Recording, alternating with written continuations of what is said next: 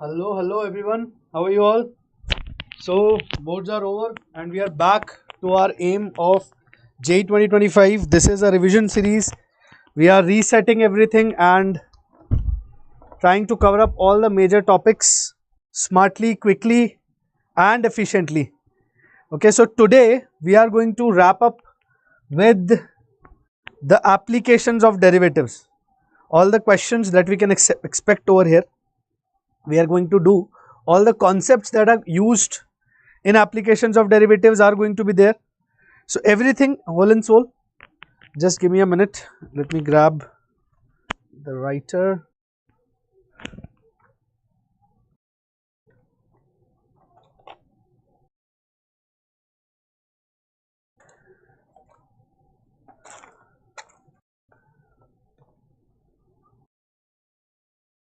Okay, let me see if this works.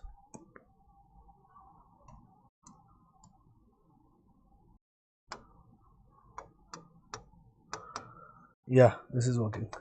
All right. So yes, all the things that we need to know in applications of derivatives, all the types of questions that we can expect. This is going to be a shorter video, one shot, but with the because we are going to cover everything: tangents, normals, maxima, minima, increasing, decreasing functions, all the theorems that we need to know, concavity, analysis of cubic curve. All these things are going to be there in this lecture. It's a long theory, so some things I'll leave on you to solve. I'll give you the idea of how to solve these questions. I'll also solve, don't worry, but we'll try to cover this up in lesser time as compared to the time which it requires actually to cover. All right, one lecture is already there on the channel that you can watch. Before starting, one more important info, that your extension for the last date has been given. It was 9th March till now, and now you can avail the Nimbus, Nexus or Phoenix batch in 4,499 till 13 March. You have to use the code ARAMBH. Just use the code ARAMBH, AARAMBH, and you can enroll for this much price in all these three batches. So for the students who are in class 12th right now, appearing in 2026, can go for Nexus batch. The droppers can go for Phoenix batch, and the class 11 students can go for your regular Nimbus batch. Okay, and so this subscription is going to be, and you can, if you subscribe now, use the code. Okay, this subscription is available on the three batches. Use the code ARAM. That's the only code you need to use. This is actually the lowest price ever which Unacademy is providing.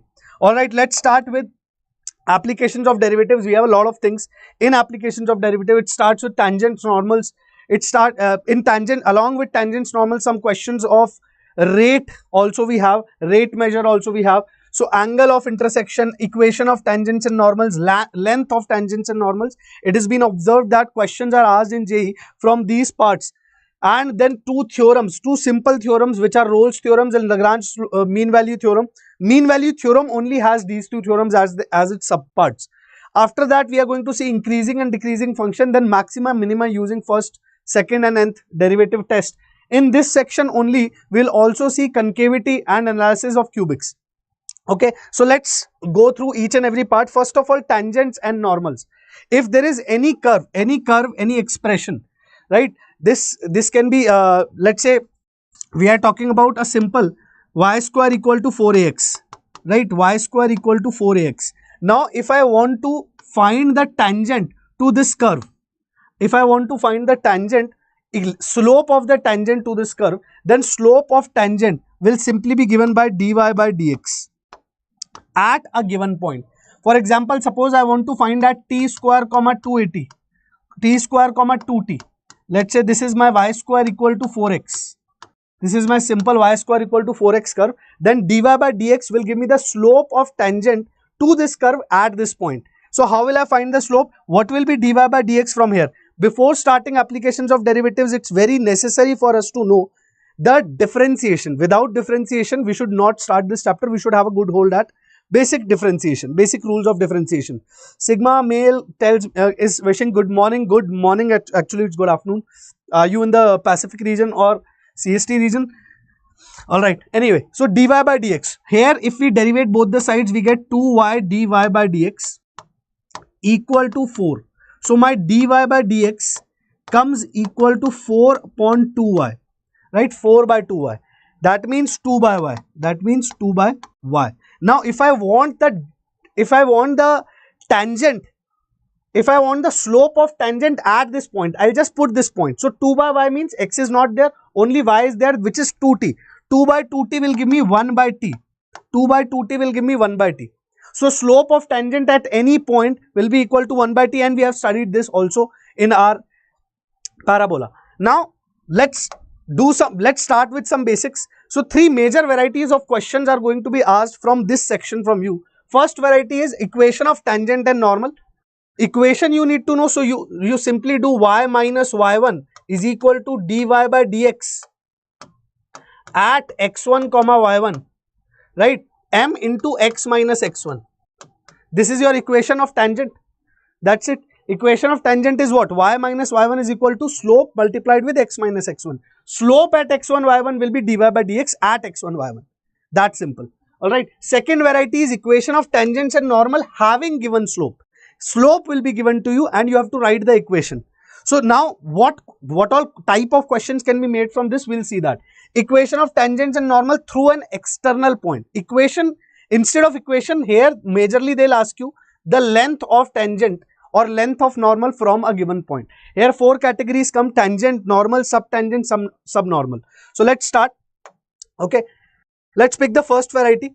Okay, dy by dx is your slope of tangent. Dy by dx is your slope of tangent. This is slope of tangent, right? And if we know that slope of tangent multiplied with slope of normal. We know that slope of tangent multiplied with slope of normal is going to give us -1, because tangent and normal at a given point are perpendicular to each other.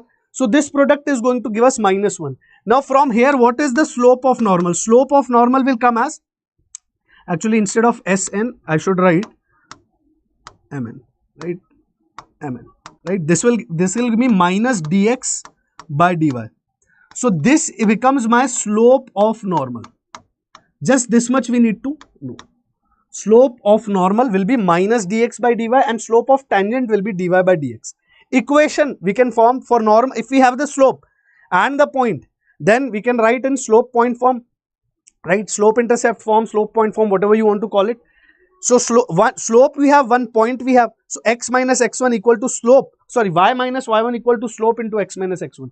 For tangent, this will be this equation. For normal, it will be this equation, minus dx by dy at x1 comma y1 will become the slope of normal. All right. JEE Advanced asked this question in 2014. Let's see what this question says. A slope of tangent to the curve at the point is this. So I want to tell you, it's all about differentiation if you want to solve this category of question. Simple. We'll differentiate both the sides. Y minus x to the power 5 to the whole power 2 is equal to x into 1 plus x square whole square. Differentiate both the sides. So differentiating over here, outer function is square. So 2 times of y minus x to the power 5 multiplied with inner function derivative. That means dy by dx minus 5x to the power 4 will be equal to differentiation over this side. Product rule will be applied. So x as it is and differentiation. So first let's say this function as it is. That means 1 plus x square whole square as it is, and differentiation of x, which will be 1, plus x as it is, differentiation of this, which will be 2 times of 1 plus x square multiplied with inner differentiation, that is 0 plus 2x, that means 2x. That means 2x. Now what you need to do is just solve for dy by dx from here. Nothing else. Just solve for dy by dx from here. So for example, let's say dy by dx minus 5x to the power 4 will become equal to, by this light, just a minute. I think this light should be like this. Is there any light on the screen? Do you see any light sparkling on the screen? All right, let it be. 1 plus x square, that means this as it is 1 plus x square whole square plus x. So this will become 2 times x to 4x square right? This will become 4x square multiplied with 1 plus x square, okay, divided by this thing. That means 2 times of 4 minus x to the power 5. 4 minus x to the power 5, right? So your dy by dx will come out to be this thing plus 5x to the power 4, right? Dy by dx will come out to be this thing plus 5x to the power 4. So now you just have to put y as 3 and x as 1 over here, nothing else. So dy by dx, you wanted that slope of tangent at this point at 1 comma 3. So only x you have to put as 1. 1 plus 1, 2 square plus 4 into 1 plus 1, that means 2, divided by 2 into 4 minus 1, that means 3 plus 5. What is this giving you? Come on, tell me.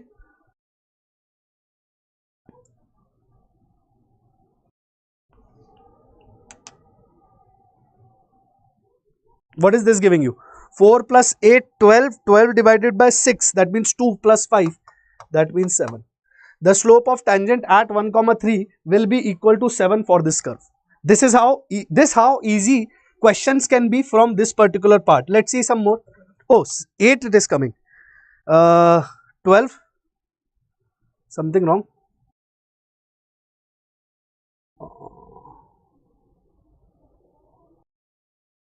As it is, okay, 1, then x as it 2x as it is. That is this. Oh, yes, that's correct. Multiplied with 2x, that's correct, that's correct. What have we done wrong? 1 plus x square whole square plus 2, 4, 4x square, correct. So this is going to give me 2 square. This is going to give me 2 into 4. That means 8, 12, 6, 2. I think we have done correct. Just check once.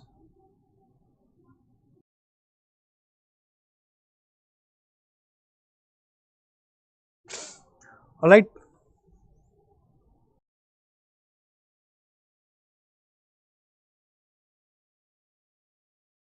Let's see.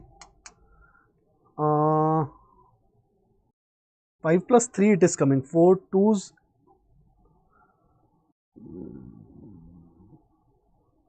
This is 5 and this is coming as 3. 18 divided by 3 it is coming. Yes, 6 3s. 18, 18, 18, 18. 4 minus 1, 3, 3 2s are, yes, this is also correct. Yeah, what's wrong? X only we had to put.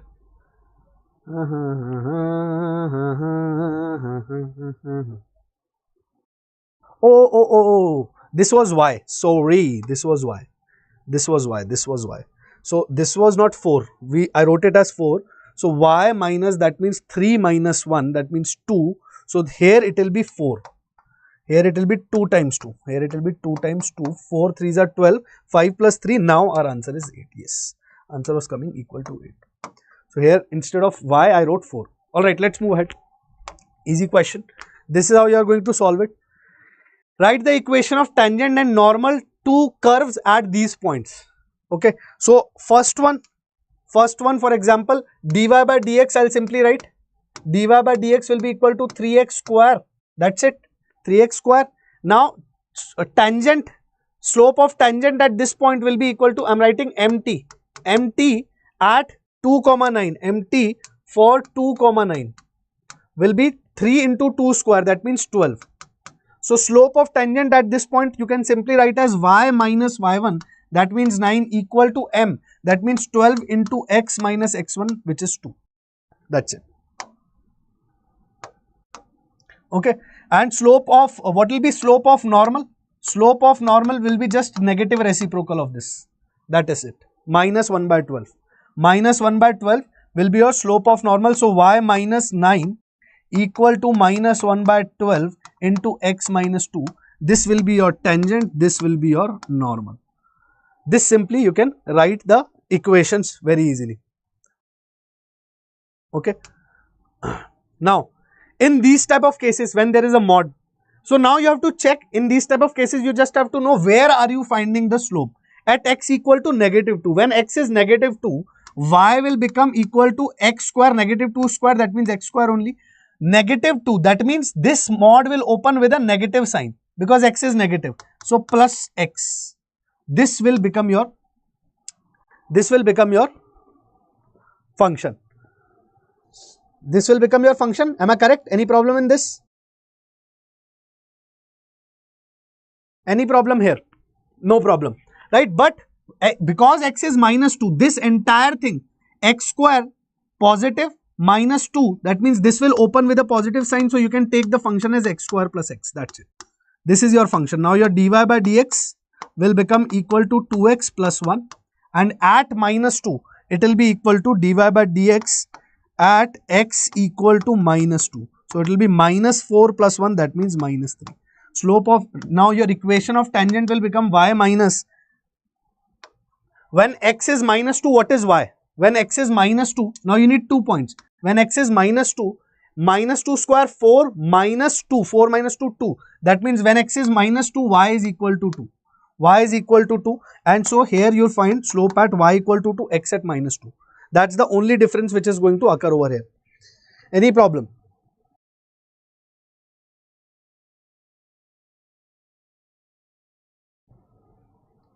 Tell me guys.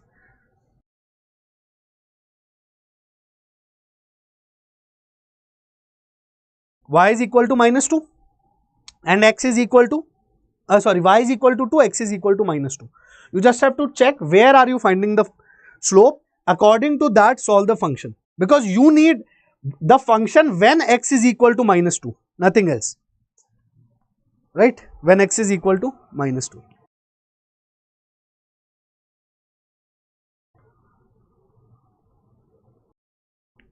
You just need to solve like that.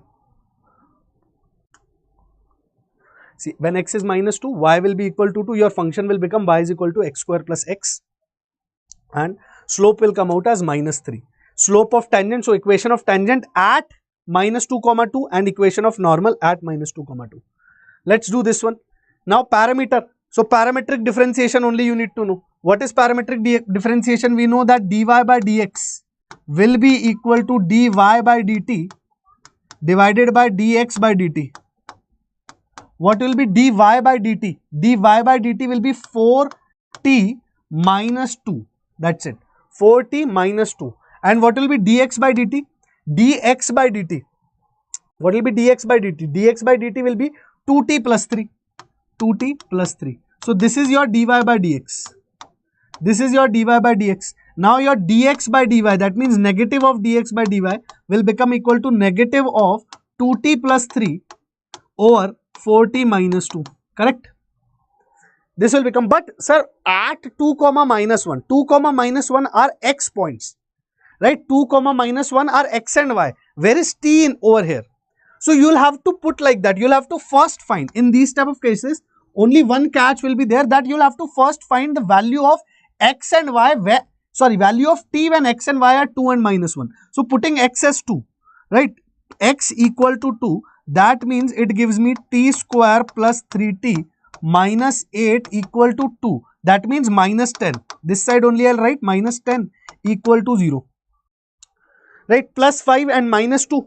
Plus 5 and minus 2. So x plus 5 and t plus 5. T plus 5. T plus 5 and t minus 2. Giving me 0. So t either can be negative 5 or t can be equal to 2. Right? Two values I'm getting from here. Now I'll put y is equal to minus 1 in this equation. So y equal to minus 1 gives me what? 2t square minus 2t minus 5 equal to minus 1. Minus 5 equal to minus 1. So minus 1 minus 5 plus 1. So I'll write minus 4 equal to 0. Correct? So now here also I can take t square, I'll make it t square minus t minus 2 equal to 0. What will be the roots? पढ़ा किसे रहो, कोई बात नहीं, no problem मोलिक, किसी को नहीं, भूत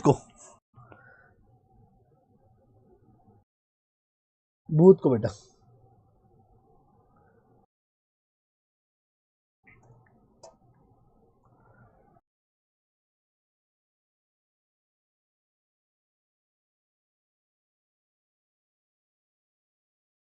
So what are the common values that I'm getting for t? What will be the common values that I'm going to get for t? This is t square minus 2t, this t square minus t minus 2 equal to 0. That means 1 and minus 2, correct? 1 and minus 2. So that will give me t plus 1 and t minus 2. This is going to give me t plus 1 and t minus 2 equal to 0. That means t equal to 2 and t equal to minus 1. Now which value will I take? Obviously same value which is occurring. I'll have to take t equal to 2, which is common in both the cases. T equal to 2 satisfies this also, satisfies this also. So my t will be equal to 2. Right. So I'll find my dy by dx, which is equal to 4t minus 2, which is equal to 4t minus 2 divided by 4t minus 2 divided by 2t plus 3. I am going to find that t equal to 2. So this will become 8 minus 2, 6, 4 plus 3, 7. 6 by 7 will be my slope of tangent. And dx by dy, negative of dx by dy will be minus 7 by 6. These will be my two slopes, the slope of tangent and the slope of normal. And the slope of normal. Are we clear at this? So this is how you have to do in parametric case. First find t, the common t, and then find dy by dx or minus dx by dy. So 6 by 7 and minus 7 by 6 will be getting an equation. Now you can write very easily. Let this question, come on, this question came in 2023. Let the quadratic curve passing through the point minus 1 comma 0 and touching the line y equal to x. There is a quadratic curve. Okay, let's say simply just plotting quadratic curve, and this is touching the line. This is touching the line. This is line y equal to x. Okay, this is touching the line. It's not necessarily it is touching at the vertex. I'm just making a rough diagram. There is a quadratic curve passing through this point and touching the line y equal to x at 1 comma 1. That means this point is 1 comma 1. And the quadratic curve is also passing through minus 1 comma 0. Minus 1 comma 0. Great. Touching the line y equal to fx. This curve is y equal to f of x. Y equal to some f of x, and it is quadratic. Simply f of x, we know one thing, that it is quadratic. Right? F of x is a quadratic polynomial, quadratic function. It is given to us already. Then the x-intercept of the normal to the curve at this point in the first quadrant is what? A little calculative, but if we have understood, if we simply understand dy by dx minus dx by dy and how a curve's equation is developed, then we can easily do it. Now what all information it is giving us? This should be clear. This should be clear that there is a point minus 1 comma 0. Now minus 1 comma 0 lies on f of x. On f of x. That means this also minus 1 comma 0 is not a usual point. It's a special point. Minus 1 comma 0, y coordinate is 0. Right? X is minus 1. That means quadratic curve means how? Quadratic curve means like these. Right? These are quadratic curves. Parabolas. Correct?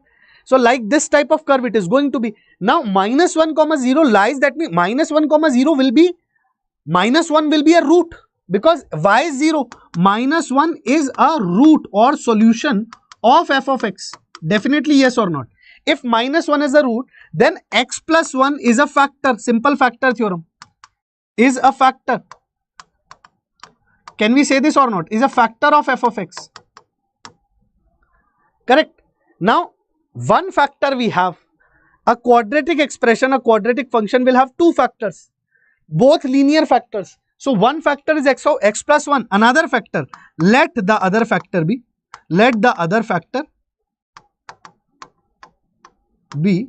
ax plus b then. Let the other factor be ax plus b. Simply. Okay, what will our f of x become? F of x will become x plus 1 multiplied with ax plus b. Okay, multiplied with ax plus b. What else other information is given? Touching the line y equal to x at 1 comma 1. Touching the line y equal to x at 1 comma 1. Two information it is giving us. One information is that 1 comma 1 lies on this curve. First of all, 1 comma 1 lies on this curve as well as this line. Second thing, that slope of tangent at 1 comma 1. We can say slope of tangent tangent, that means dy by dx at 1 comma 1 is equal to 1, because y equal to x, slope is 1. Slope of y equal to x is equal to 1. So slope of tangent at 1 comma 1 is equal to 1. Now what is our function? Function is f of x equal to x plus 1 multiplied with ax plus b. Correct. 1 comma 1 also satisfies it. 1 comma 1 satisfies. 1 comma 1 satisfies it. That means f of x will be equal to 1 plus 1 multiplied with a plus b. That means 2 times of a plus b. Correct. This is my function. Is equal to f of x. 1 comma 1, that means value of y. Function's value is equal to f of x. That means x, if I am putting 1, y will also come out to be equal to 1. Y is what? Function's value. Y is function's value. That means this is equal to 1. That means my 2a plus 2b is equal to 1. We can simply understand this. Yes or no? Keep telling me.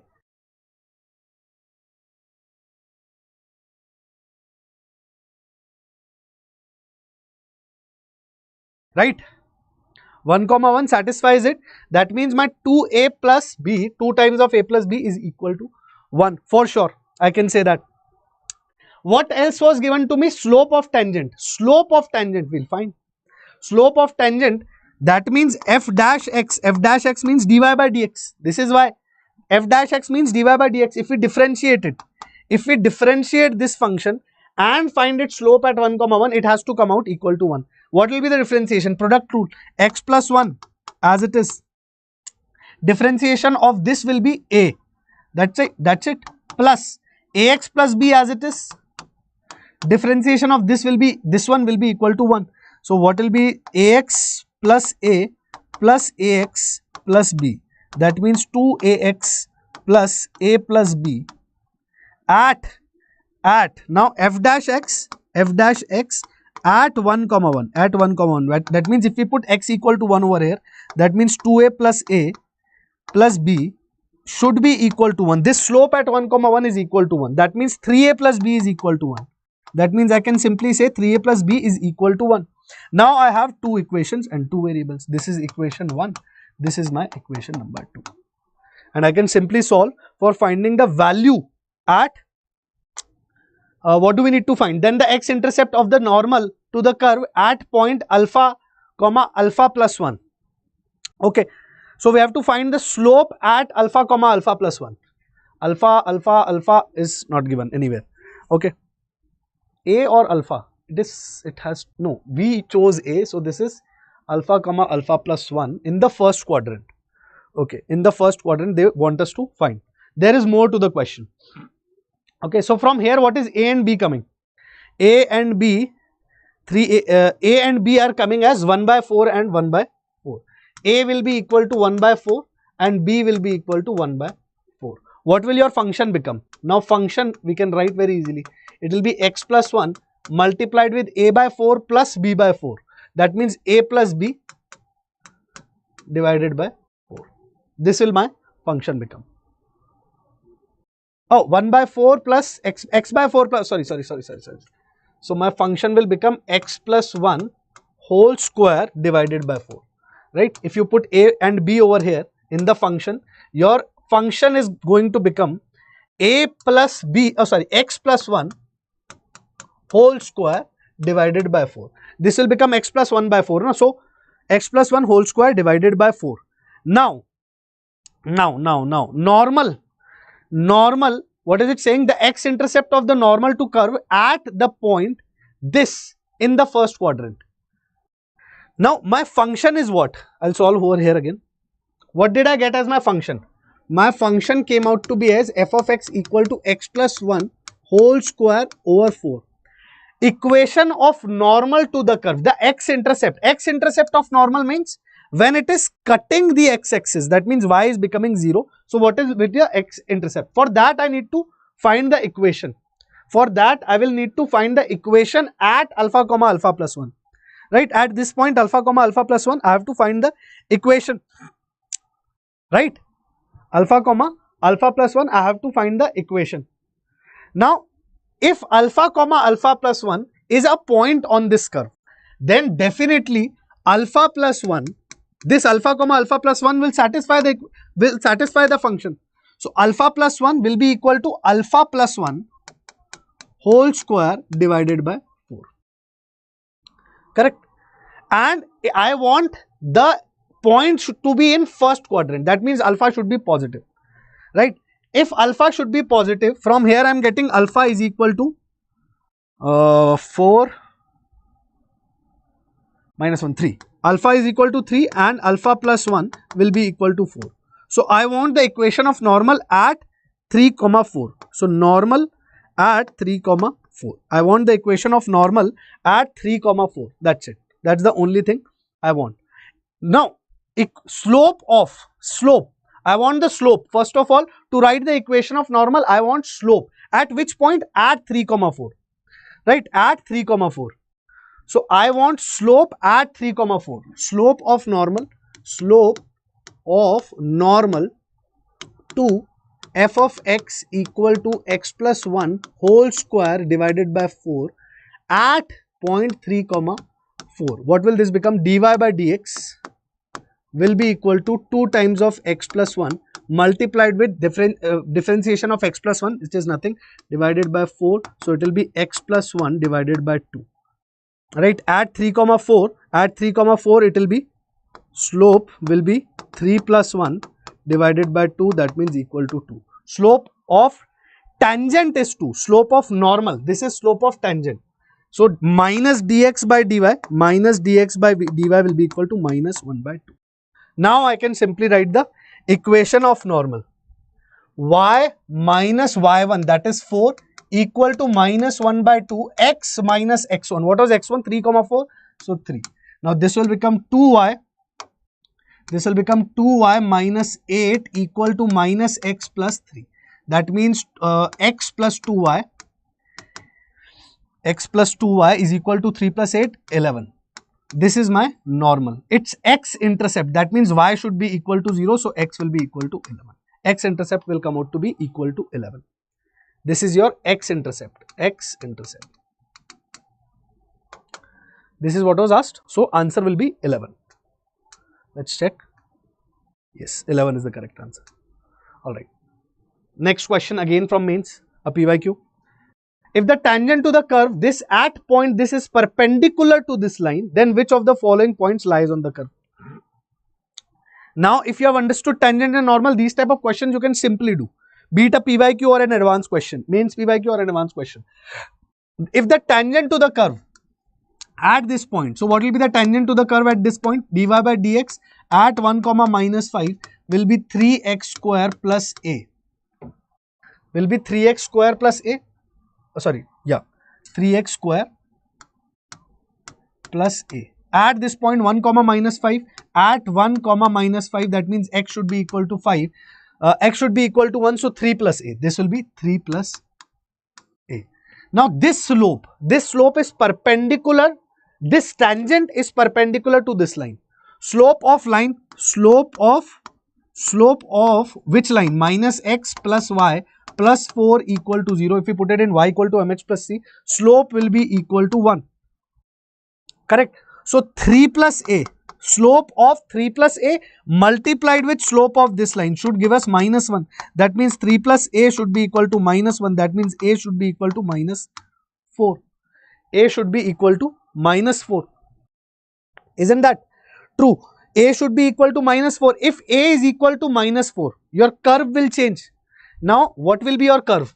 Now, your function, that means y will be equal to x cube minus 4 times x minus b. Okay, minus b. At this point, the tangent to curve at this point is perpendicular to this line. At this point means this point also lies on the curve. Remember that. This point also lies on the curve. Always use that thing. 1, minus 5 lies on the curve. 1, minus 5 lies on curve. That means if I put x as 1, y will come out as minus 5. 1 minus 4 minus b. will be equal to y. So minus 1 minus 5, 1 minus 4, minus 3, minus 5 plus 3, minus 2. That means b will be equal to 2. B will be equal to 2. Now again your curve becomes y is equal to y equal to x cube minus 4x minus b, that means minus 2.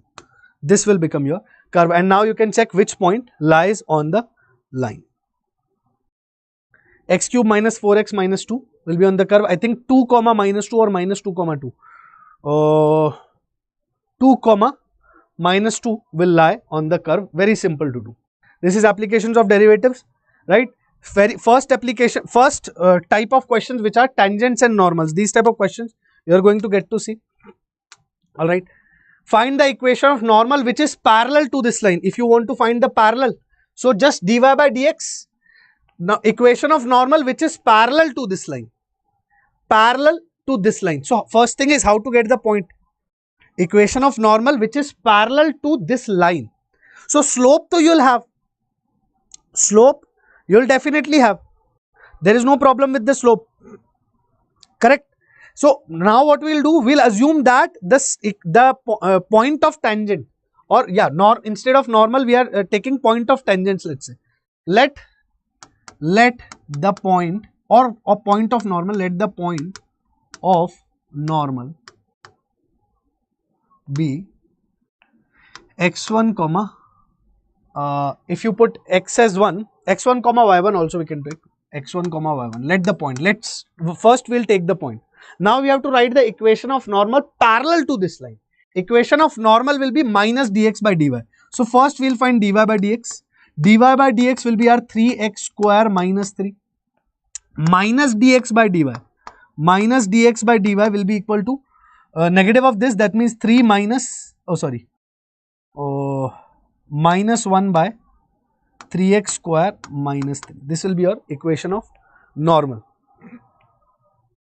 Now this equation is parallel to a line, right? This is what, not equation of normal, this is slope of normal. This is your slope of normal, correct? And your normal is parallel to this line. That means slope of normal will be equal to slope of this line. What is the slope over here? What is the slope over here? Y equal to mx plus c. So minus 2 by 18 minus 1 by 9 will be the slope. Right, minus 1 by 9 will be the slope. Now this slope is equal to this, that means my 1 by 3x square minus 3 is equal to minus 1 by 9. From here I am going to find my x. So what will be my x? 3 will cancel this, so x square minus 1 is equal to minus 1 by 3. X square minus 1 will be equal to minus 3. So x square will be equal to minus 3 plus 1. Something wrong. X square minus 1. 3 3s are 9. 3 plus 1 it will happen. Na, minus 1 by 9 is the slope. That's correct.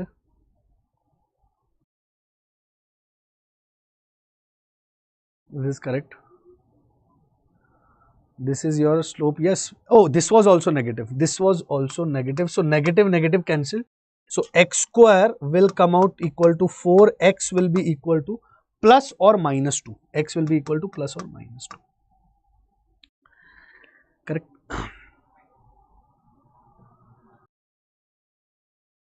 Now when x is equal to 2, what is your y? When x is equal to 2, y is equal to 8 minus 6, that means 2. Just put it over here, right? When x is equal to minus 2, what is y? Minus 8 plus 6, minus 8 plus 6, again y will be equal to minus 2. When x is equal to 2, y equal to minus 2. When x is equal to minus 2, y is equal to minus 2. So you have both the equations. You have to find the equation. There will be two normals which are going to be parallel to this line. There will be two such normals which are going to be parallel to this line. So you just have to write the equation of normal, equation of normal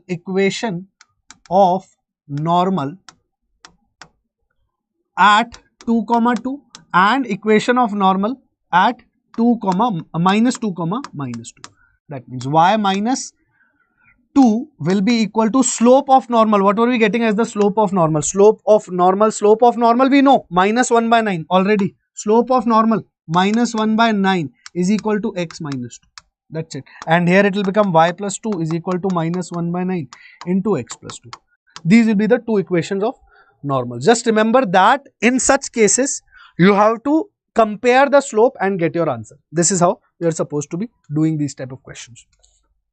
Alright, let's move ahead. This also equation of tangent which is parallel to this line. Simply, what will become your 2y dy by dx? 2y dy by dx is equal to 4. That is what you are getting. So, dy by dx will come equal to 4 by 2y. 4 by 2y. This 4 by 2y will be equal to slope over here. What is the slope over here? 1. Slope over here is 1. So, my y will come out to be equal to 2. And when y is 2, what is my x? X will be equal to 1. So, I have to find the equation of tangent at 1, 2.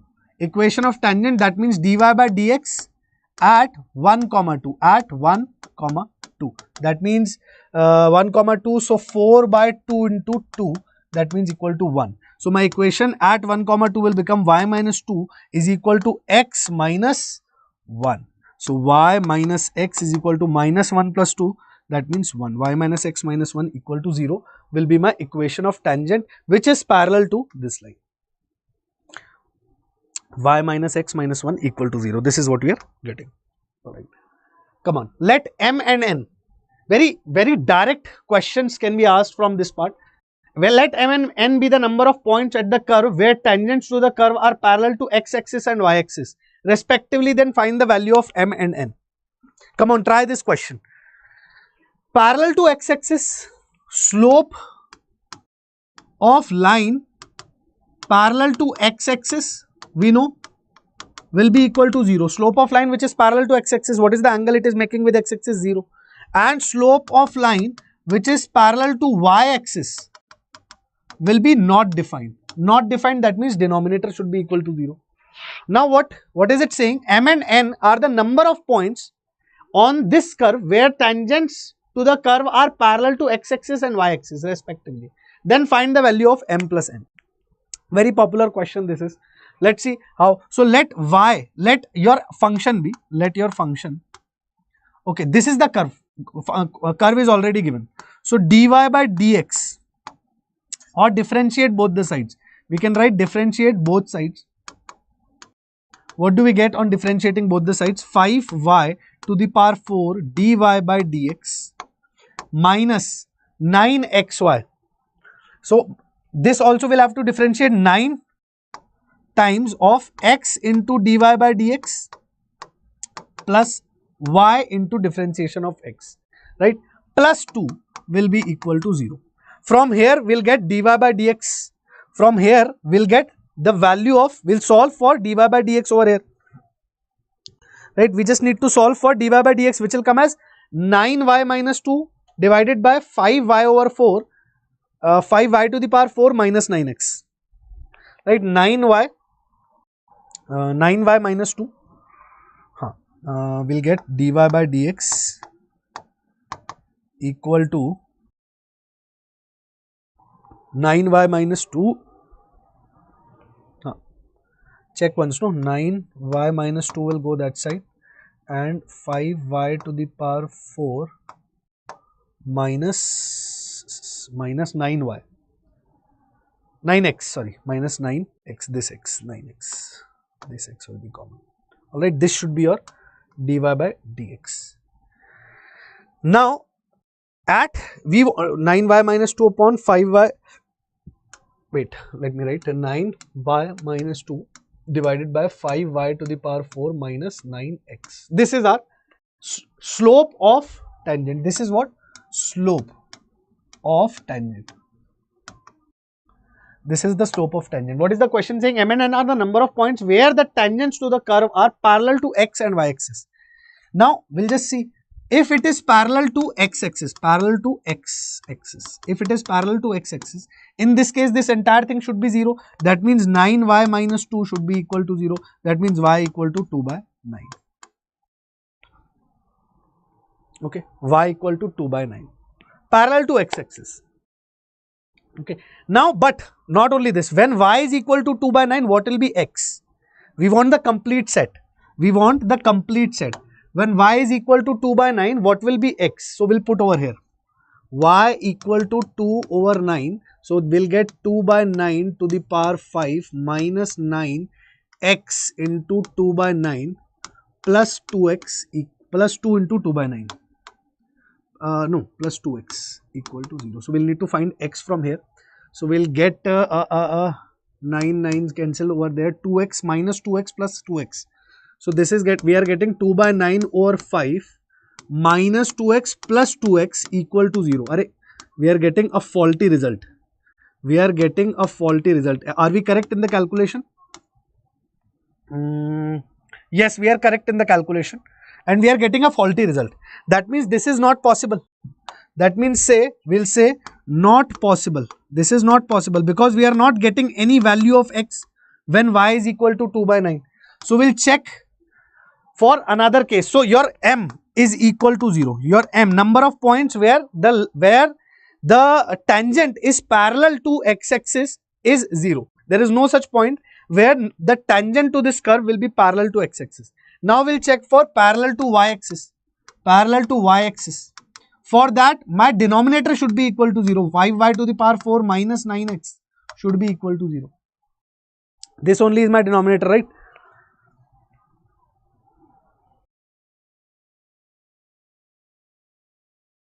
This should be equal to 0.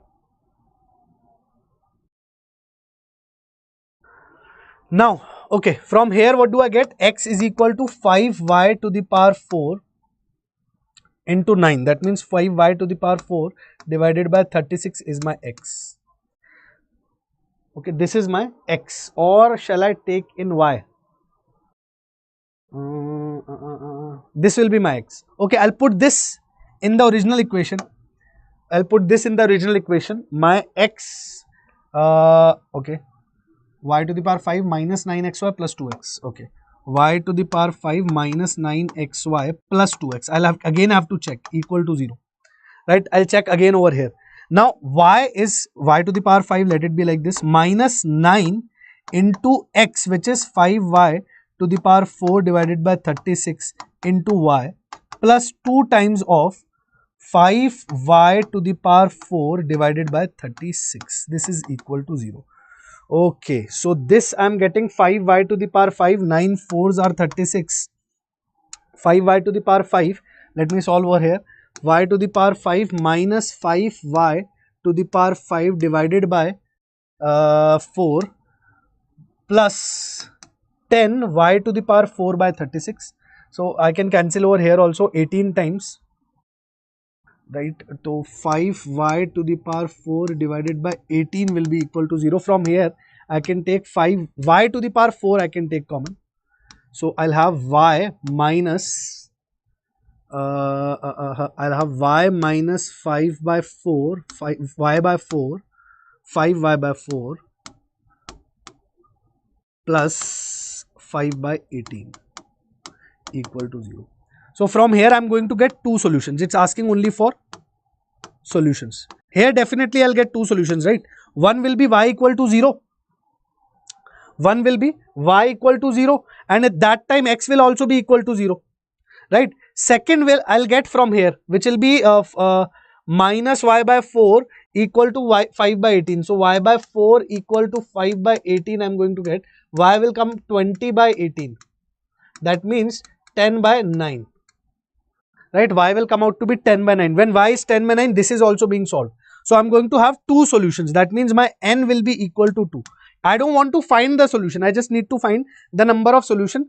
M comes out to be 0, n comes out to be equal to 2. This definitely will give me two solutions. Correct? Two distinct. Distinct only this is asking. Two distinct.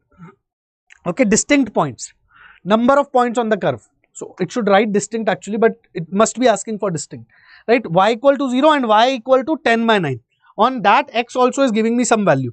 So that means I am getting m equal to 0 and equal to 2. That means I have two such points where it is parallel to y axis and 0 points where it is. So answer will be 0 plus 2 equal to m plus n will come out to be equal to 2. Let's check the answer. Yes, 2. M equal to 1. 9y equal to 2, y equal to coming 2 by 9. No, this is wrong. This is wrong. M will be equal to 0. Right? N will be equal to 2. From here we are getting n equal to 2. Right? When we'll solve, we'll have to find the, remember in such questions we have to find the corresponding x also. If that is not possible, then we'll say 0 points. Right? It should be, हाँ मौलिक, आप क्यों देख रहे हो बेटा? Now let's see one more, let's see some more application, some more variety. Find the point which is nearest to this line. We can use the derivatives for doing these type of questions also. Come on, give it a try.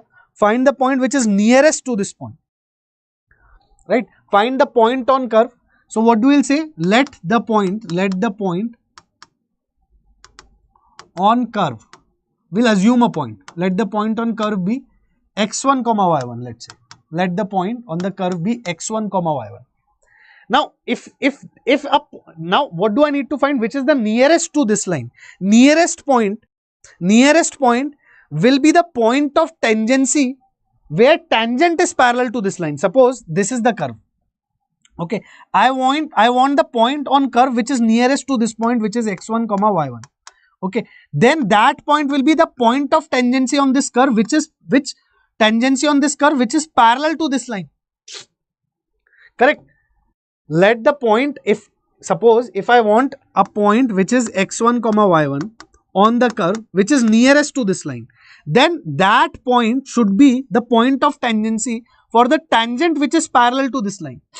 Correct? That concept is understood. That is what we are going to use here also.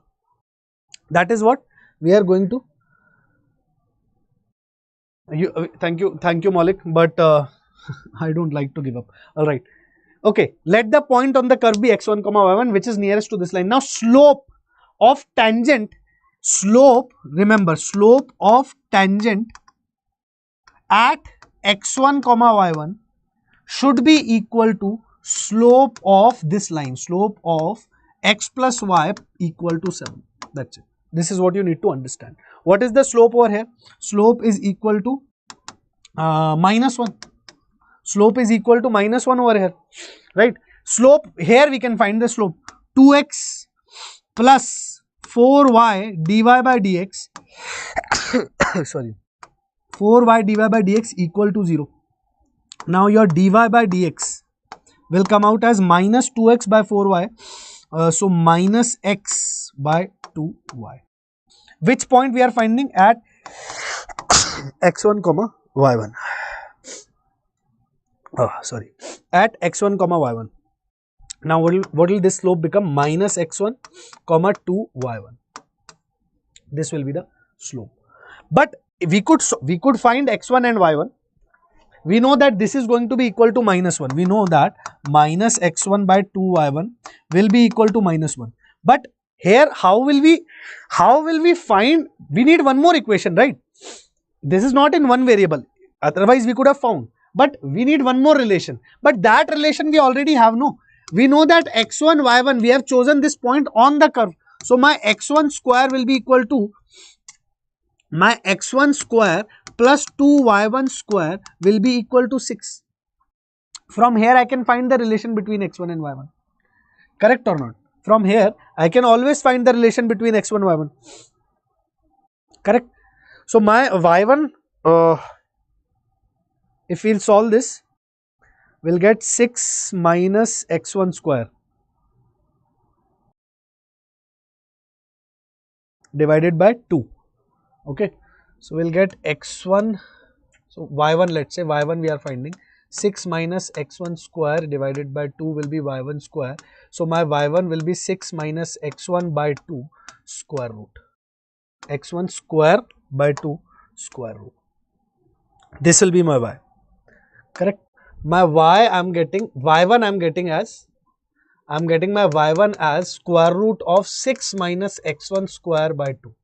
No, 3 minus x1 square by 2. Okay.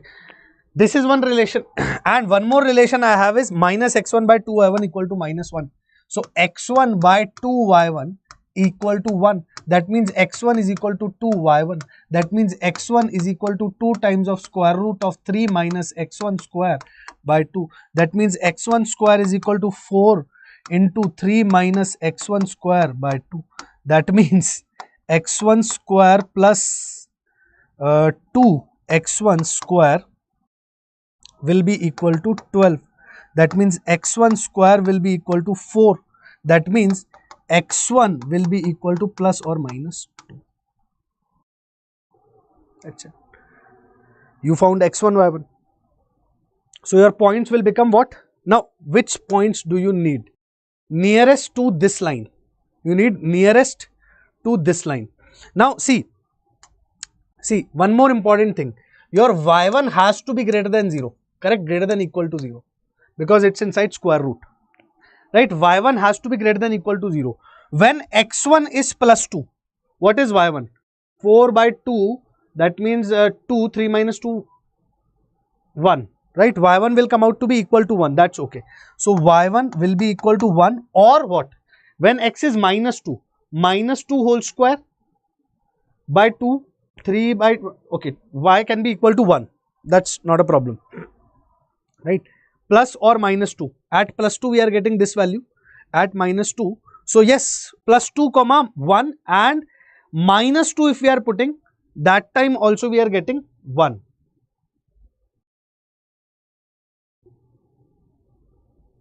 Right?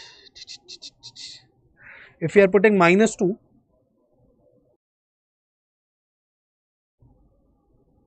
we are getting 1 only. So 2 comma 1 and minus 2 comma 1 are the 2 points at which this is going to happen. Sir, आप offline भी पढ़ाते हो क्या? बताना दो sir, बताओ दो sir. Offline नहीं, अभी फिलहाल नहीं, not now, not right now. Right? So 2 points will be there. 2 comma 1. We are getting 2 comma 1 and minus 2 comma 1. 2 comma 1 and minus 2 comma 1. Y cannot be negative. If any value gives you y as negative, just remember that y has to be greater than equal to 0. Right? Y has to be greater than equal to 0. Or you can do this also. Not y has to be greater than equal to 0 actually. You have to do this. 3 minus x1 square by 2 has to be greater than equal to 0. So your x1 square should be less than equal to 6. That way, you have to reject the point. Some points will be rejected. So 2 points are going to be there. 2 comma 1 and minus 2 comma minus 1. Sorry, minus 2 comma 1. 2 such points will be there which will be nearest to this line. Alright, let's move ahead. Some more variety. Equation of tangent to this curve through origin. Simple question. No, this is very simple question. Right? Dy by dx. We'll find dy by dx will be 2x plus 0. Right? Dy by dx will be 2x plus 0.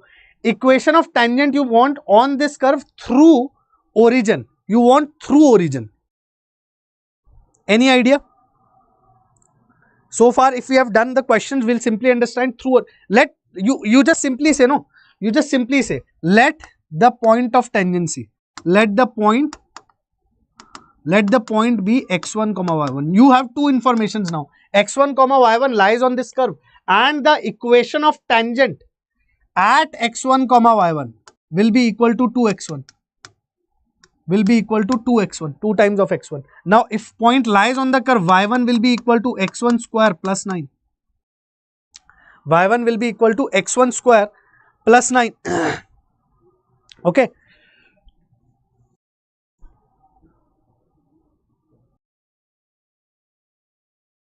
Come on, tell me the answer for this one. If you are listening so far, this one can be easily solved.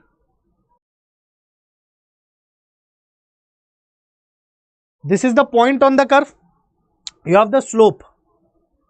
Slope through origin. Slope through origin. Slope through origin means what? What do we understand by slope through origin? Slope through origin. But if there is a point x1 comma y1 this point slope through origin will be nothing but y1 by x1 now. This will be nothing but y1 by x1. Do you understand this part?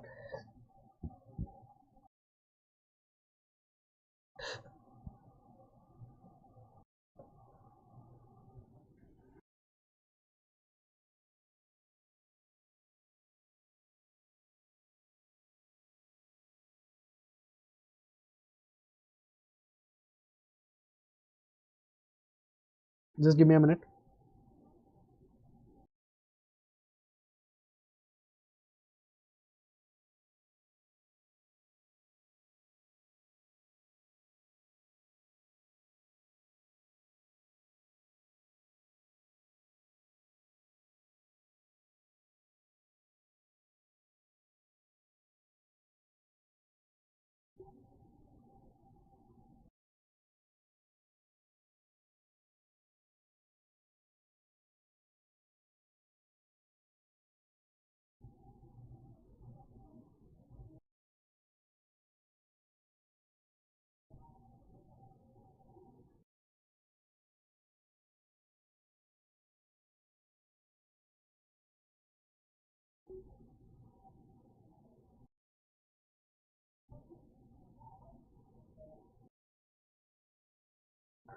You have two equations over here.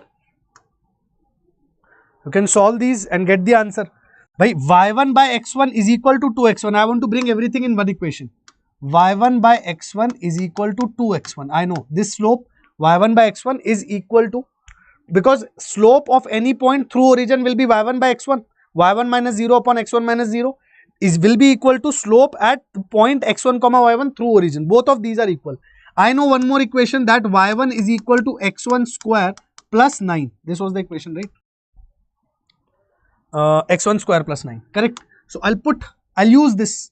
I'll put this over there. The x1 square plus 9 divided by x1 will be equal to 2x1. That means my x1 square plus 9 is equal to 2x1 square. That means my x1 square is equal to 9. That means my x1 is equal to plus or minus 3. x1 is equal to plus 3 or minus 3. When x1 is plus 3, y will be equal to 18. Right? Y will be equal to 18. And when when x1 is minus 3 also, y1 will be equal to 18 only. y1 will come out to be equal to 18. That's it. This is what the question asked. Equation of tangents through origin is given by. Now your point, you have slope, you have the slope, you have the point, right? So equations can become what? What is the point? x1 comma y1 is the point. x1 comma y1 is the point. This point can be 3 comma 18 or minus 3 comma 18. So your slope equations can be y minus 18 is equal to m. What is m? 2x1. That means when y is 18, x is equal to 3. Right? So 2 times x, that means 6 into x minus 3. That's it. So this will become what? Y minus 6x is equal to minus 18 plus 18 equal to 0. That means y is equal to 6x is one of the equations. One of the equation is y equal to 6x and y equal to minus 6x, I think. Y equal to plus 6x and y equal to minus 6x. This is your correct answer. Alright, so these type of questions you just need to make the equation by knowing all the information in the question. Find the equation of normal to the curve which passes through this point. Which passes through this point. Equation of normal which passes through this point. So you just need slope, and now slope how will you get? 2x is equal to 4y dy by dx. Oh sorry, 4 dy by dx. 4 dy by dx. Right. So your dy by dx, dy by dx comes out to be what? Dy by dx comes out to be equal to 2x by 4. That means x by 2. That means your minus dx by dy comes out to be minus x by 2. Let this slope at some point x1 comma y1. So this will be minus x1 by 2. Now x1 comma y1. Now how will you make the use of second thing? Right? Your x1 comma y1 alpha comma beta, anything you want to make. Right? Minus x1 by minus 2 by this was so minus dx by dy will become minus 2 by x1 at this point. Minus 2 by x1 will be your slope. Correct. Which passes through this point. Equation of normal which passes through this point. You have the slope, but it is in terms of x1. Now what will you do? You'll use this. You can use this, right?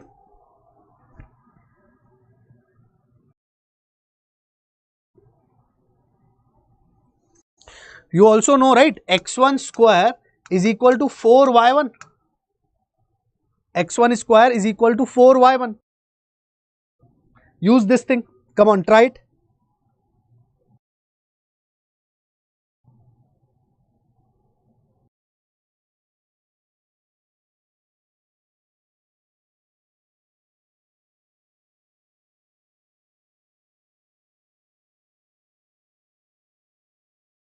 Now, simple, see, very simple thing. No, one thing, we have chosen one point x1 comma y1 on this curve. So that will satisfy this curve. That means x1 square will be equal to 4y1. Correct. What else do we know?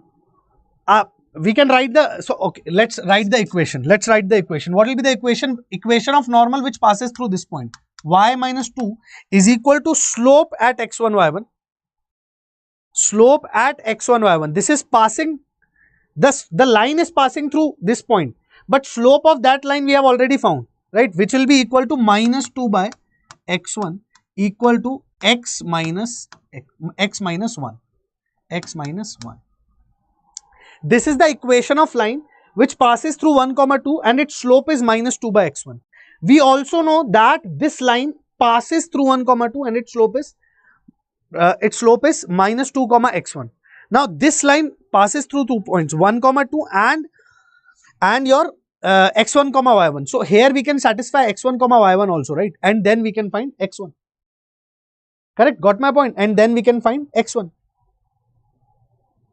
So satisfy x1 comma y1, let's say over here. So y1 minus 2 equal to minus 2 times upon x1 into x1 minus 1. And then we'll use y1 is equal to x1 square divided by 4 minus 2 is equal to minus 2 upon x1 multiplied with x1 minus 1. From here, we'll find x1. Once we have x1, we have the slope and then we can write the equation of line. So, you have to make use of all the things. Dy by dx given the point we are assuming also lies on the curve, and here point which was given was not lying on the curve, but generally two informations. Dy by dx or minus dx by dy according to normal or tangent, whatever is asked, and then this point in this curve to eliminate x1 and y1, whichever you want to. Come on, tell me any doubt in this. From here we can simply find x1 now, right? From here we can simply find x1 now. Or you can think of it two ways. One way of writing the equation is using this point and this slope. Another way of writing the equation is using x1, y1 and the slope, right? And then compare both of them. However you want to do it.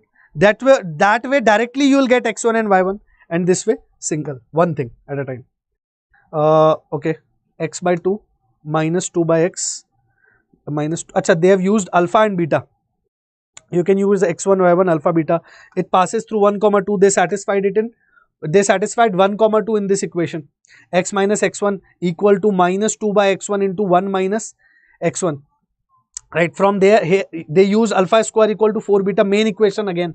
X1 square is equal to 4 y1. That main equation when you use again, you will get an equation of the curve. Simply alpha beta x1 y1 directly you will get. When alpha is equal to 2, this is your x1 and this is your y1. That's it. Okay, let the equation of normal at the point P on the curve intersect y-axis at 0, 3 by 2.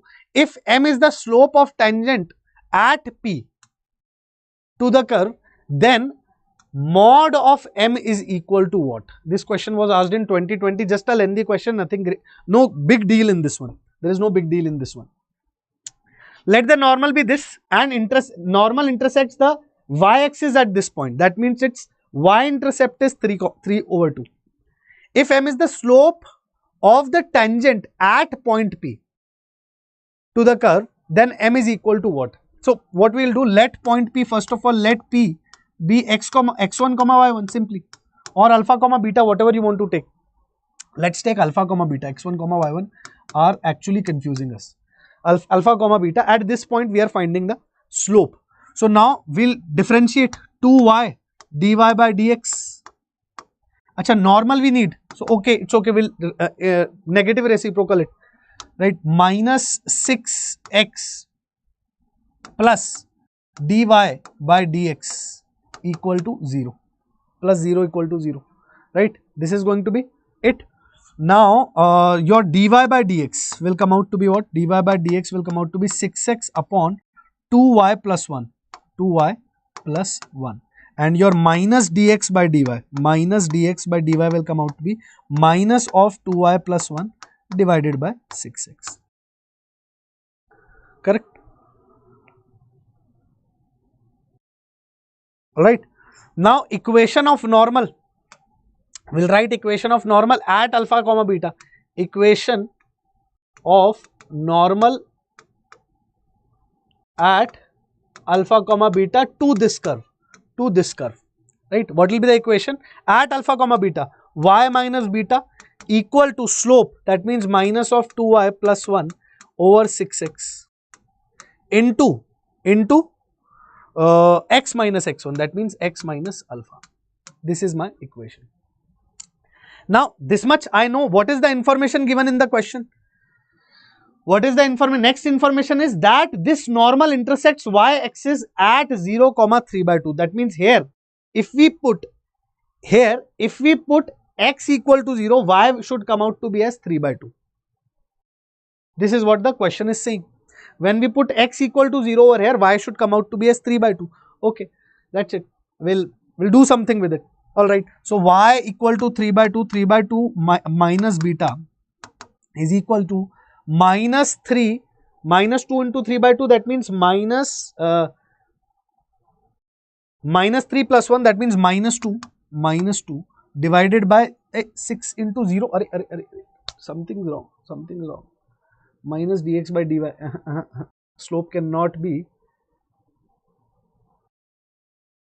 acha, wait, one mistake we are doing, wait, this slope at alpha comma beta we are finding, so it will become minus of 2 beta plus 1 divided by 6 alpha. This thing we forgot to put.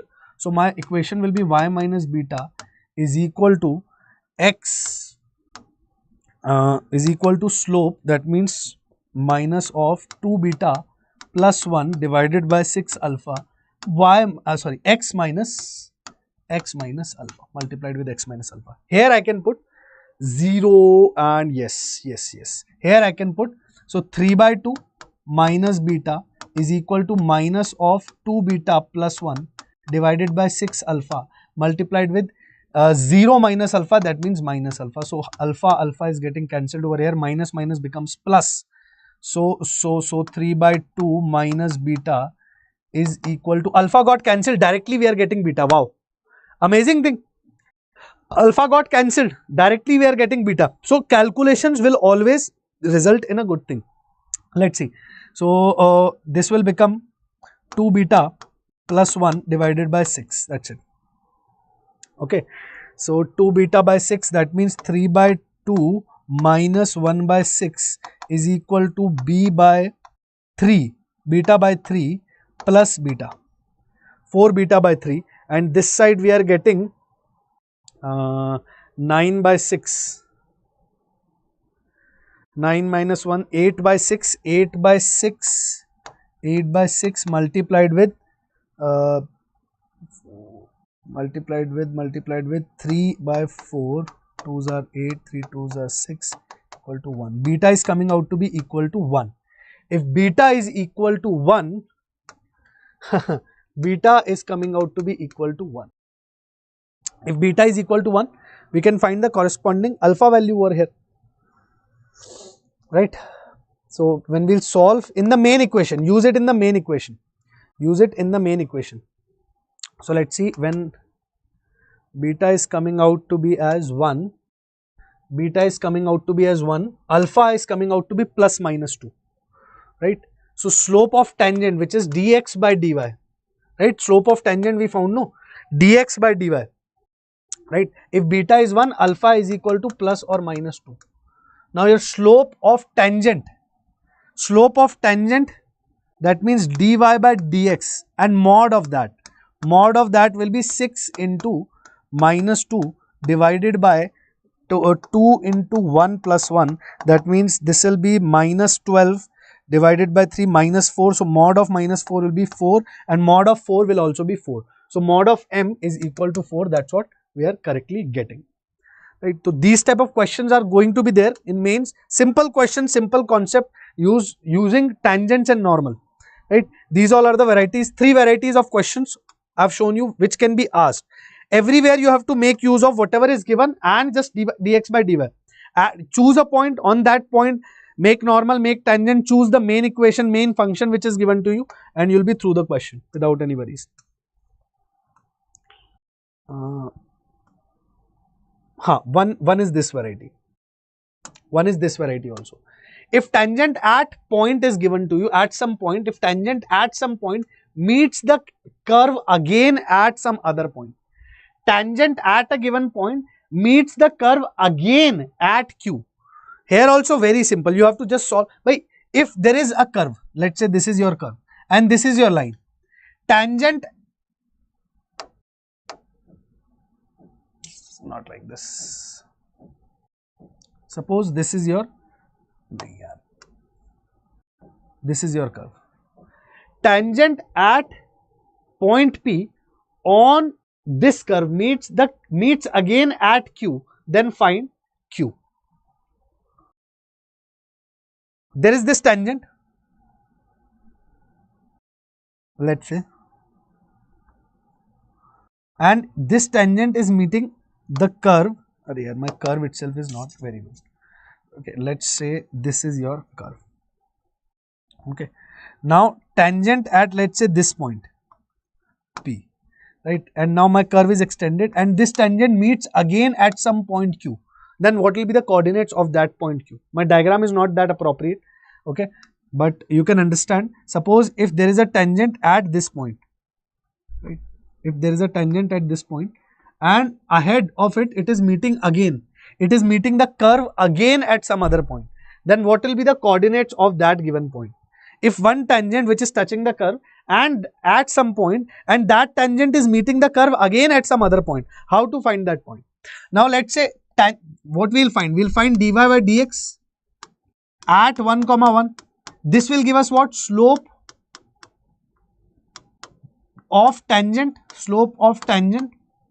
to y square equal to 2x minus x cube at 1, 1. This we can easily find, right? What will be dy by dx? Dy by dx 2y, dy by dx will be equal to 2 minus 3x square, right? So your dy by dx at point 1, 1 will come out to be 2 minus 3x square, divided by 2y. Here we'll put 1, 1, that means 2 minus 3 divided by 2, that means minus 1 by 2. This will be your equation of tangent, this will be your slope of tangent at 1, 1, correct? Minus 1 by 2. Now what will be your equation of tangent? Equation of tangent. You'll have to write the equation of tangent then. Equation of tangent at 1, 1 with slope minus 1, 2. Y minus 1 is equal to m into x minus 1. This will become 2y minus 2 equal to 1 minus x, that means x plus 2y equal to 3. This will become your equation of tangent. This will be equation of tangent. Now this tangent meets the curve at 2 points. Correct. This tangent meets the curve at 2 points. X plus 2y minus 3 equal to 0 meets the curve at 2 points. One point is 1, 1. Another point we need to find. What was our curve? Our curve is y square equal to 2x minus x cube. Just a minute. Our curve is y square. What is our curve? Y square is equal to 2x minus x cube. This is my curve, correct? No? Y square equal to 2x minus x cube. This is my curve. Now this line meets the curve at 2 points. So we'll solve line with curve. We'll solve the line with curve. That's it. What we'll do? We'll solve the line along with the curve. So how will we solve? X plus 2y is equal to 3. We'll take any one value and put it at another place. So let's say we take y. So y will be equal to 3 minus x by 2. So my 3 minus x by 2 whole square will be equal to 2x minus x cube. This is what I am supposed to solve once again. Okay, what am I getting? This will give us 4x cube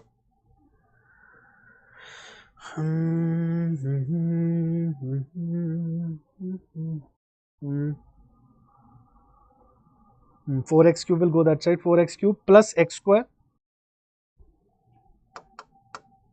plus x square plus 14x minus 9. This is what we are going to get, or ulta I have written minus 14x plus 9, sorry, minus 14x plus 9 equal to 0. This equation you are going to get. Now we'll factorize this.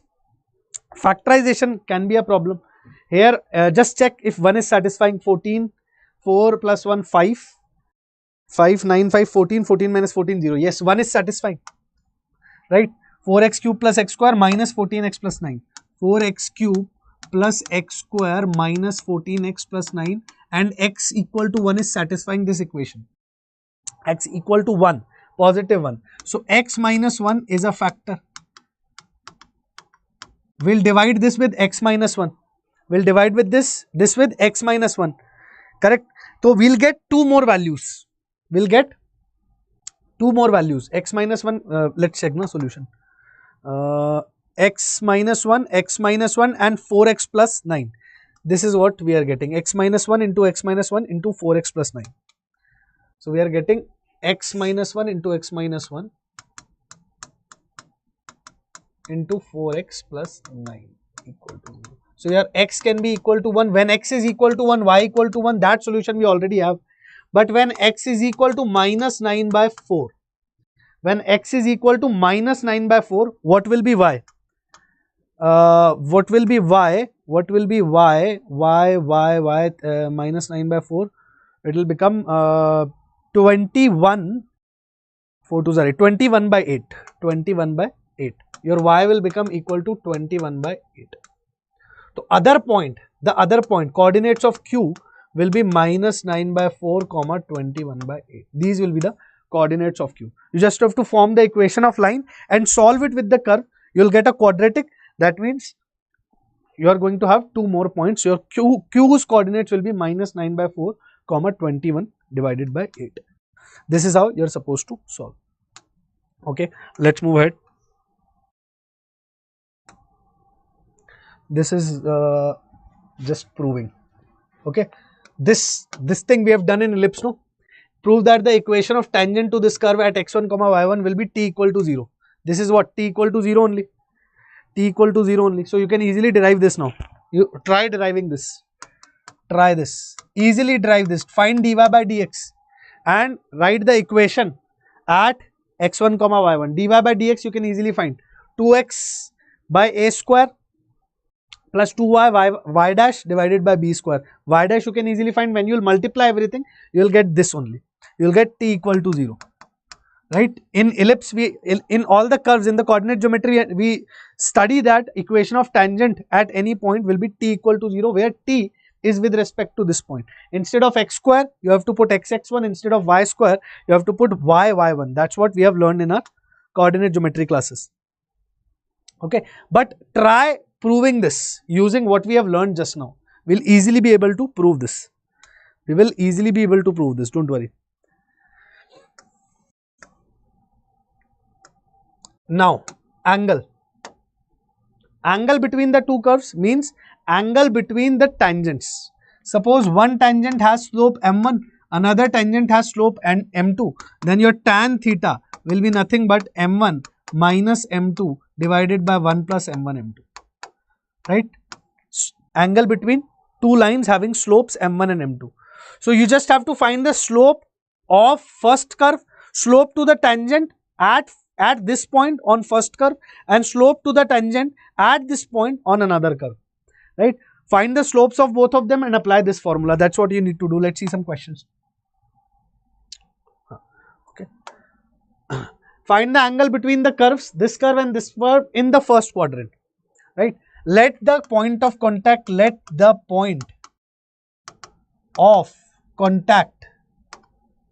be x1 comma y1. So this is one curve, this is one curve. These are two different curves, right? Let's say, just roughly I'm saying, let's say this is 2y square equal to x cube, and let's say this is y square equal to 32x, right? Let's say they are meeting at this point. So what will be the angle between them? Angle between them will be angle between the tangents in the first quadrant. So we'll find the slopes of the tangents first. Slopes of the tangents. Slope of tangent for this curve will be 4y dy by dx equal to 3x square. So your dy by dx at x1 comma y1 is equal to 3x square by 4y. 3x1 square by 4y1. Okay. 3x1 square by 4y1 will be the slope of tangent to this curve. बताओ तो sir.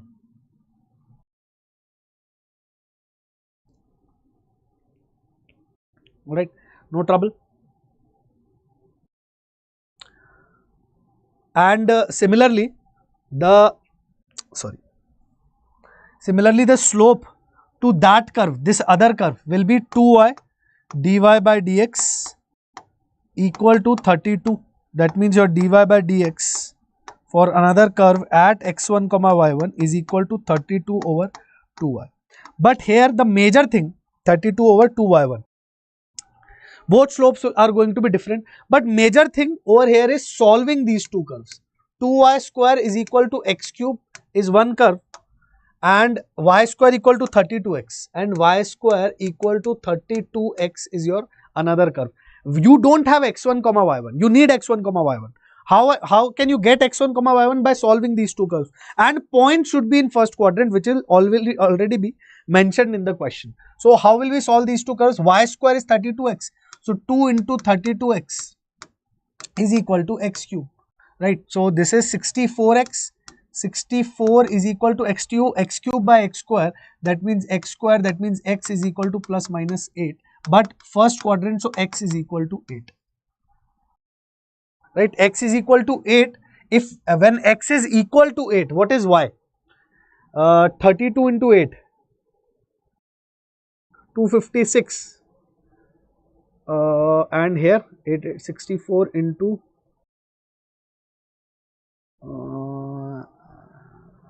64 into 4, 256, y square equal to 256. So y is equal to 16 plus minus 16, right? Y will be equal to plus or minus 16. So we'll take y equal to 16 because we need the point in first quadrant. So your x1 comma y1 comes out to be 8 comma 16. Now we'll just put over here. On solving, we'll write on solving x1 comma y1 we are getting as 8 comma 16. So this will become 3 into 16, 3 into 8 square divided by 4 into 16, and this will become 32 divided by 2 into 16. So this will become 1, and this will become 16 4s are 64, 8 8 is 64, this will become 3. So your m1 m2 you have got, right? M1 m2 you have got, m1 is equal to 3 and m2 is equal to 1. So m1 minus m2 divided by 1 plus m1 m2, that is equal to 2 divided by 1 plus 3, that means 4 is equal to tan theta. So your theta will be equal to tan inverse 1 over 2. That's it. Angle will be tan theta equal to 1 over 2. That's it. Okay, this is how you do. And a question from mains. Now actually questions of tangents and normals involving the curves will involve coordinate geometry, right? So sometimes it's possible that you might need to have some knowledge of coordinate geometry because the questions will be clubbed. Very easily the questions can be clubbed from applications of derivatives and coordinate geometry. Without any trouble they can do that. Okay, let's see over here. Let theta be an acute angle between the tangents to ellipse and circle at their point of intersection in the first quadrant. In the first quadrant, so definitely we'll have to solve both of them and then find tan theta. Very simple, similar question. Last question only, similar question. So we'll take y square from here, which is 3 minus x square. Our equation will become x square by 9 plus 3 minus x square by 1 equal to 1. Okay, we'll solve this and we'll get x square plus 27 minus 9x square equal to 9. Correct, no? Right, so 8x square will become 27 minus 9, that means 18. X square will be equal to 18 over 8. First quadrant point, so take the positive points.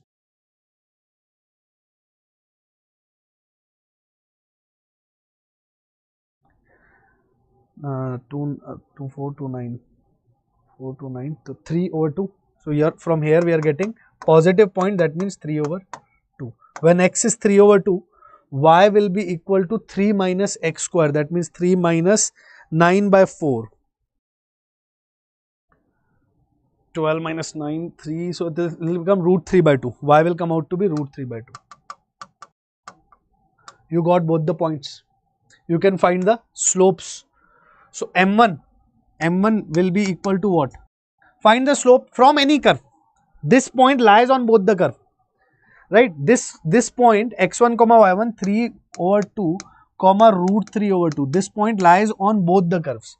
So use any curve. For example, suppose I am using this 2x plus 2y dy by dx equal to 0. So my dy by dx comes out to be equal to minus 2x by 2y. That means minus x by y. And equation of tangent minus x by y, that means 3 by minus of 3 by 2 divided by root 3 over 2, that means minus 3 by root 3 is my equation of tangent at this curve. Now same thing you have to do with this curve. Equation of tangent at this point 3 comma 2, 3 by 2 comma root 3 by 2 on this curve. Equation of tangent to this curve at this point. Correct? That you can write. Achha, slope only you will need. Sorry, why am I using the word equation again and again? Slope. Slope of tangent to this curve at 3 by 2 comma root 3 by 2 comes out to be 3 by root 3. Okay. Comes out to be 3 by root 3. Correct? Only we are doing 3 by root 3 minus 3 by root 3 will be equal to 3 root 3 by 3, so minus root 3 only, right? So this will become minus root 3. This is equal to minus root 3. Similarly, equation of tangent to this curve, x square by 9 plus y square by 1 equal to 1. X square by 9 plus y square by 1 equal to 1. I am solving because I want you also to solve along with me and understand each and every question, right? Don't just watch. So 2x by 9 plus 2y dy by dx equal to 1.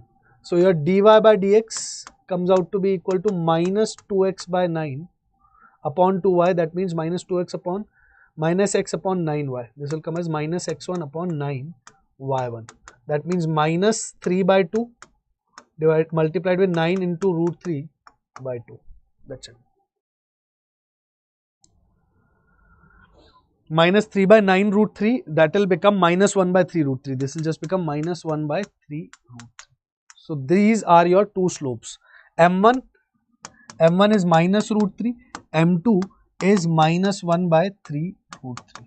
Apply M1 minus M2 upon 1 plus M1 M2 and you will have your answer very easily. Okay. So this is one category on angles where they can ask you some questions. Okay, now for length of tangents and length of normals, direct formulas are there. Tangent, normal, subtangent and subnormal. 4 words you have to understand, right? Although you can derive the formulas also if you don't remember, but these 4 things you have to understand, right?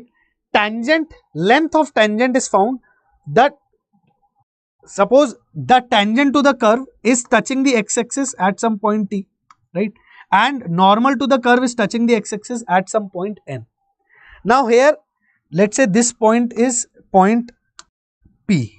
Let's say this point is some point P. Point P given here. This point is some point P. Now TP is your tangent, length of tangent. TP is your length of tangent. TP is nothing but your length of tangent. It's written no over here. TP is your length of tangent. Similarly, Pn is your length of normal. Okay. Subtangent means this tangent's part on this, the part it is projecting on x-axis. That means Tg is length of subtangent.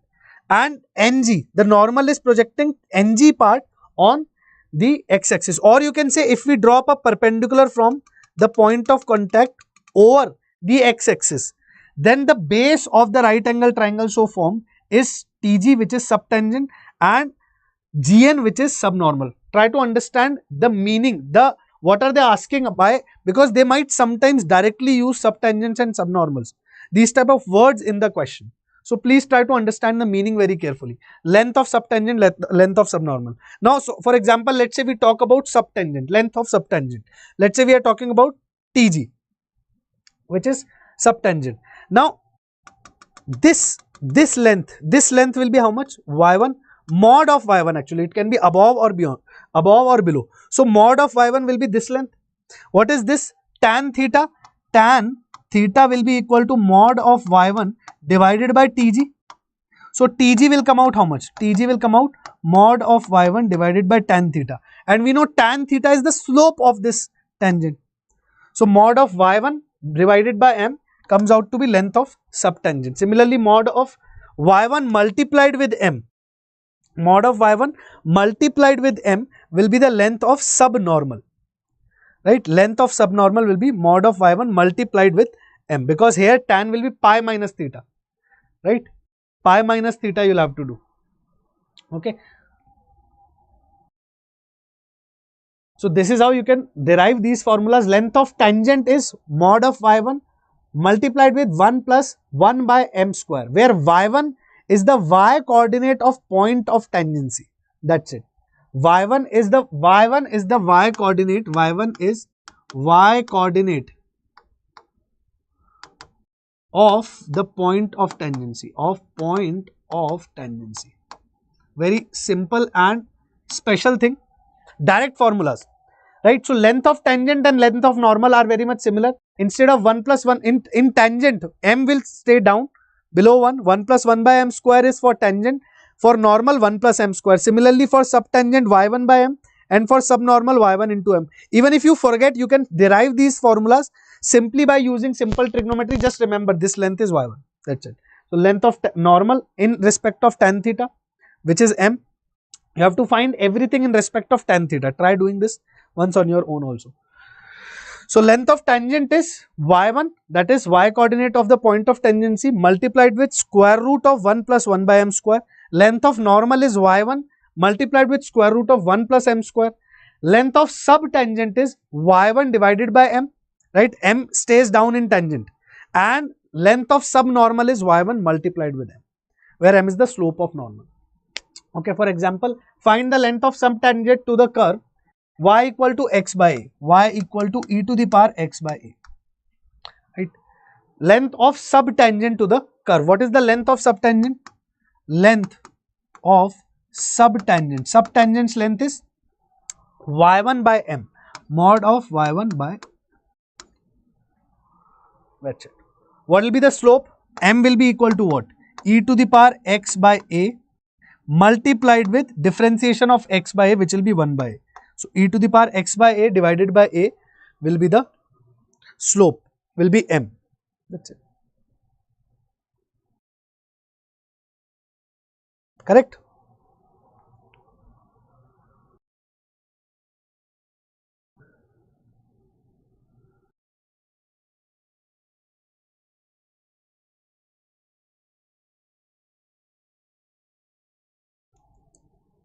Achha, one point I forgot to tell you. Here m in all the cases is dy by dx at x1, y1. M in all these cases is dy by dx. For example, over here, m is dy by dx. So we can also write it as y into dx by dy. Because m is dy by dx. So y into dx by dy also you can write. For all these formulas, m is dy by dx only. Don't use m as slope of normal or slope of tangent. Just consider m as dy by dx. That's it. Okay. So for example, over here, m will be dy by dx. That's it.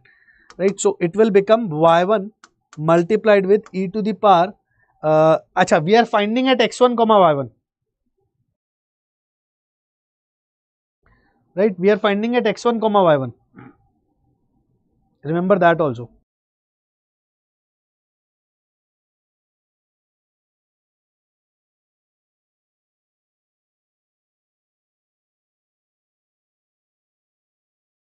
Come on, try to find this.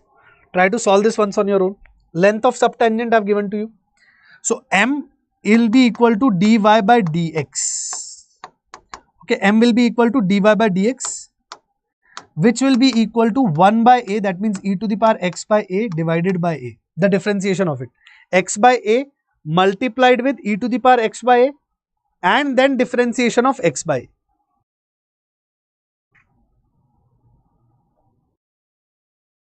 E to the power x by a differentiation will be e to the power x by a only, and differentiation of x by a will be 1 by a. So this will be the complete differentiation. Okay. And over here we have to use this as well as this now. We have to use this as well as this now.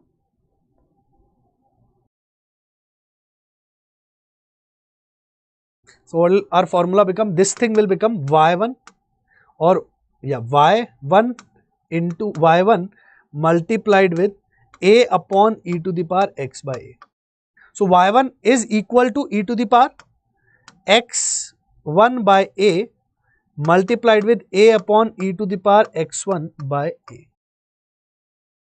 Right? This equation will be satisfied by x1 y1 na? Or leave x1 y1. Actually, I think I've confused you. Right? Leave x1 y1 also. We know simply y is equal to e to the power x by a. Slope that means dy by dx will be equal to e to the power x by a divided by a. Correct? Length of your subtangent. Length of subtangent is y1 divided by m, where m is equal to this. And y1 is the y coordinate. Y coordinate or just y. Y by m, where m is this. So y divided by this thing, which will be y multiplied by a upon e to the power x by a. And we know from this is second, this is your first. From first, we already know y is equal to e to the power x by a. So this thing will become e to the power x by a multiplied with a upon e to the power x by a. This gets cancelled and we get a constant answer which is equal to a. So length of subtangent to this curve is going to be of constant length. That also we can deduce, or if it's asked in an MCQ, we can say that. See, here they are saying that prove that the curve, this type of question can come, prove that the curve will have constant length. So constant length, here y is equal to b e to the power x by a. B and a are constant. Now your y dash will become equal to b by a e to the power x by a plus, here you'll have to do a little bit of calculation, b into e to the power x by a into 1 by a into 1 by b into dy by dx. So first this b is a constant, b by a. Okay, this will be the final derivative, b constant e to the power x by a and differentiation of x by a, which is this, correct. Okay, now length of subtangent which is equal to y multiplied with dx by dy. Y by m, where m is dy by dx, so y multiplied with m will be y multiplied with dx by dy. That means this is dy by dx. So dx by dy will be equal to a upon b e to the power x by a, where y is already b e to the power x by a, b e to the power x by a is already this, multiplied with a upon b e to the power x by a. So this will also get cancelled and constant length will come, which will be equal to a. That's it.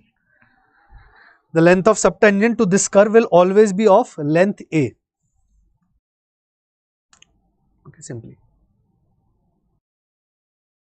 Same type of question, try this also. Right? Same type of question. Here also differentiation in terms of n you'll have to do. Same. Try these questions. Length of subtangents and length of subnormals.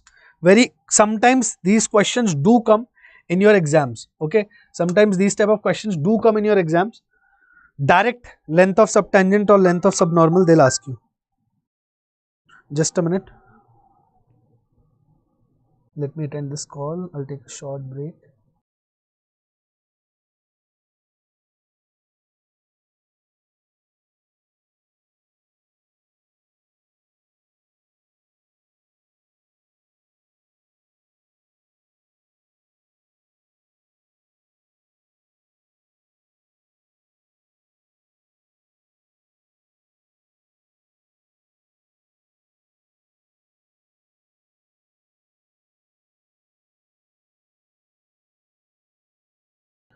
Let's come to mean value theorem and Lagrange's mean value theorem. What does it say?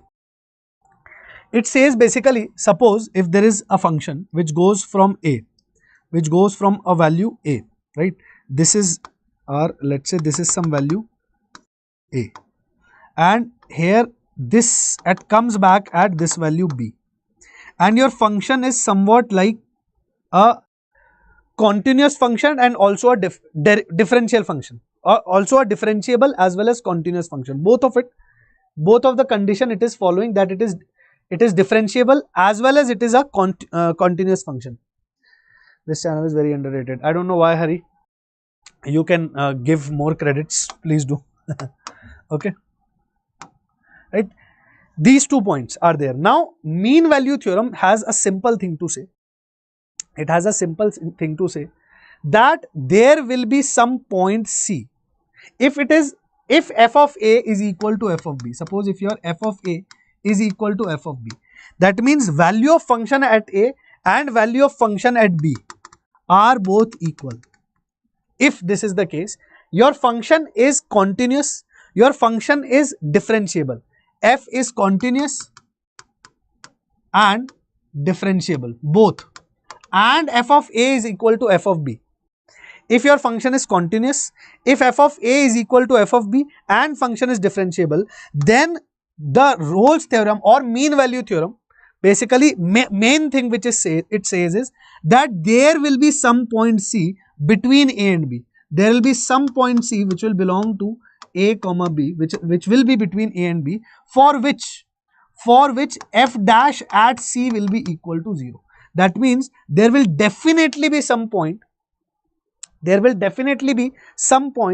between a and b such that the slope of tangent, what is f dash? dy by dx, slope of tangent will be equal to 0. And yes, obviously, if two values, if a function is going anywhere and is returning again back to that value, there will be some point between.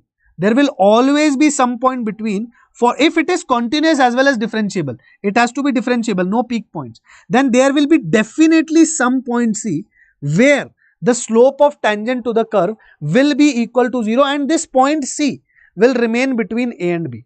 That's what the mean value theorem has basic thing to say.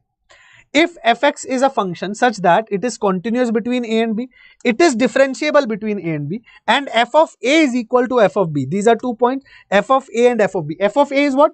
Function's value at a. F of b is what? Function's value at b. Then definitely there will be some c which will exist between a and b, right? Which this c will exist between a and b.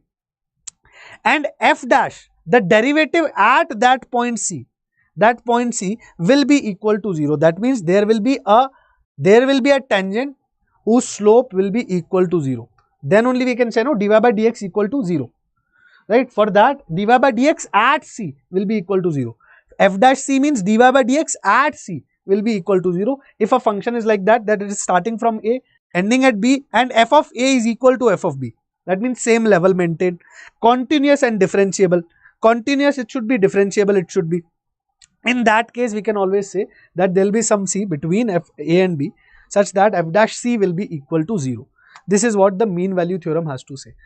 For example, this function, a polynomial function, always continuous, always differentiable. If continuous, then always differentiable, right? Always continuous and always differentiable. Okay, we'll find dy by dx. dy by dx will be equal to 3x square minus 6x plus 2. Correct? 3x square minus 6x plus 2 will be dy by dx.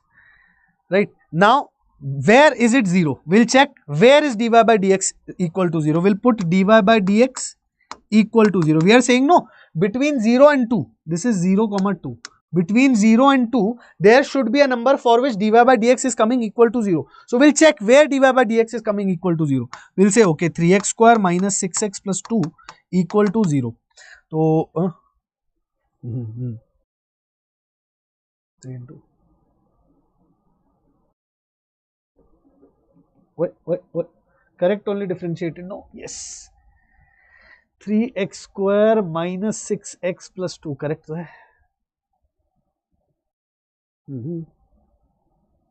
Which are the values? 3, 6, positive 6.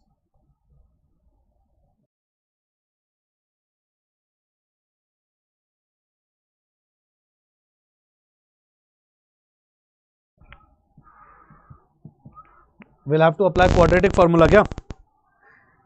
Ain't gonna be that complex. Can you give me?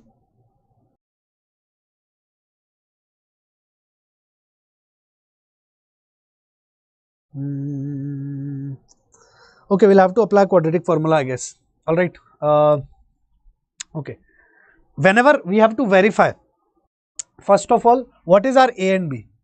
A and B 0 comma 2, 0 comma 2 is your A and B, right? So, we need to do f of A, which is equal to f of 0. What is f of 0? F of 0 means equal to 0. What will be f of 2? F of 2 will be equal to 8 minus 4, 3, 12 plus 2 into 2, 4. That means this is also equal to 0. So, f of 0 is equal to f of 2. Function is continuous and differentiable. And now we have to just see that one value of x from here will lie between 0 and 2. So, we will solve using the quadratic formula. X is equal to plus or minus minus b, that means 6 plus or minus square root of b square, that means 36 minus 12, 4 3 are 12, 12 2 are 24, 36 minus 24 divided by 6. So, 12, 4 3 are 12, 2 root 3, 6 plus minus 2 root 3 divided by 6. So, that will be 1 plus or minus root 3 by 3. Or we can say 1 plus 1 by root 3 or 1 minus 1 by root 3. 1 plus 1 by root 3 or 1 minus 1 by root 3. Now, 1 plus 1 by root 3 and 1 minus 1 by root 3. 1 minus, I think, C, yes, these will be the two values of C, and 1 plus 1 by root 3 and 1 minus 1 by root 3 both belong between 0 and 2. So, at least one we say at least one C will be there, such that these are the two values of C. These are your two values of C. At these two values, f dash of x will become equal to 0. So, C can be 1 plus 1 by root 3 or 1 minus 1 by root 3, and both lie between 0 and 2. That's why Rolle's mean value theorem is verified very simply. Okay. These are solutions. Same here also. If okay, let's see. If 2a plus 3b plus 6c is equal to 0, then prove that this at least has one root in 0 comma 1. Okay, we'll check f of 0 is what? F of 0 is equal to c. F of 1 is equal to what? What is f of 1? A plus b plus c. This is f of 1, right? This is your f of 1.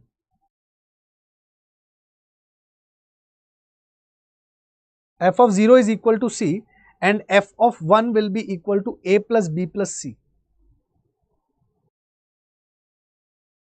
But these two are not coming equal, no?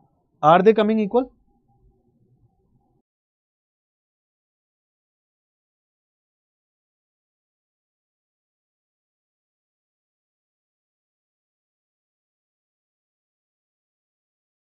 We'll have to do something about it.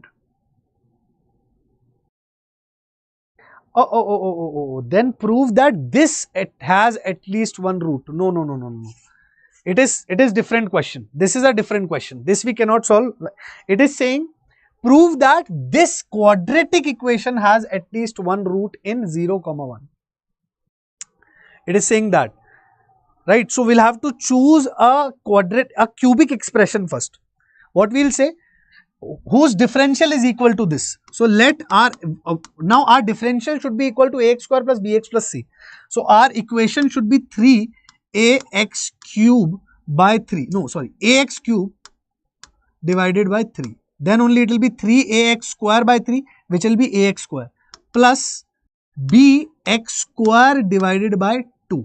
That will be 2bx divided by 2 will be this, plus cx plus d equal to 0. Let's say this is our function. Now f of 0, what will be f of 0? F of 0 will be equal to d. What will be f of 1? A by 3 plus b by 2 plus c, right? A by 3 plus b by 2 plus c plus d, right? And what is this? This is 2a plus 3b plus 6c plus d. Now this is given to us, right? We know this is equal to 0. So this will be equal to d only. Now your f of 0 is equal to f of 1. Correct. Function is continuous because we have chosen a polynomial and differentiable. Now what we will do? We'll just find dy by dx. We'll find f dash. We'll find f dash of x. What will be f dash of x? It will be again ax square plus bx plus c. Now if this function is different, if this function is continuous, it is differentiable, and f of 0 is equal to f of 1, that means f dash x will have one root between 0 and 1 for sure, hence proved. That's what the mean value theorem says. Correct, that's what the mean value theorem says. But if I, till here what did I prove? Till here what did I prove? That f dash c will be equal to 0 where c will belong to a comma b. What are a and b? A and b are 0 and 1. This is my theorem. I have already proven that this function is continuous, differentiable, and f of 1 equal to f of 0. Then definitely there will be some c. Where will be c? Such that f dash of c will be equal to 0. That means this will be equal to 0 for some value between 0 and 1. That's it. So this is just the different way of asking you the same question. What does the Lagrange mean value theorem says? Very simple thing. Here also very simple thing. It's given you a formula. It is saying that if f of x is continuous in a and b, if it is differentiable in a and b, then this is not saying that there will be some. Now here f of a is not equal to f of b, right? In mean value, Rolle's mean value theorem, our f of a was equal to f of b, but here my f of a need not to be necessarily equal to f of b. In this case, what can I deduce from the derivatives? Here what can I deduce from the derivatives? So simply, suppose if my f of a is not equal to f of b, my function is starting from here, right? This is my a value and this is my b value. Okay, this is my a, this is my b. My function is going like this, right? This is my f of a and this is my, let's say this is my f of b value on y-axis. This is the case. Now what it is just saying, what do we mean by dy by dx? Your dy by dx or f dash of x is just your slope. Slope of what? Slope of tangent at a point. Let's say this point. Correct? Slope of tangent at a point. Let's say this point. Now definitely there will be some line which is parallel to the chord which is connecting these two lines. There will be some line on this curve which is between a and b that will be parallel to the chord. Some yellow line will be there which will parallel to the chord connecting these 2 points. And these 2 points are what? These 2 points are my point A and point B. What is the slope? y2 minus y1 divided by x2 minus x1. Correct. y2 minus y1 divided by x2 minus x1. Let's say this point is some point C. Right. Let's say this point is some point C over here. I know y2 minus y1 upon x2 minus x1 is going to be my slope of this chord. This chord is parallel to this line. There will be one line, there will be one point where the tangent will definitely be parallel to this chord if my function is continuous and differentiable between A and B. Then I can say y2 minus y1 upon x2 minus x1. What is y2? y2 is f of B. What is y1? y1 is f of A. Correct? This chord, for this chord, y2 is f of B, y1 is f of A. Divided by what is x2? B, and what is x1? A. So B minus A. This will be equal to this, my f of B minus f of A will upon B minus A, that means y2 minus y1 upon x2 minus x1 will definitely be equal to slope at given at one point between A and B on this curve. That means will be equal to f dash of C, f dash of x at C, f dash of at x at some point C. This is what Lagrange mean values theorem is saying. It is saying that if x is continuous and differentiable, but f of A is not equal to f of B, then also we can deduce one thing, that f of B minus f of A divided by B minus A will be equal to f dash of the function at some point C, where C will be between A and B. That means slope is being compared. Slope of this chord will be f of B minus f of A upon B minus A, which will be equal to f dash of x at some point C. Slope at some point C. Yes, this is true. We can understand and accept it. What's the problem? Hi Bharat, how are you? Right, we can understand and accept this. Let's see some questions also based on this. Come on, try to read the question.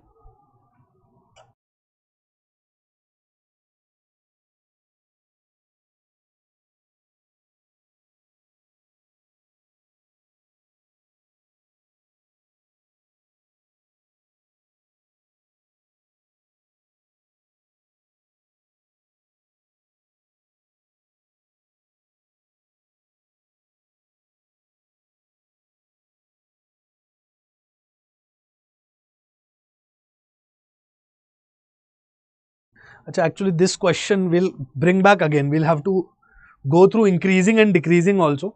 Very simple question. If for an increasing function, if this is x1 and this is your x2, right? This is your x2. For an increasing function, if x2 is greater than x1, right? Then this also implies that f of x2 will be greater than f of x1. Right, for an increasing function. And for a decreasing function, if x2 is greater than x1, then f of x2, here let's say this is your x2 and this is your x1. So here if x2 is greater than x1, this implies for a decreasing function, this is a decreasing function, so f of x1 will be greater than f of x2. In this case it will be reverse. Right, so this is what we'll need to apply over here. I think we'll bring this question back again after going through increasing and decreasing function. If you have understood that, so it's saying that f double dash x is less than 0. That means f double dash, that means your f dash x is a decreasing function. It simply means that if f double dash x is less than 0, then f dash x is a decreasing function. That means f dash x is decreasing function.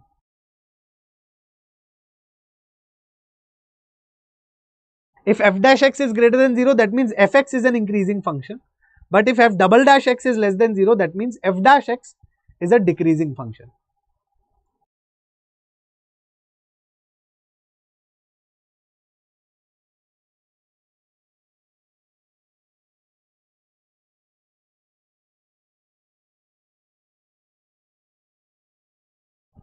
That's how you'll have to solve this particular question. So I'll show you for those who want to understand right now. I'll show you. Now simply you can see that f of c minus f of a upon c minus a will be equal to f dash at some alpha value where alpha will belong between a and c. Similarly, LMVT Lagrange mean value theorem also says that f of b minus f of c will be divided by b minus c will be equal to f dash of beta, where beta will be between c and b. Correct? And if f double dash x is less than 0, that means f dash x is a decreasing function. And for a decreasing function, if f dash alpha is greater than f dash beta, then beta will be greater than alpha. What is beta? Beta is your this. Will be greater than alpha. This is your alpha. So this will be greater than c minus a upon b minus c, because fx is an increasing function. That's what, this is the simple thing. Let's understand increasing and decreasing function, then we'll come back to this. Before that, I'll take a small break.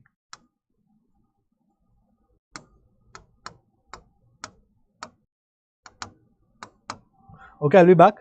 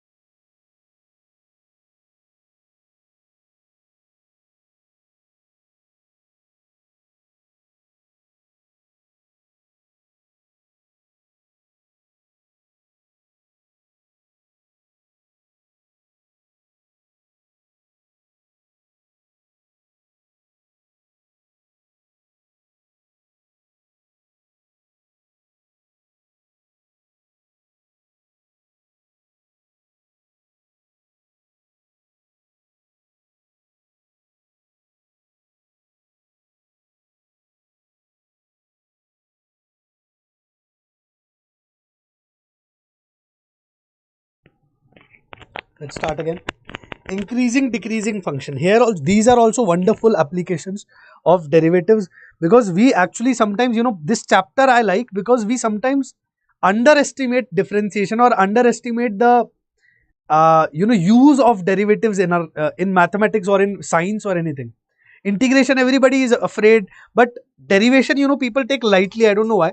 I'm not sure that you do, but I've seen many students are differentiation, so we'll do sir what is there, but the applications of differentiation are wonderful, wonderful, I must tell you. Okay, let's see some more. Let's see what all type of questions we can expect from this part. Bharat vlogs. Okay, increasing and decreasing function. Increasing function, something like this, right? Decreasing function, something like this, right? Which is decreasing.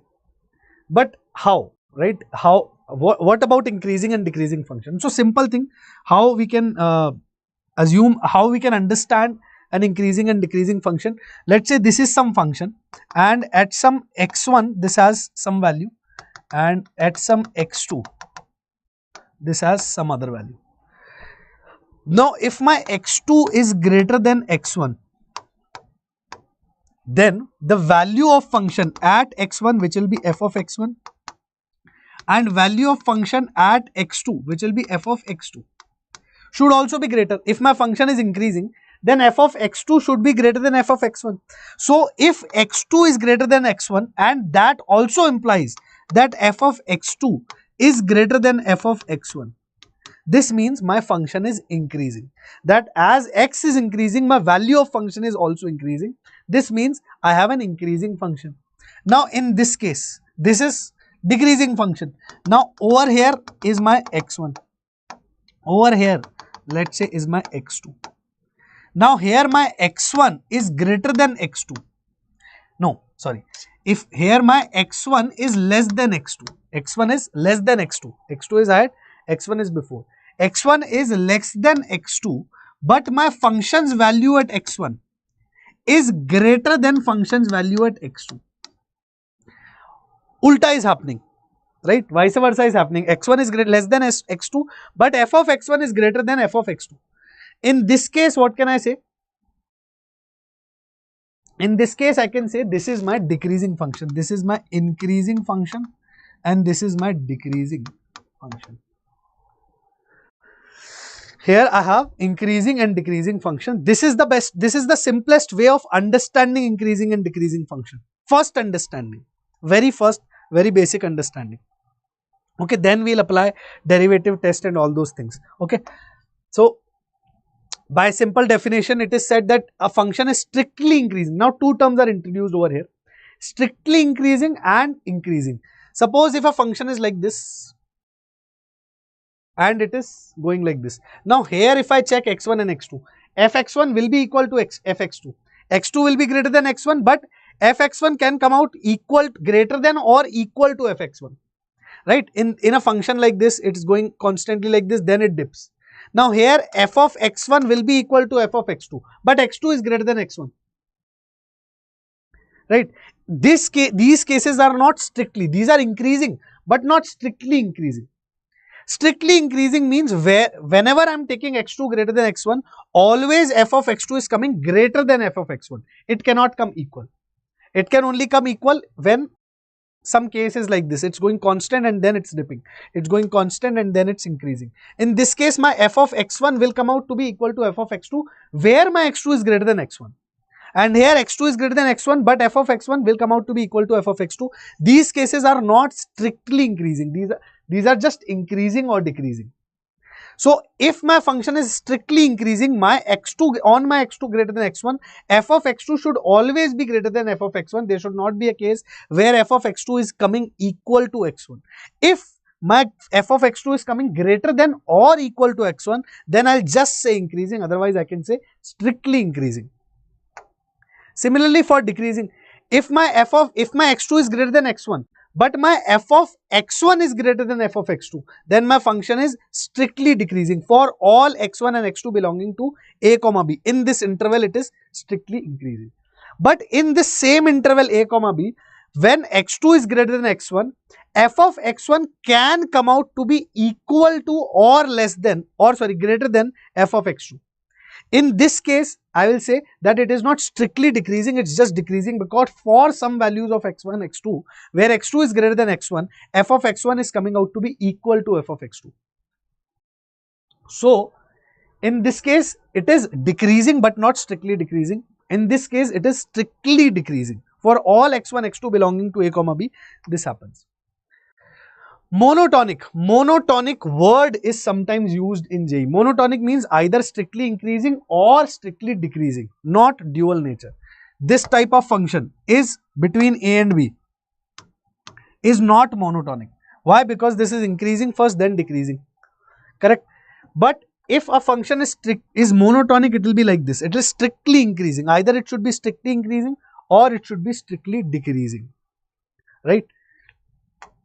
Now, so for example, this is the function f of x. F of x is monotonic between a and c.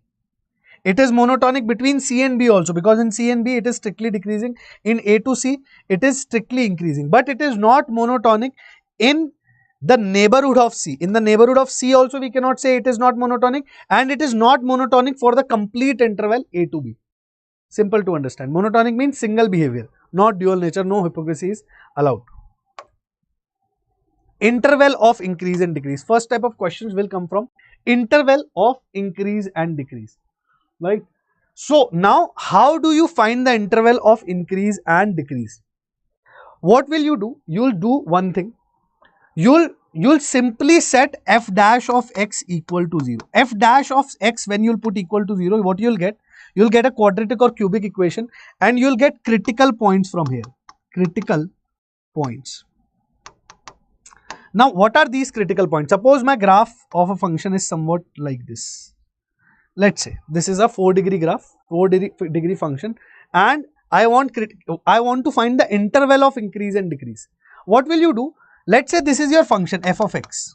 This is the graph of that. What will you do? You'll do f dash x equal to 0. That means slope of tangent at a point equal to 0.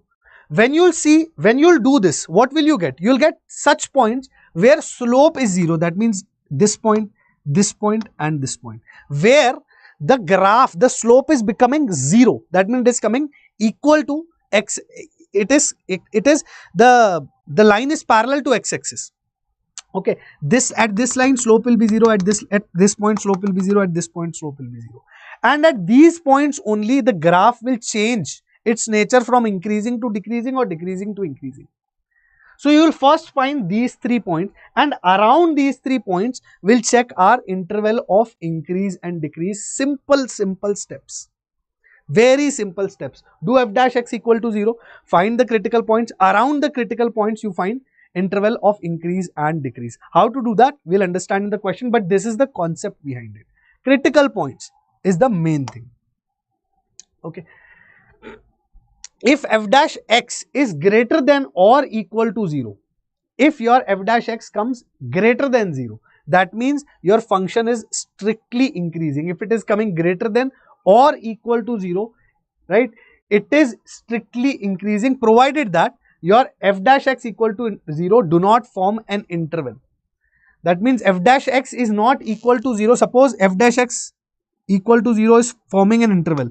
So f dash x will be equal to 0 from this point to this point. Suppose f dash x is forming an interval, f dash x is equal to 0 in this complete interval, then your function is not strictly increasing. But if f dash x is greater than 0 without any interval, after 3 to infinity, its f dash x is greater than 0 only. From 3 to infinity, if f dash x is equal to 0, then 3 to infinity is the interval where the function is strictly increasing, not equal to 0, greater than 0, right? Greater than or equal to 0, but not forming an interval. If f dash x is less than 0 or equal to 0 and f dash x is not forming, this equation is not forming an interval. Suppose you are getting f dash x equal to 0 where x belongs to 3 to 5. No, then your function is not strictly increase, is greater than equal to 0 for this interval. right? In this, now we cannot say that it is strictly increasing, but it should be greater than 0, greater than or equal to 0 without forming an interval. We should be like this: f dash x is greater than equal to 0 for x belonging to 3 to infinity. Then it is strictly increasing after 3. Then we can say that it should not form an interval. Okay, let's understand more. Let's do some examples for it now. Find the interval in which this function is strictly increasing. What we'll do, first step, f dash x equal to 0. We'll check where all it is becoming equal to 0. So we'll get 3x square minus 24x plus 36 equal to 0. That means x square minus 8x plus 12 equal to 0. Right? So we'll get minus 6 minus 2, x minus 6 and x minus 2. X minus 6, x minus 2. So our critical points will write like this: 2 and 6 are my critical points. Right? At these points, the nature of function will be changing. Now I'll see at any value which is greater than 6. At any value which is greater than 6, what is the sign of my f dash x? Now I'll check the sign of my f dash x. This is my f dash x. Now for any value which is greater than 6, what is the sign of my f dash x? Greater than 6, sign will be positive. F dash x will be positive for any value greater than 6. For any value between 2 and 6, let's say 5, this will be negative, this will be positive, so sign will be negative. Any value less than 2, let's say 1, and here also 1, negative, negative, it will become positive. Now, strictly increasing means sign should be positive, right? Sign should be positive. Strictly decreasing means sign should be negative. Where is my f dash x decreasing? From 2 to 6 it is decreasing, right? It is less than 0. From 6 to infinity and minus infinity to 2. So f dash x is greater than or equal to 0 from minus infinity to 2 and 6 to infinity, such that f dash x equal to 0 is not forming an interval. This is also important. F dash x equal to 0 is not forming an interval. My f dash x is equal to 0 only at 2 and 6. 2 and 6, f dash x is not equal to 0 between 2 and 6. It is not forming an interval. F dash x equal to 0 is not forming an interval. That's why my function is increasing, strictly increasing from minus infinity to 2 and 6 to infinity. Are we clear at this? Right? 2 and 6 will be included because at 2 it is 0, at 6 it is 0. It is not 0 between 2 to 6, not forming an interval. Alright? Okay. Let's see some more. Determine the interval of monotonicity. They can ask you to determine the interval of monotonicity. Again it will be 3x square minus 6x minus 9 equal to 0. We'll do y dash equal to 0. That means this equal to 0. That means x square minus 2x minus 3 equal to 0. Okay. 1 minus 3 plus 1 and minus 3. So x plus 1 and x minus 3 equal to 0. Points, critical points are minus 1 and 3. Now check. After 3, what is my f dash x? For 4, it will be positive. Between minus 1 and 3, let's say 0. This will be negative, this will be positive, so it will be negative. For any value less than minus 1, minus 2 plus 1, minus 2 minus 3, negative, negative, positive. Interval of monotonicity will be minus infinity to minus 1, right? Minus 1 to 3, minus 1 included and 3 also included, right? And then 3 to infinity.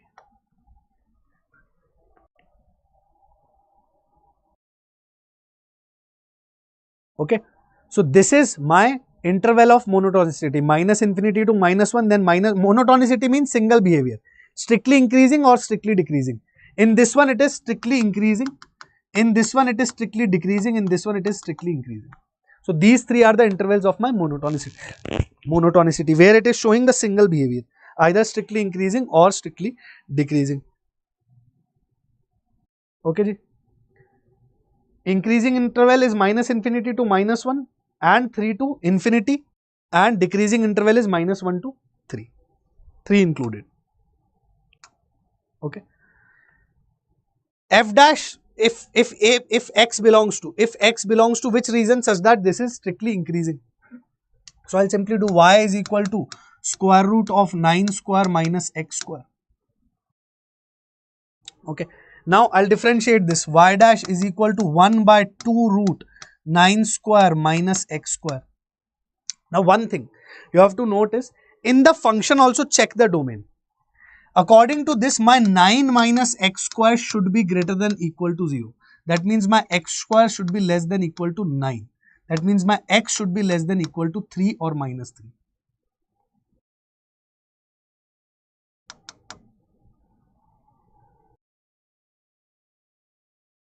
Right?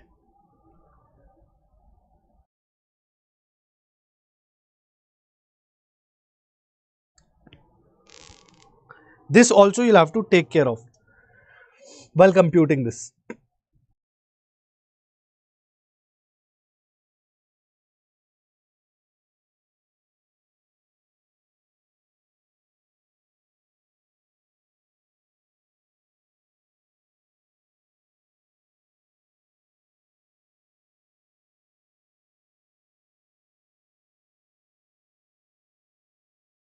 Or from here directly you can find the y dash. Y dash will become 1 by 2 root of this function 9 square minus x square multiplied with differential of here, that means minus 2x. Differential of this function will be minus 2x. So your y dash will become minus 2x divided by 2 root of 9 square minus x square, that means minus x by square root of 9 square minus x square. Okay. If you want this to be positive, if you want this to be increasing, that means this one will be always positive. This thing will be always positive. That means x has to be less than 0. Then only the entire thing will become positive. X has to be less than 0. This entire thing to be positive. I want it to be increasing. Y dash should be greater than 0. Then this x should be positive, and from here also you can deduce that x should be negative, and you can deduce that your f dash x will exist. F dash x will only exist if your 9 square minus x square is greater than equal to 0. This will not equal to, greater than 0, not equal to. It will not exist if it is equal to 0. So 9 square minus x square should be greater than 0. Right? 9 square minus x square should be greater than 0. That means your x should be between minus 9 to 9. That means your x should be between minus 9 to 9, and x, because x has to be less than 0. Because x has to be less than 0. From here what you are getting? X belongs to minus 9 to 9. X belongs to minus 9 to 9. Right? And you want your x to be less than 0. So it will be between minus 9 to 0. Your correct answer should be minus 9 to 0. Any problem? Here also check. And this is collapsing between minus 9 to 0. X has to be between minus 3 and 3. So yes, minus 9 to 0 also includes minus and 3. We have to do intersection of these 3. Right? All the things we'll have to check. Function should be defined. Derivative of the function should also be defined. These type of things we'll have to check. Okay. Let's go ahead. This question. The function this, where x belongs to R, x can be any real number, is increasing in an interval, decreasing in an interval. Let's check. We'll find f dash x. F dash x will be x, will be x multiplied with e to the power x as it is. Okay, let's say e to the power x, it will be e to the power x multiplied with 1 minus x, multiplied with differential of x, which is 1, plus x as it is, and differential of e to the power x into 1 minus x, which will be e to the power x into 1 minus x. Differential should be very strong over here, x into 1 minus x, multiplied with differential of x minus x square, which will be 1 minus 2x, which will be 1 minus 2x. 1 minus 2x will be multiplied over here.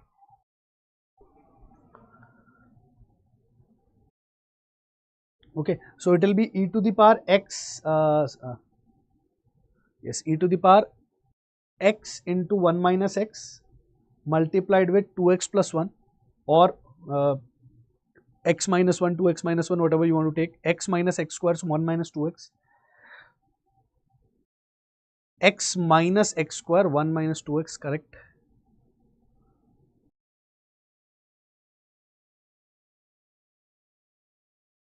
So if we take e to the power x into 1 minus x as common, we'll get 1 plus, so this will become 2x plus 1 into x minus 1. This will simply become 2x plus 1. We are taking e to the power x into 1 minus x as common, into x minus 1, correct. X plus 1 into x minus 1 multiplied with negative of this.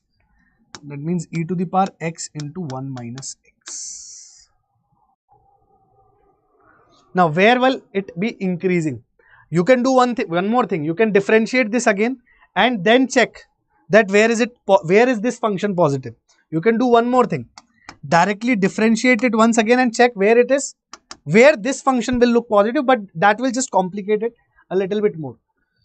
Now, you see, there is a negative sign over here. This entity, e to the power anything, is always positive. Only these two, we have to worry about only these two.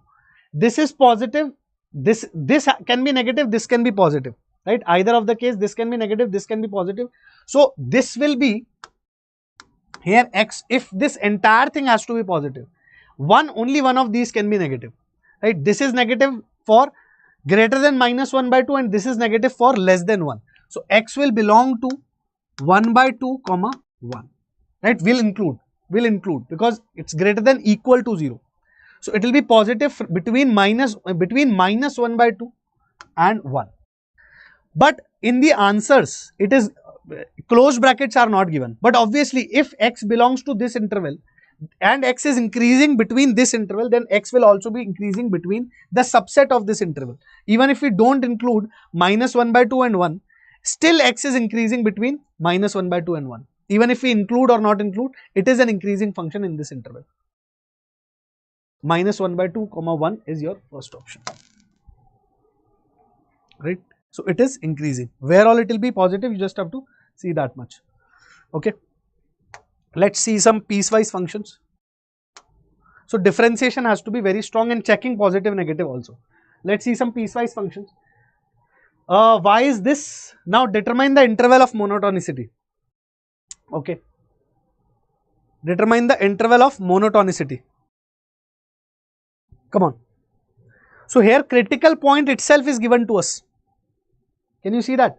Critical point itself is given to us because 0, if we find y dash, for example, suppose in A, if we find y dash will be equal to, for x less than 0, your y dash will be e to the power x, and for x greater than or equal to 0, your y dash will be 1 by 1 plus x multiplied with differential of 1 plus x, which is 1 only. So 1 by 1 plus x. This will be your y dash, right?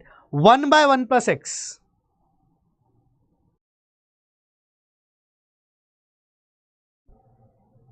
Now, for any value which is beyond, and we'll check at this critical point only, no? Because function is changing its behavior at 0 only. So, after 0, it is always positive. Sorry, for before 0 it is always positive. E to the power x is always positive. And if x is positive, then 1 by 1 plus x will also be positive. So, here also it is positive. And it is continuous at x equal to 0. It is continuous at x equal to 0. Check the limit over here, 1. Check the limit over here, 1. Check right hand limit, left hand limit, both are equal to 1 and function's value at x equal to 0 is also equal to 1. That means it is continuous at 0. If it is continuous at 0 and on the right side it is increasing, on the left side also it is increasing, that means y dash, that means y is always increasing, or f of x is always increasing. It's always monotonous. This function is always monotonous. Let's check about B. Actually, I was checking B only, didn't check A.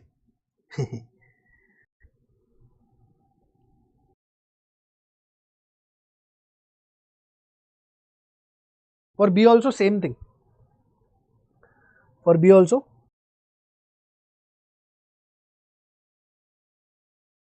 No, for a wait, x 0 1 and x is less than 0, then it will be 1.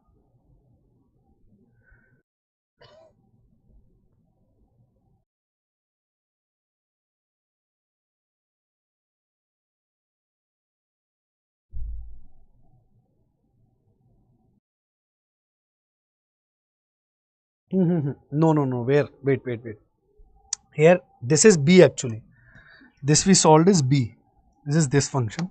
Now we'll talk about a. There is a plus 1 over here, right? Function is always increasing on the right side. If you see any value greater than 0, function is positive. If you see any side less than 0, function is negative. Correct. Function is continuous. Function is continuous.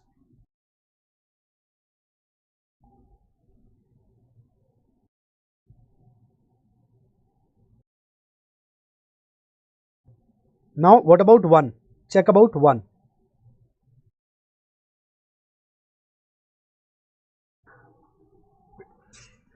Sorry, I think we are doing one mistake. Let me do it again. A and B only. Let's check 1 first. A. Okay, so y dash will be equal to e to the power x and ln of 1 by 1 plus x, e to the power x upon 1 by 1 plus x, when x is less than 0, when x is greater than equal to 0. Now first we'll have to check for continuity, right? First we'll have to check for continuity.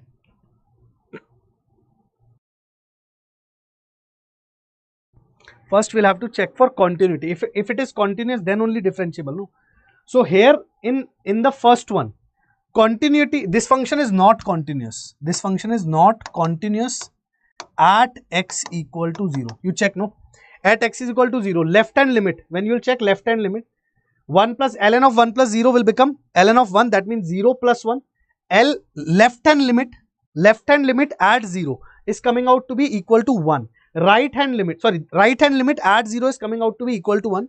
Left hand limit at 0 is coming out to be equal to 1. 0 plus 1. Something is wrong. Left hand limit also is coming out to be as 1. Right hand limit is also coming out to be at 1 as 1. So it is continuous. Continuous at x equal to 0. Left hand limit will be 1 plus 0. That means ln 1. That means 0 plus 1, 1. And this will be e to the power 0 also 1. LHN and RHL both are coming equal at x equal to 0, and function's value at x equal to 0 is also equal to 1. Right? Continuous at x equal to 0. That means it is always increasing. It is always increasing. Because for any value x less than 0, e to the power x is always positive. Right? And 1 by 1 plus x when x is greater than 0 will also be always positive. This thing, when x is positive, when x is greater than 0, this thing will be positive and this will also be positive. In both sides, f dash x is coming positive. Now let's check b. Okay. Now y dash will come out to be same, e to the power x and 1 by 1 plus x, 1 by 1 plus x plus 0, that means 0. Okay. This is for x less than 0 and this is for x greater than equal to 0. But now this is not continuous.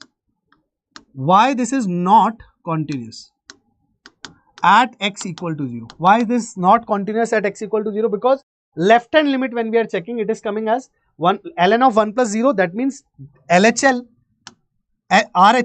right hand limit when we are checking for 0, RHL at 0 is coming equal to 0 and LHL, left hand limit at 0 is coming equal to 1. RHL is not equal to LHL. It is not continuous at x equal to 0. This function is not continuous at x equal to 0. Although this is increasing at it is increasing when x belongs to minus infinity to 0, and it is also increasing when x belongs to 0 to infinity. But it is not continuous at x equal to 0. So we cannot say that at 0, it is not always continuous. It is continuous for all real numbers except 0. It is continuous for all real numbers except 0. Hence, it is increasing for all real numbers except 0. Okay, it is not always increasing. This was a slight confusion, although this is how you have to check.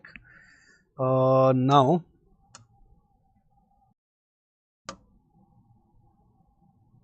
this we did.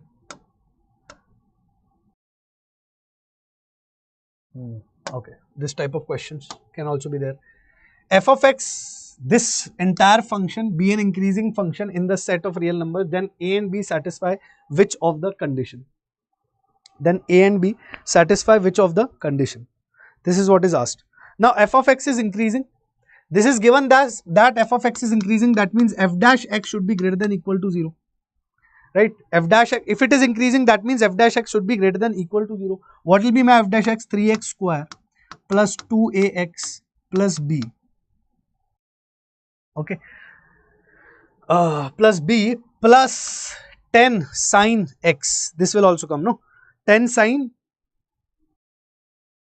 3x square plus 2ax plus b plus 5 sine x, 5 sine 2x, 2 sine x cos x, right? 5 into 2 sine x cos x is your differential of sine square x, 2 sine x cos x.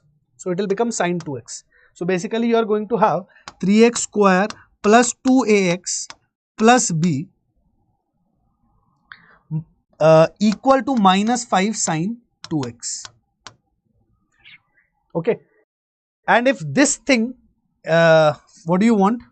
What do you want? You want this thing to be greater than 0. 3x square plus 2ax plus b plus 5 sine 2x should be greater than equal to 0. You want this thing to be greater than equal to 0, and then what should be a and b? Correct. So basically you need this term to be greater than equal to 5 sine 2x. That's what you need, right?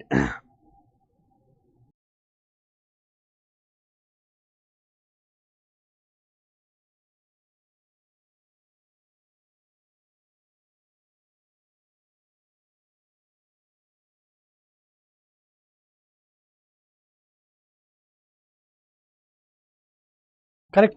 Now I think you can easily understand the question.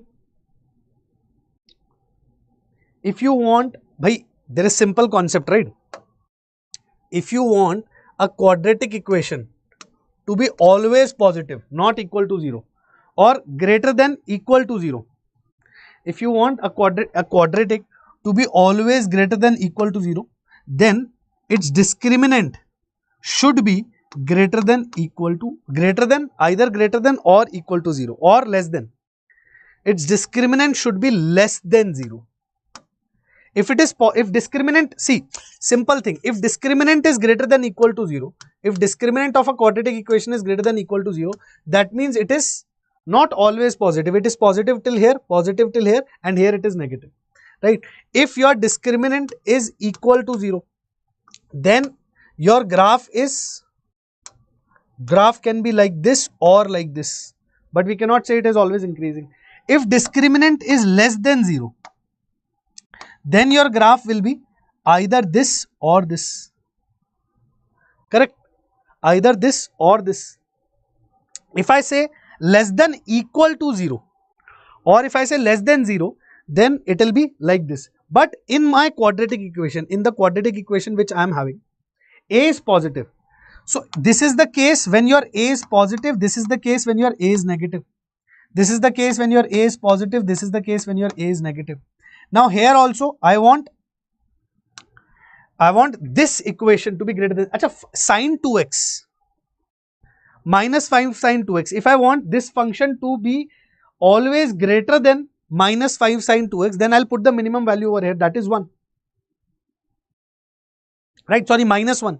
If I want this thing to be always greater than this, then I'll put the minimum value of sine 2x. Minimum of sine theta is equal to minus 1. Minimum of sine is always equal to minus 1. So here what will I do? 5 into minus 1. Correct. So my 3x square plus 2ax plus b minus 5. This is, sorry, this was minus over here, no? Minus 5 plus, this will become, yes, this will become minus 5 into minus 1. This went this side, so it will be minus sin 2x, minus 5 into minus 1, positive 1, and this side again I'll bring, this should be. Now I want, this is a quadratic equation, and I want this quadratic equation to be always greater than 0. Then its discriminant should be, because a is positive, a is already positive, a is positive, right? 3 is greater than 0. A is positive, so my discriminant should be less than 0. If a is positive and I want all this function to be always positive or equal to 0, then I'll put discriminant less than or equal to 0. Very important concept here, right? Discriminant will become what? B square, that means 2a whole square, minus 4 times 3 times b minus 5, that means 12 times b minus 5 should be less than equal to 0. So what do I get from here? 4a square minus 12b minus plus 12 into 5 is less than equal to 0. That means a square minus 3b plus 15 is less than equal to 0. A square minus 3b plus 15 is less than equal to 0 is your going to be correct answer. This is how you have to understand and solve it. Right, simple concept here. If you want a quadratic polynomial to be always positive, then its discriminant should be less than 0 if a is positive. If a is negative and discriminant is less than 0, then the quadratic polynomial or quadratic function will always be negative. Simple concept, right? So let's say this is your f of x, this is your f of x, and f of x will always be positive, if discriminant f of x is quadratic. F of x is your quadratic. If your discriminant is less than 0, it will be always positive, and it will be always greater than equal to 0 if discriminant is less than equal to 0. If you want your f of x to be negative, always negative, here your a is positive, correct? If you want this, here your a is negative, in this case your a is negative. In this case, if discriminant is always negative, then your f of x will always be less than 0. Always be less than 0. Discriminant less than 0 means it's not cutting the x-axis. That means it's not going on the other side of x-axis. Okay, simple concept. You have to remember over here in these type of questions. All right.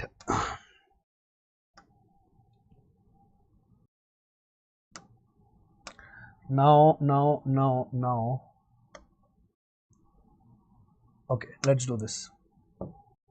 R is the set of value a such that function this is increasing on 1, 2, and s is the greatest value of a such that the function is decreasing on 1, 2, then the value of r minus s, mod of r minus s.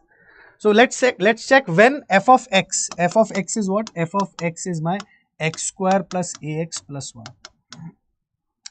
I want the set of all the values in which this function is increasing in the interval 1, 2. Alright, let's say. So f dash x, I'll find f dash x will come out to be 2x plus a. Okay. If it is increasing in the interval 1, 2. If it is increasing in the interval 1, 2, that means my 2x plus a should be greater than equal to 0. Right. In this case, I get x greater than equal to minus a by 2. Right, in this interval it is increasing, or sorry, a or a greater than minus 2x, however I want to say.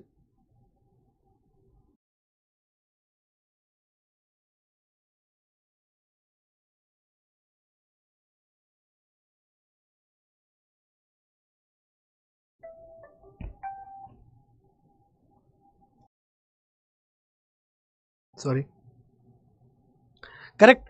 X is either this way I can write, or I can also say na a is greater than minus 2x. A is greater than minus 2x. Now, is the least value of a such that the function is increasing in this interval. What is the least value of a such that this is positive in this interval? Such that a is greater than minus 2x. Least value will be minus 2.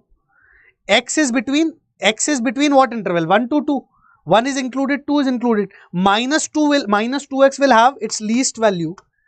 Least will come at what? Least will come at 1 only. So minus 2 comma 1, minus 2 will be the least. When x belongs to minus 1 comma 2, what will be the least value of minus 2x in this interval? Minus 2. That means this is your r. Similarly, decreasing, this function is decreasing in this interval. That means my x square plus ax plus 1 should be less than equal to 0. From here, oh, not this. That means my f dash x should be less than equal to 0. That means my 2x plus a should be less than equal to 0. That means my a should be less than equal to minus 2x. A should be less than equal to minus 2x, and here I want the greatest value of a. Greatest value of a. So s will be, when will I get the greatest value in this interval? 1 comma 2. Greatest value will be minus 2 into 2. That means minus 4. S is the greatest value of a. Minus 4 is the greatest value of a, or minus 2 is the greatest value of a. Less than. A is always less than minus 2 into x. A is always less than minus 2 into x. Minus 2 into 1 is minus 2, minus 2 into 2 is minus 4. A is always less than minus 2 into x. What will be the greatest value? In this interval, it will be 4. Greatest value will be equal to, greatest value will be minus 2 into 2, that is equal to minus 4. So your s will come out as minus 4. Simple question, just conceptual. Simple question, just conceptual. Hello Sagal. Hi body without soul. Correct? Understand this question carefully. Greatest value and least value. Greatest value for which a is less than minus 2x. Greatest value will be 4. Minus 2 into 2. Greatest value will come at 2. Smallest value will come at 1. So we wanted the greatest value. S is the greatest value. S is minus 4 and your R is coming out to be as minus 2. So minus 2 minus 4 minus 6, mod of minus 2 minus 4 is just 6. Your correct answer will come out to be as 6.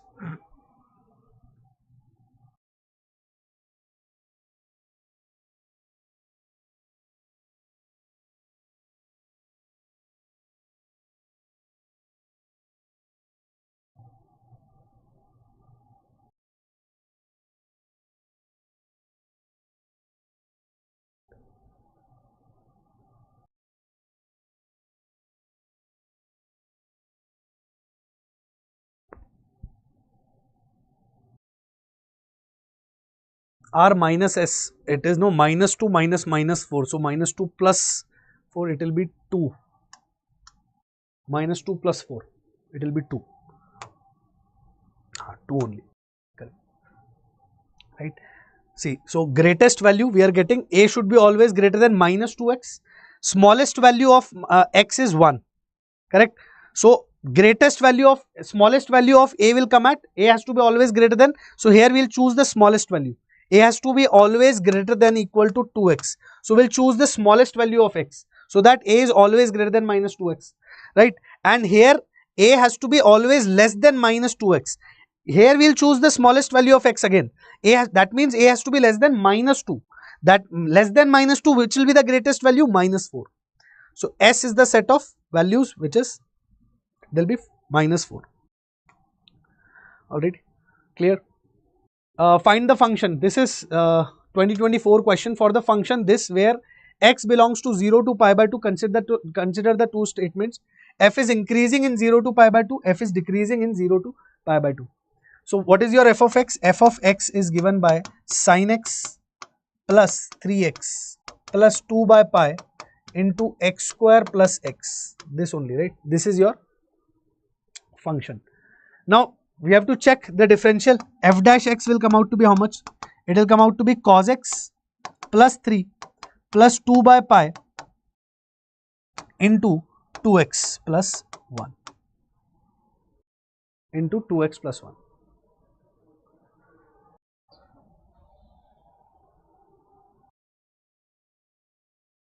Now in 0 to pi by 2 means, you can use the value 3.14 by 2.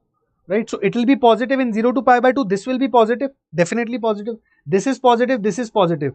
In 0 to pi by 2, cos is also positive. So f dash x is always positive in 0 to pi by 2. So that means the function will be increasing. F is increasing in 0 to pi by 2. First statement is correct because this will always be positive. Cos is also positive in 0 to pi by 2. Okay. Now, second statement, f dash x is decreasing in 0 to pi by 2. That one will come out to be wrong. Correct? Because it's not always, it's not decreasing in 0 to pi by 2. Correct? This will always be positive in the interval 0 to pi by 2.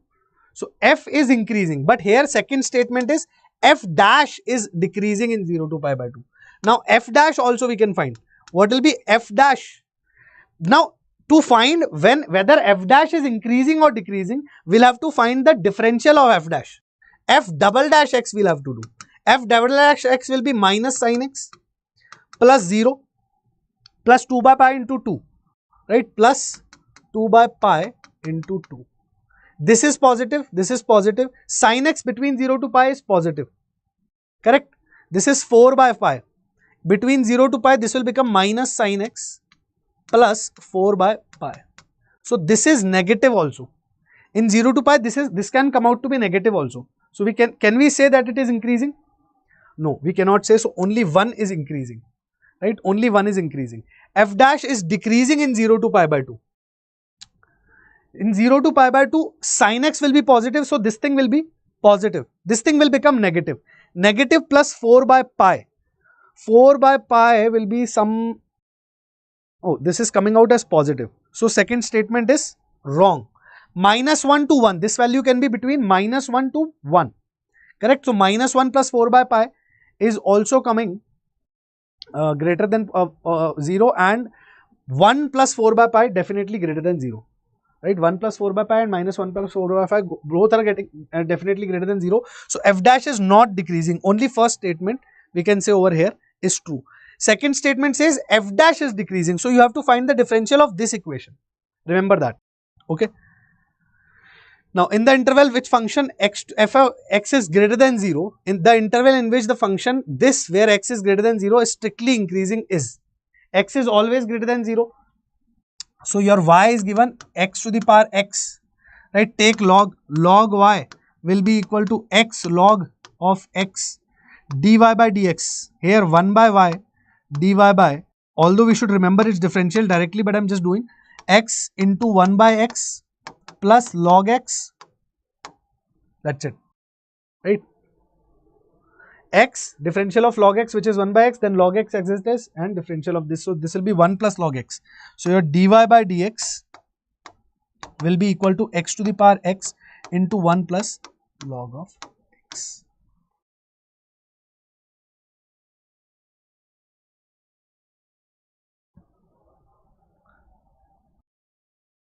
Y into, because y ka value I'm just putting y's value.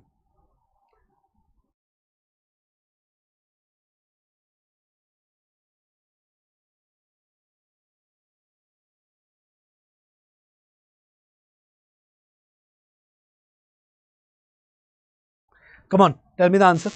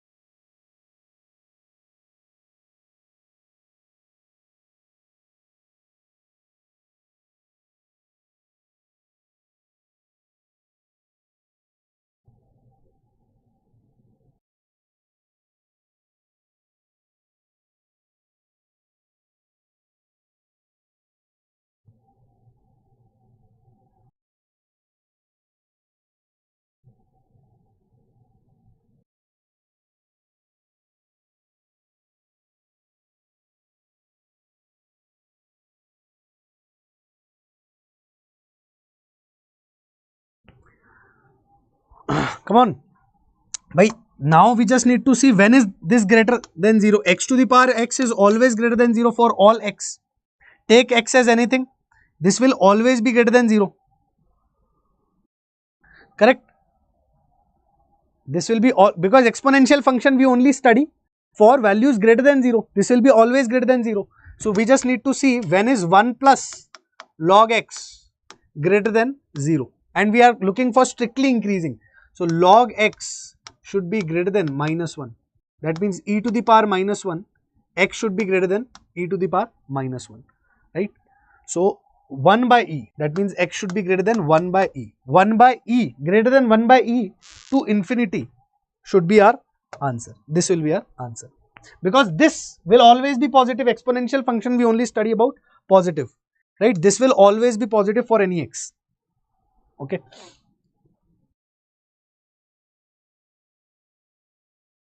This will consider always to be a positive function because this is an exponential function.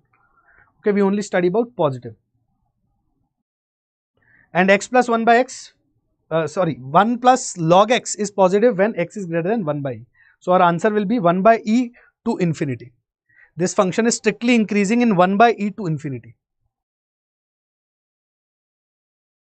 Because the option where 1 by e actually should come in closed interval. This should be actually, open interval. This should be open. That's what is my confusion. Maybe a printing mistake, but if it is asking for strictly increasing, in equal to we cannot consider. It has to be greater than. It has to be greater than. Alright, I hope we are clear. Alright, let's move to the next. Number of real solutions. Number of real solutions, how will we conclude using differentials about number of real solutions? How? How will we conclude that? By simple thing. First, let's say, what is f dash x? F dash x is 7x to the power 6 plus 15 x square plus 3. Right? This is your f dash x. And this is always positive for any x. Can you see that? Always positive. This is always positive. Always greater than equal to 0. Correct? Always positive. Yes, Kiran, why not? Definitely you can. You definitely can. I can bet you that. If you watch everything carefully, this function is always positive. That means your f of x is strictly increasing. Strictly increasing. If f of x is strictly increasing and it is not decreasing at all, right? It's not dancing. The curve is not dancing. It is going to be somewhat like this. It is going to start from negative and go till infinite positive. Negative infinity to infinity. And then in this case, it will cut only at one point. Cuts x-axis at one point. That means only one point will be there where it will cut the x-axis. That means number of real solutions will be just 1. That means number of real solutions will be just 1. Right? So this also we can conclude. This is also one application of derivatives. Okay, let's go ahead. Let's see composition of functions. Very good. Right. Now in composition of functions, although this is very rare topic to come in mains, but simply understand, if you are forming f of g of x, if you are forming a function f of g of x or g of f of x, if g of x is increasing and f of x is also increasing, your function will be increasing. If both are increasing, then f of g of x will be increasing. If both are decreasing, then also f of g of x will be increasing. Just simply understand increasing as plus and decreasing as minus. Plus plus plus, minus minus plus. Plus into minus will be decreasing, will be minus. Right? And similarly minus into plus will also be minus. If one is increasing, one is decreasing, then composition of both the functions will be a decreasing function. If both are increasing or both are decreasing, then composition will be a increasing function. I am telling you in my college, no preference for JEE. It's okay, you can understand English, no, Kiran?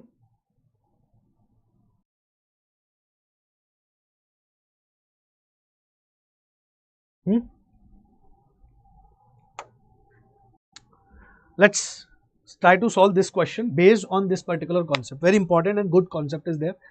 Question looks horrible, but the concept involved makes it easy. Let function which is R to R, function f is from R to R, g is from R to R, be two composite functions given by this, f of x is given by this, g of x is given by this. Then for which of the following range of alpha the inequality holds? This inequality holds. This is what the question is asking. Now obviously if we start forming f of g, then it will make it very difficult, right? It will make it very difficult. Simple concept which we learned just now. If f of x is increasing, right, that means like this, right? Here is x1, here is x2. Now if x2 is greater than x1, then f of x2 will also be greater than x1 for an increasing function, right? This concept only we need to use, right? For an increasing function, if x2 is greater than x1, then f of x2 will also be greater than f of x1. But for a decreasing function, we learned that if x2 is greater than x1 for a decreasing function, then f of x1 will be greater than f of x1. If x2 is greater than x1, but for a decreasing function, f of x1 will be greater than f of x2. Correct or not? Because this is x2, this is x1. x2 is greater than x1, but function's value at x1 is greater than function's value at x2. Here x2 is greater than x1 and function's value at x2 is also greater than function's value at x1. Okay, this is the main concept which we are going to use over here. All right, let's see. Now first we'll check f of x. F of x, which is equal to log of x square plus 1 base e minus e to the power minus x plus 1. Okay, R to R. We'll check f dash x. We'll check f dash x for this. Can you quickly tell me fx is an increasing function or decreasing function? Come on, try. Tell me fx is an increasing function or a decreasing function. Simple question. Fx is an increasing function or it's a decreasing function. Right, if we look at f dash x, simply, it will be what? 1 by x square plus 1 multiplied with 2x, right? 2x by x square plus 1 plus e to the power minus x plus e to the power minus x. Okay. Or let me write like this, 2x divided by x square plus 1 plus, this will become plus e to the power minus x, plus minus will get multiplied and this will become plus. Now is this an increasing function always? Is f of x an increasing function? Can we say that? This entire thing will be always positive. You check any value, this entire thing will be always positive.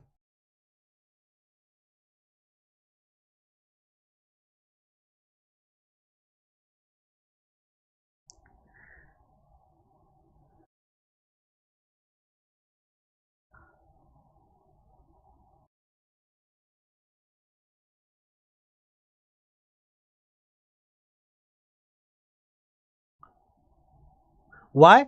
Because your here, look at this, for defining this function itself, x square plus 1 will have to be greater than 0.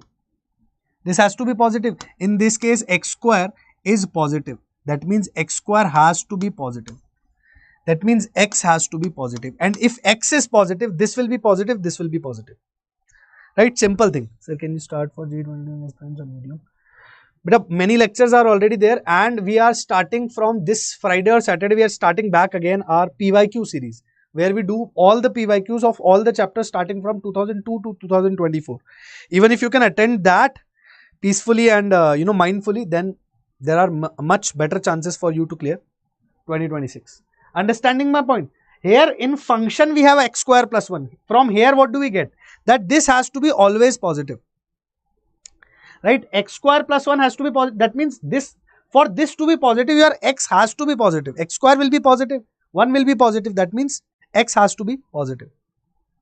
Okay, And from here also we can say x has to be positive. If x is positive, then this thing will be positive, this thing will be positive. That means this is always greater than equal to 0. That means this is increasing. That means my fx is increasing. Similarly for gx. Now what will be g dash x? What will be g dash x? Achha, this is a bit e to the power x square, that means e to the power 2x. We'll have to differentiate like this, no? E to the power 2x, then e to the power x over here, and 1 minus 2 into e to the power x. That means 0 minus 0 minus 2 into e to the power x. That means minus 2 e to the power x, minus 2 into e to the power 2x multiplied with 2. So that will make it 4 minus 4 into e to the power 2x. Okay, minus 1 minus e to the power 1 minus 2 e to the power, so here it will be 2x, 1 minus 2 e to the power 2x multiplied with e to the power x as it is. Differential of e to the power x as it is. This will be the differential.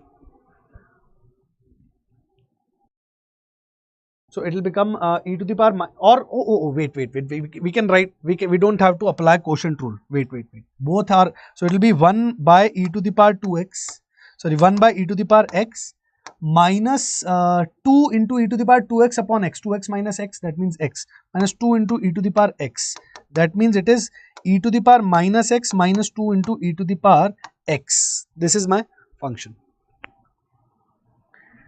Right, and its differential will just become minus of, and its differential in this, this is your gx, this is your gx. So your g dash x from here you can find very easily.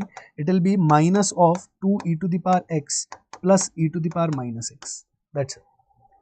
This will be it, minus of this. And because the inner function is always positive, the entire function will be always less than 0. That means decreasing. That means this is a decreasing function. Here you want to include greater than equal to, you can, but I think if we are talking about increasing, strictly increasing and decreasing, we should only use greater than 0. Correct? Now your f of x is increasing and g of x is decreasing function. So if my so if this is given to me, f is an increasing function, f is an increasing function. For increasing function, if f of x2 is greater than f of x1, then x2 is greater than x1. Then according to this, I can simply write my g of alpha minus 1 whole square by 3 is greater than g of alpha minus 5 by 3. But my g is a decreasing function.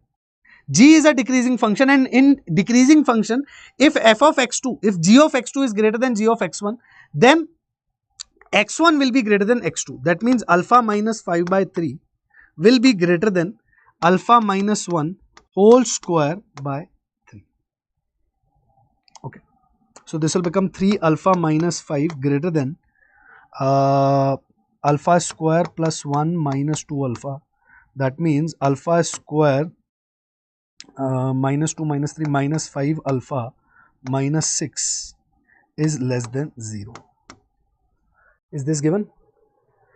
Okay, less than 0. So we'll solve this. Minus 3 minus 2 alpha minus 3 alpha minus 2 alpha minus 3 alpha minus 2 less than 0. So alpha will belong to 2 comma 5. Alpha will belong to 2 comma 3, sorry, 2 comma 3, 2 comma 3, option A. This is a very important and beautiful concept. On this multiple, in advanced, definitely you can see question from this particular concept. If a function is increasing and decreasing, how to deduce from that. Okay. And here also one major concept. Here x square plus 1 will be positive, right? X square plus 1 will be positive. So this function will be positive. Just a minute.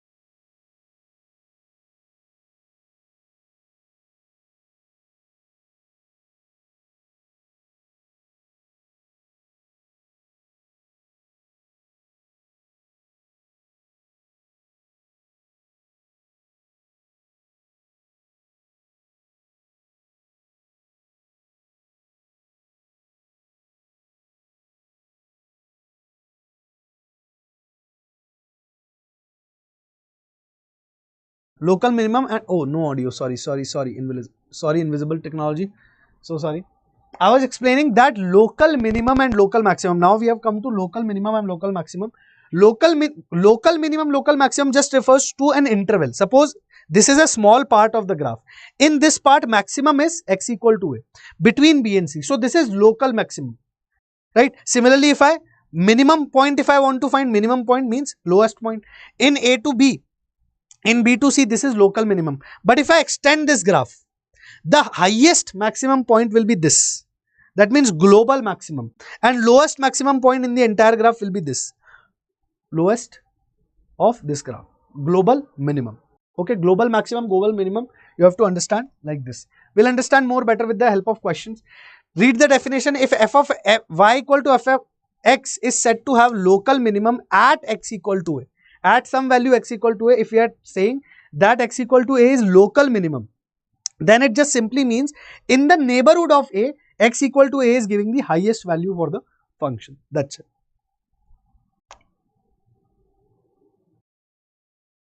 Local extreme and local extremum, right? Extremum values also mean maximum and minimum values.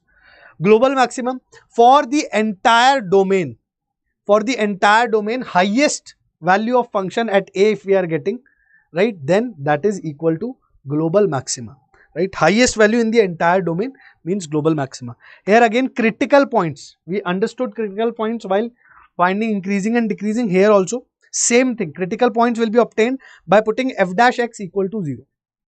By putting f dash x equal to 0, it is the collection of point for which f dash x is 0 or it is undefined. Undefined, why? Because f dash x is equal to 0 means the slope of tangent, slope is that the tangent at that point is parallel to x-axis. If f dash x is undefined, that means slope or the tangent at that point is parallel to y-axis. That can also happen, no? That can also be a minimum. Suppose if your graph is like this, its x square is equal to some function, x square equal to 4y type of some function, or x cube is equal to 4y square plus 3y, something like that. Then in these cases, these will be your minimum and maximum point. Minimum and maximum point. Alright. These will be minimum point and this will be your maximum point. Like this. Okay, let's understand with the help of more questions. For the critical points, let's say. So how to find the critical points? Simply dy by dx equal to 0 you have to do. Dy by dx equal to 0. For this one, for example, dy by dx in this interval we are supposed to find critical points. In this interval we are supposed to find critical points. X should be between 2 to 4. So let's say critical points, if we find, dy by dx will become 3x square by 3, that means 3x square, minus 10x by 2, that means 5x plus 6. Right, this equal to 0. Okay, so minus 5 and 18. Huh?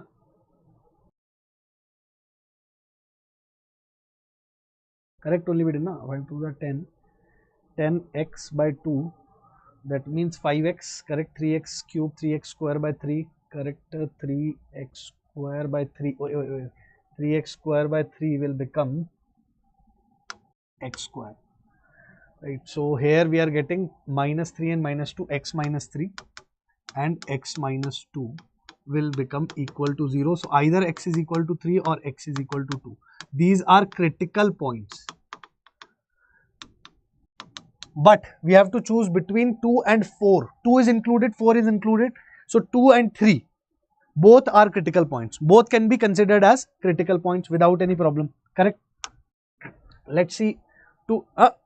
X equal to 2 is not in the interior point. Yes. Sorry. See, one point we forgot over here. X equal to 2 should be an interior point. Right? All the interior points will be included. Right? All the interior points will be included. We should have read that. It is noted that critical points are interior points of the interval, not the extreme points. Very important. Critical points only will be the interior points of the interval, not the extreme points, because x equal to 2, if we take over here, we are observing the function from 2 to 4. Right? What we are doing, we are observing the function from 2 to 4. So we cannot say, right, this is not a critical point. Here The slope, if we'll find, that will not give us the correct value, because what if the graph is changing after this or something? So we don't consider the extreme points and critical points. So x equal to 2 will not be included. X equal to 2 is not included, as it is boundary point, as it is not interior, as it is not interior. So x is equal to 2 will not be included as it is not an interior point. That's why we cannot include it. Remember this point very carefully. Let's see over here. Y dash, if we find, so let's say this function as it is x minus 2 to the power 2 by 3 and derivate this, that means 2. Derivation of this will be 2 plus, let's keep this point as it is, derivate this, that means 2 by 3 into x minus 2 to the power 2 by 3 minus 1, that means 2 minus 3 by 3 minus 1 by 3. So minus 1 by 3 multiplied with derivation of this, which will be 1 only. Okay. So this is your y dash. Okay. Now this equal to 0 if you want to do. I think we can take some things common. X minus 2 to the power 1 by 3, that means cube root of 3. We can take things common, right? We can take even 2 by 3 x minus 2 to the power 1 by 3 will go in the denominator.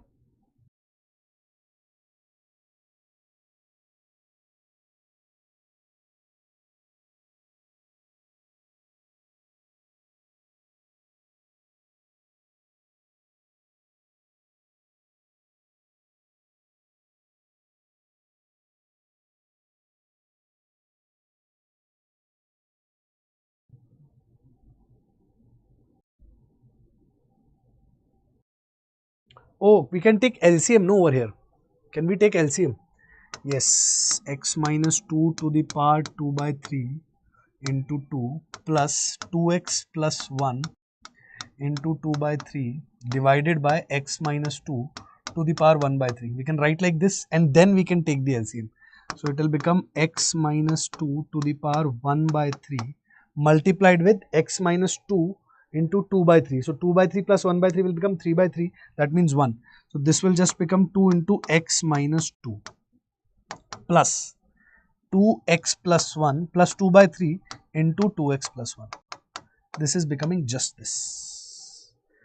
So equal to 0 if we want to do, this is an exponential function, always positive. We can make it equal to 0. We can put left hand side completely equal to 0 without any trouble. Right? We want to find the critical points, or we can solve the above one.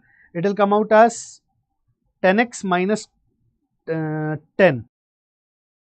That means this will come out as 10 into x minus 1, and this 3 will go in the denominator, 3 into x minus 2 to the power 1 by 3. This is what we are getting. So your critical points either not defined or equal to 0. Either dy by dx should not be defined or it should be equal to 0. Right? Both the points you have to include. Either dy by dx is not defined or it is equal to 0. So not defined at x equal to 1 by 3 and equal to 0 at x equal to 1. Equal to 0 at x equal to 1. So two critical points we have got, 1 and 1 by 3. 1 and 1 by 3. Sorry, x equal, not 1 by 3, x equal to 2. Not defined at x equal to 2. Not defined at x equal to 2. This will be 0. So x equal to 2 will not be able to define it, and x equal to 1 will make the dy by dx, that means y dash equal to 0. It means y dash equal to 0. Alright. So this is about finding the critical points. Remember, both you have to consider putting equal to 0 and this we solved. Alright. We solved one question of 2024. Same question which we solved just now. So two critical points we are getting, definitely, right? Same question that we solved just now came in 2024, and then this point, be a real valued function. Okay, this also we can solve. let f of x be a real valued function if alpha and beta respectively are minimum and the maximum of values of f. Then alpha square plus 2 beta square is equal to what? So we'll find minimum and maximum. Simply, we'll find f dash x. F dash x will be 3 by 2 root of x.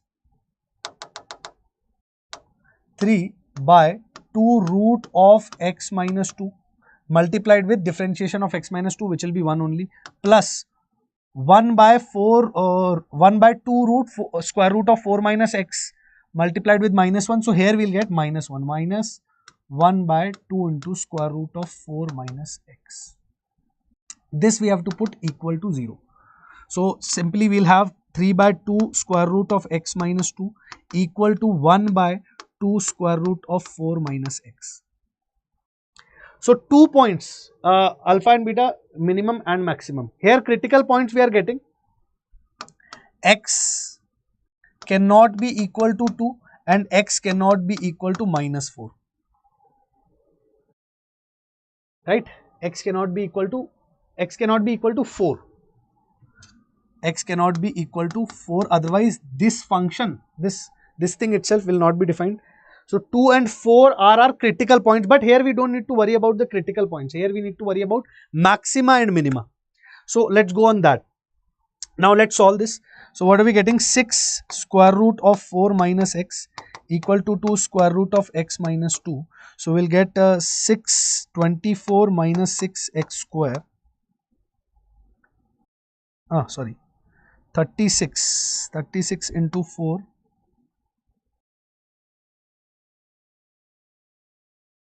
144 minus 6x minus 36x, no, minus 36x equal to 4x minus 8.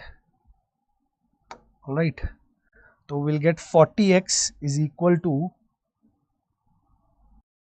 144 plus 8, 152 over this side, 152 over this side, 40x over this side. Right? Check the calculation once.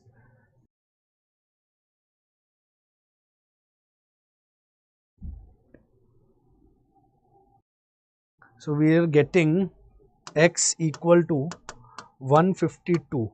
144, 150, 152. Correct only we are doing now. 4x minus 4 into 2. That means 8. Correct. Squared both the sides. So 36 into 4, 144 minus 36 into x. This side it will become 40x, 142, 152 divided by 40. Alright. How is this giving us 26 to 10 to 19 by 5, 219, 19 by 5. X equal to 19 by 5. This is our critical point.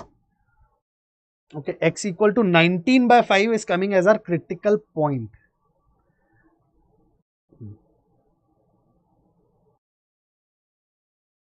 Right. X equal to 19 by 5 is our critical point.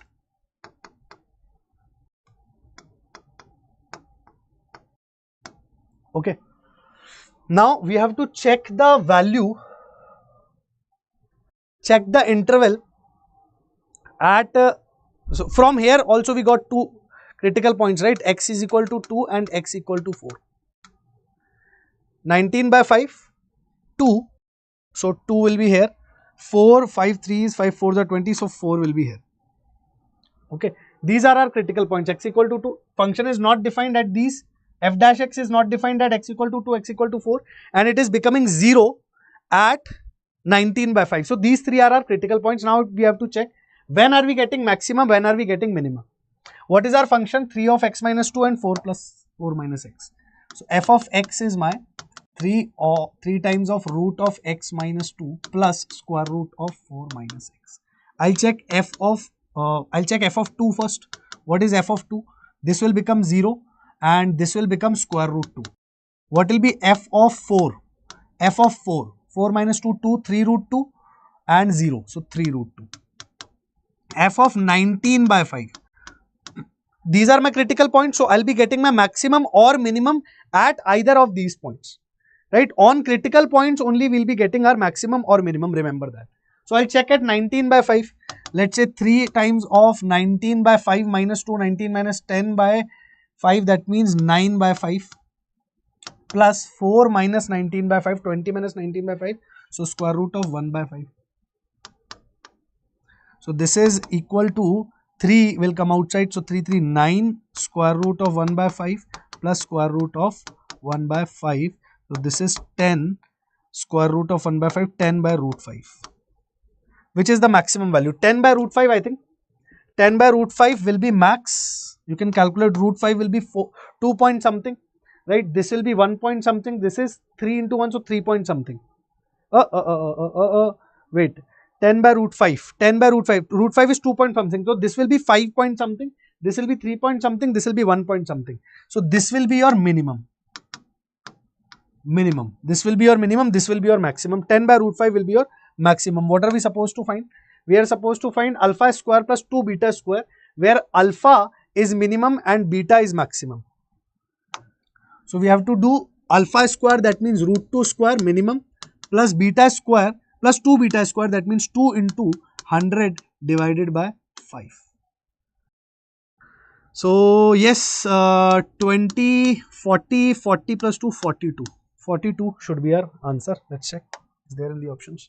42 is the option. 42 should be our answer. This is how we are supposed to solve this type of question. Any issue in the audio now? I hope there is no issue with the audio now.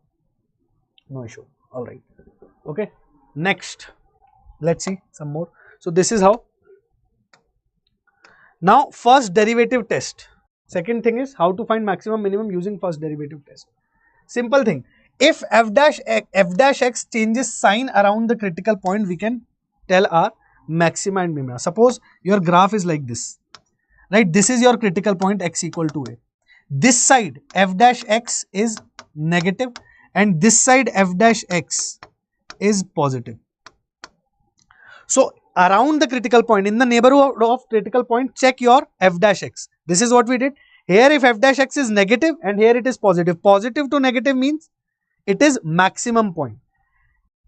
In this case, this will be minimum point. X equal to a will be minimum point if f dash x is negative over here, slope is negative, and here slope is positive. F dash x is positive. Here slope is positive, here slope is negative. If it is changing from negative to positive, that means minimum. If it is changing from positive to negative, that means maximum. Right? Simple. Intuitively also you can understand. For example, let's say we talk about this one. So what do we get? 5x to the power 4 minus 20x cube plus 15x square. Correct? This is your this thing, f dash x. Right? So f dash x. Now f dash x equal to 0 will do to find critical points. That means if you take x square common, so you will have 5x square minus 20x plus 15 equal to 0. That means x square common, 5 also common, so x square minus 4x plus 3 equal to 0. 5 also I have said. Right. So one critical point is x equal to 0. Right. Another two critical point, minus 3 minus 1.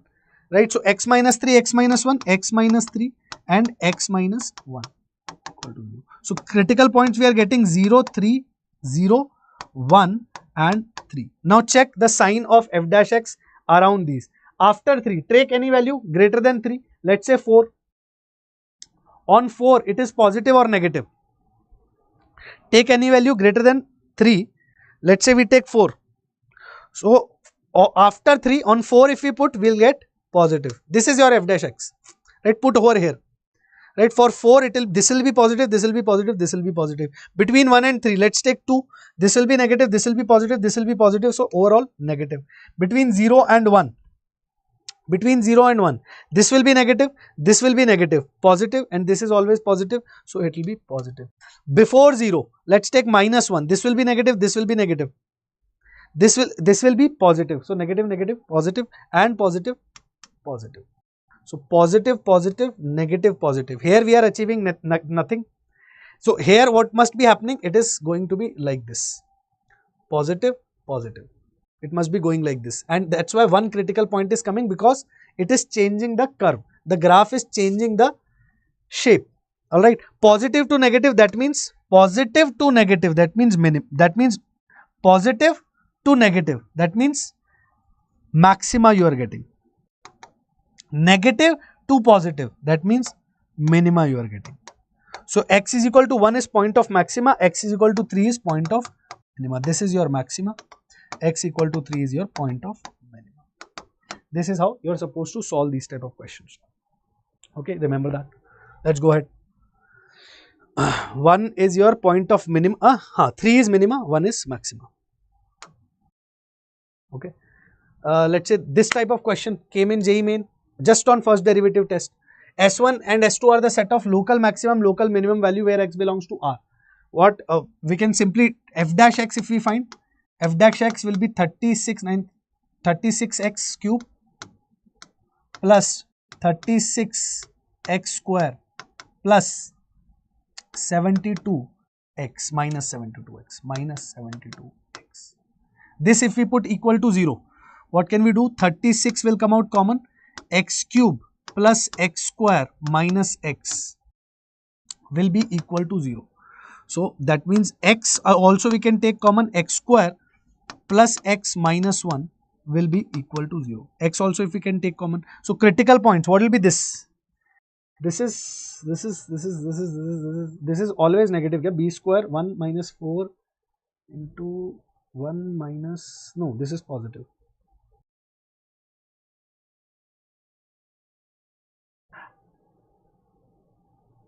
Wait, here we will have 2x, so this will be minus 2. This should be minus 2, correct, no? Right, 30x cube plus x square minus 2x, so it will become x square plus x minus 2. That means minus 1 and 2, minus 1 plus 2, right? So x minus 1, x plus 2 will be the factors. So what are we getting? We are getting 36x into x minus 1 into x plus 2 equal to 0. Critical point 0, 1 and 2. S1 and S2 are the set of local maximum and local minimum, all right, where x belongs to R. So local maximum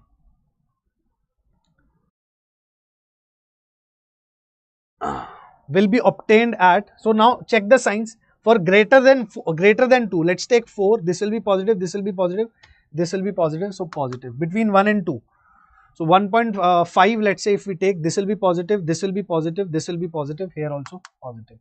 From 0 to 1, 0.5 we can take, this will be positive, this will be negative, this will be positive, so negative. Before 1, so minus 1 if we take, negative, positive, negative, so it will become positive, correct?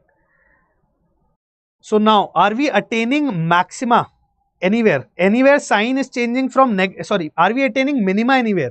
Nowhere the sign is changing. Yes, sign is changing from positive to negative at 0 and sign is changing from negative to positive at 1, right? At 1.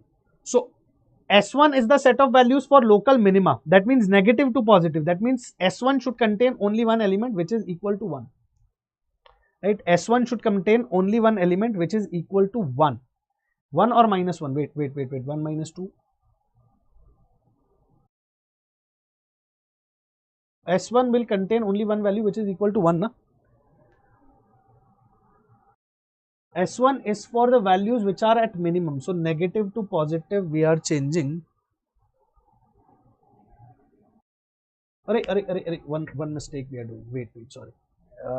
0, 1 and minus 2 is there. Yeah, sorry, we are checking wrong. Greater than 1, positive, right? Then 0 to 1, negative. Then here also minus 2 to 0. Let's take 1. So positive.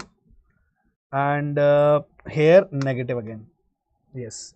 So S1, that means minima, set of minimum point, negative to positive. So S1 will be here and here.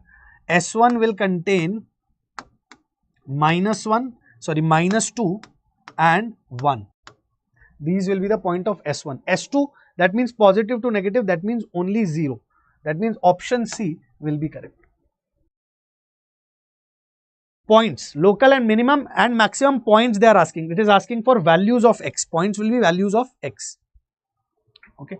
So S2 does not contain anything because nowhere the sign is changing from. So sorry, S2 contains this. This is your max. This is min. This is also min. So very easily we will be able to solve the questions of maxima and minima also if we are understanding the concept very well. Okay. Now some more applications. Let's say if x is equal to c is some interior point in the interval at which f dash x takes maxima or minima. If f, this is simple thing only. If suppose there is some point c between a and b where f dash x is taking maxima or minima, that means, sorry, fx is taking maxima or minima, that means f dash x is equal to 0. Then this simply means that fx is differentiable at x equal to c, then f dash c will definitely be equal to 0. If we are able to differentiate the function at c, then f dash c will be equal to 0. Definitely, yes. If we are attaining, suppose between a and b, we are attaining maxima and minima. Either here we can attain, here we can attain, here we can attain. If between a and b your function is differentiable and continuous, then definitely there will be some point c where f dash c will be equal to 0. Just way of saying the thing upside down, nothing else. Let's see the question related to it. What type of question can come based on this concept? It is saying x is equal to -1 and x equal to 2 are extreme points for fx. Then which of the following? Extreme points means point of maximum or point of minimum. Critical points, basically critical points. That means my f dash x will be 0 for x is equal to -1 and x is equal to 2. That's it. What is f dash x? F dash x, that means a by x, alpha by x plus 2 beta into x plus 1. This is my f dash x, right? Alpha by x plus 2 beta x plus 1. Now it is this f dash x is becoming 0 at x equal to -1. So f dash of -1 should be equal to 0. That means minus alpha. That means minus alpha minus 2 beta plus 1 should be equal to 0. That means alpha plus 2 beta should be equal to 1. This is my one equation in alpha and beta. That's what they are asking in the options. Another equation I'll get by putting f dash of 2 equal to 0. That will give me alpha by 2 plus 4 beta plus 1 equal to 0. This is another equation in alpha and beta. Find alpha and beta and you can get your answer. Such a simple question. If you can understand the concept very well, then very easily you will be able to. So alpha will be 2, beta will be -1 by 2. Okay. Very easily you will be able to solve these type of questions. 2024 again. Simple, same type of question. Has local maxima at x equal to a and local minima at x equal to alpha square. Then alpha and alpha square are the roots of which equation? Okay. At x is equal to alpha, it has minima, right? Maxima, local maximum. That means f dash of alpha will be equal to 0. What is f dash of alpha? F dash of alpha. First we'll have to find f dash. If at alpha we are finding maximum, that means at that point dy by dx is becoming 0. Correct? So what we'll do, we'll first find f dash. F dash will be, f dash x will be equal to 6x square minus 18ax plus 12 alpha square, 12a square. Right? Correct? This is alpha only, no? A and alpha, why are they looking? There is some problem here.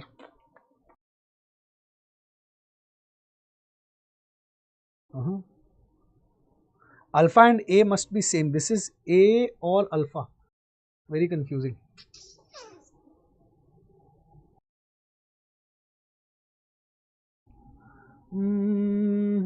This should be AR. Okay, let's see. So f dash of alpha is equal to 0. That means 6 alpha square minus 18 alpha square plus 12 alpha square equal to 0. No, no, no, no, no, no, no. Something's wrong. Let me check the question if this is the same question.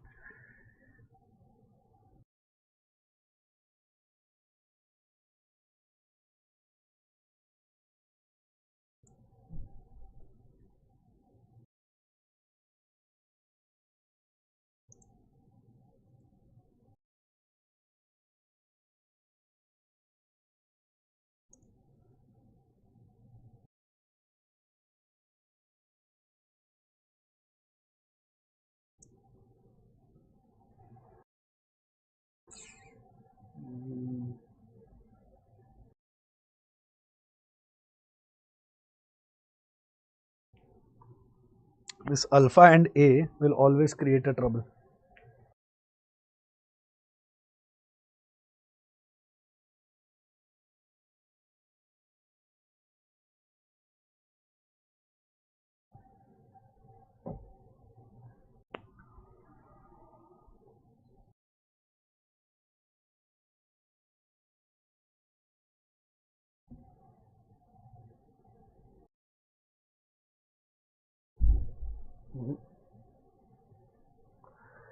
I think there is something wrong with the question. It's alpha or A. This is not getting clear.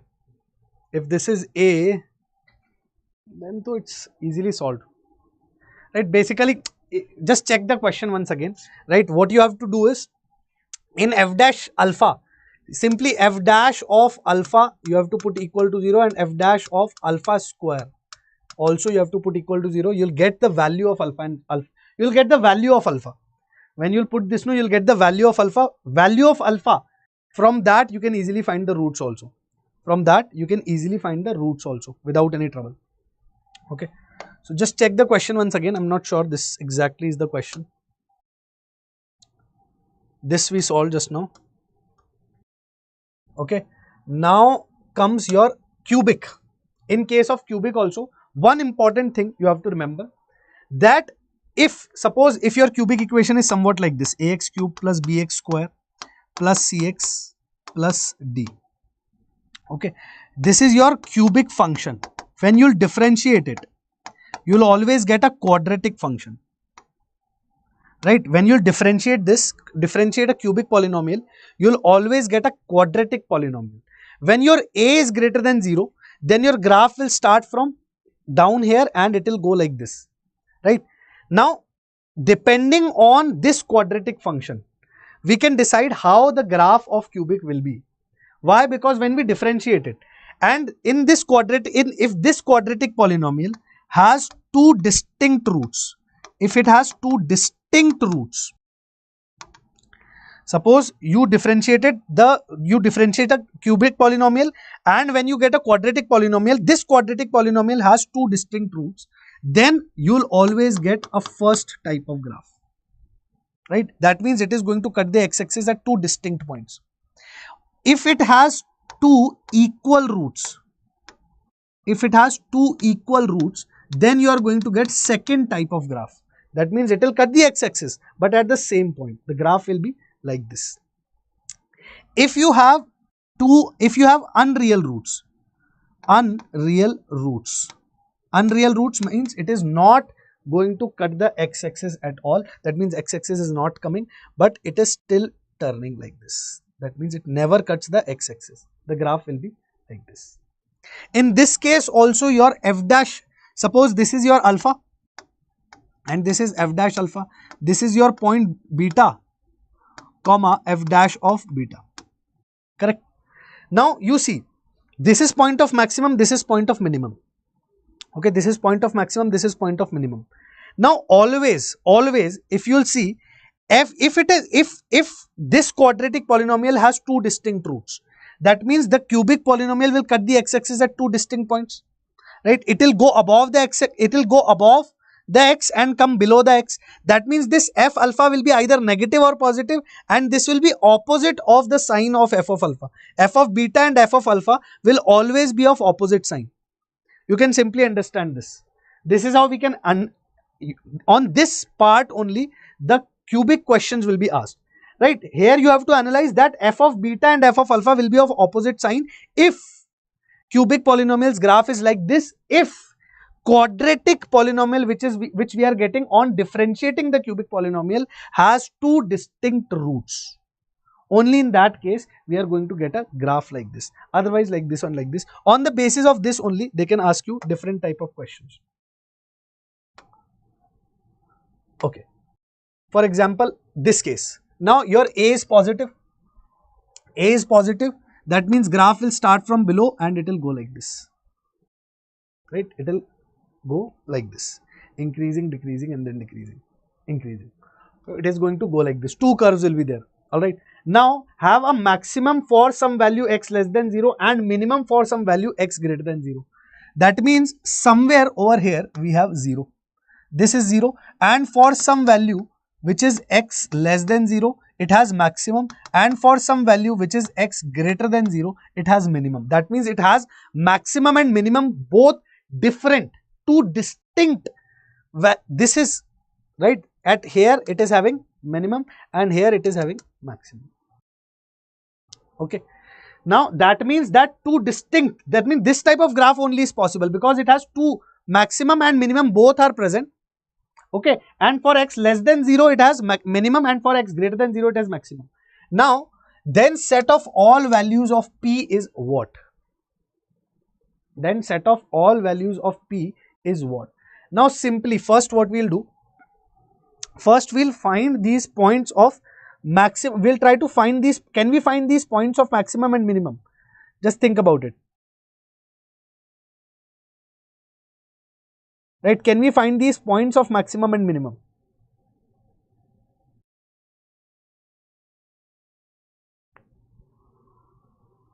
We just need to find these points of maximum and minimum.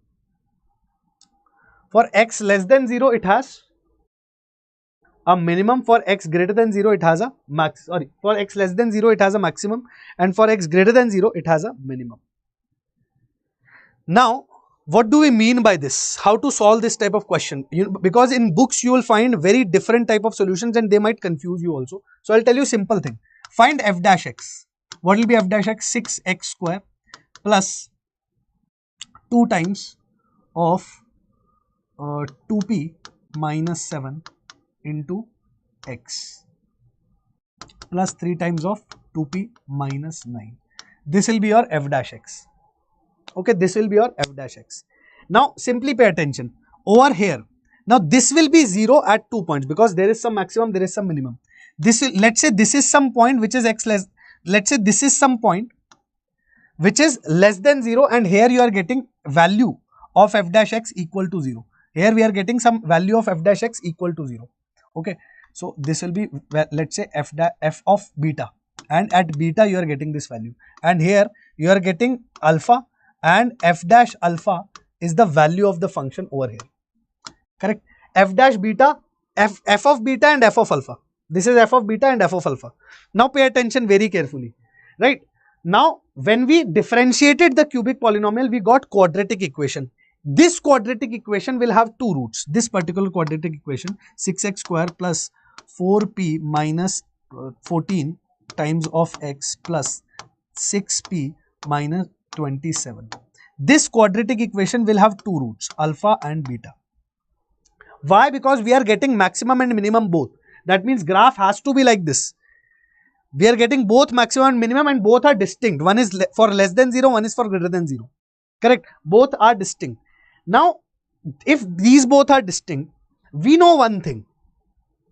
We know one thing, that the product of roots will have to be negative. This alpha will be after xx, after 0, and this beta will be before 0. Correct? Getting my point? Because minimum is after 0, maximum is before 0 and minimum is after 0. Maximum is before 0, minimum is after 0. That means this alpha value and this beta value, the product product will be negative. Product of roots of this quadratic polynomial. Very minute and important and beautiful concept this is to solve this question. Product of roots is what? C by A. That means 6p minus 27. 6p minus 27 divided by 6 is less than 0. That's it. That means your p is less than, from here you get p is less than 9 over 2. P has to be less than 9 over 2. That means P has to be between minus infinity to 9 over 2. Simple concept. In cubic, you should apply this concept very, very well. If you see a cubic, let's see some more questions.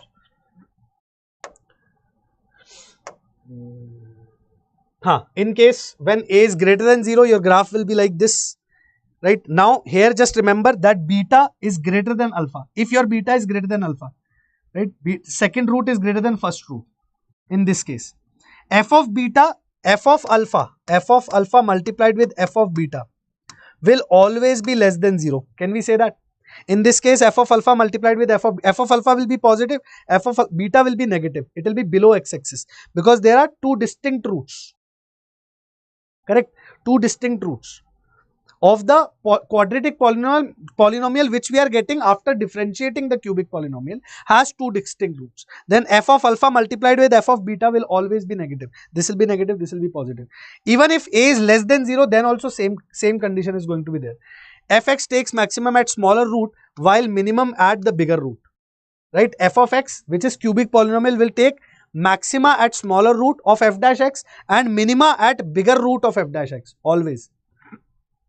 Fx will have three distinct real roots and f of alpha multiplied with f of beta will be negative always because one is positive, one is negative, product will be negative. Where alpha beta are the roots of f dash x and critical points of fx. Okay. For example, this one. Find A for which f of x has negative point of minima. F of x has negative point of minima. Right? A is greater than 0 and it means that fx attains the minimum at negative value of x. At negative value of x. Okay. So what does it actually mean? It means that this is it means that there are maxima and minima which exist because it's already telling us that there is minimum. So maxima and minima differently exist. That means three distinct roots. That means two distinct roots of the quadratic which we are going to follow. That means here will be some beta and at this point function's value will be f of beta. This will be beta. And let's say this is some alpha. Here alpha comma f of alpha is the value. Right? This is your maxima. This is your maximum point. This is your minimum point.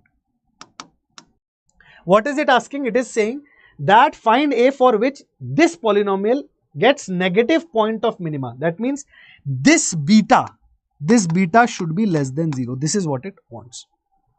This is what it wants. This beta should be less than 0. So I'll find two critical points. Right? I'll differentiate this. I'll find f dash x.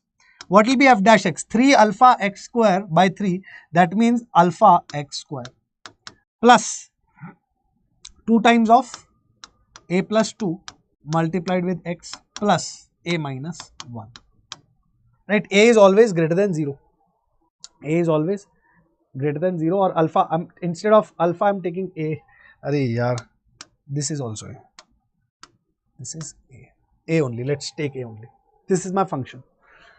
Now, its two roots. Now, maxima and minima will be its two roots. That means when my f dash x is equal to 0, I'll get two roots from this. Okay. So, I'll solve. X will be equal to minus of 2 times minus 2a minus 4. This will be minus b plus or minus square root of b square. That means square root of this square. That means 4 times of a plus 2 whole square b square minus 4a into a minus 1. Okay. Divided by 2 times of a. This is what I'm going to get. Okay. We'll have to solve this. Kya? So this will become 4a square minus 4a square will become 0. Then a square plus 4, 16 plus 2a plus 4a. So 16a plus 4a will become 20a. So we are getting minus 2a minus 4 plus or minus square root of 4a square is getting cancelled. 16a plus 4a is becoming 20a, and from here we'll get 416, that is 20a plus 16, 20a plus 16, right, and divided by 2a. Now the larger root, it is asking about the larger root, the greater root has to be negative. Which will be the greater root among these? Minus 2a minus 4 plus square root of 2a, 20a plus 16 over 2a. This will be my larger root, because negative will make it more negative, smaller root, negative positive will make it, this will be my larger root. No, this will be bigger. This will be my larger root, and negative, larger root means point of minima, and this has to be negative. This should be less than 0. A is positive, so I can directly send it over that side, and I'll get square root of 20a plus 16 less than 2a plus 4. So I'll square both the sides. I'll get 20a plus 16 less than 4a square plus 16 plus 16a. This is what I'm going to get.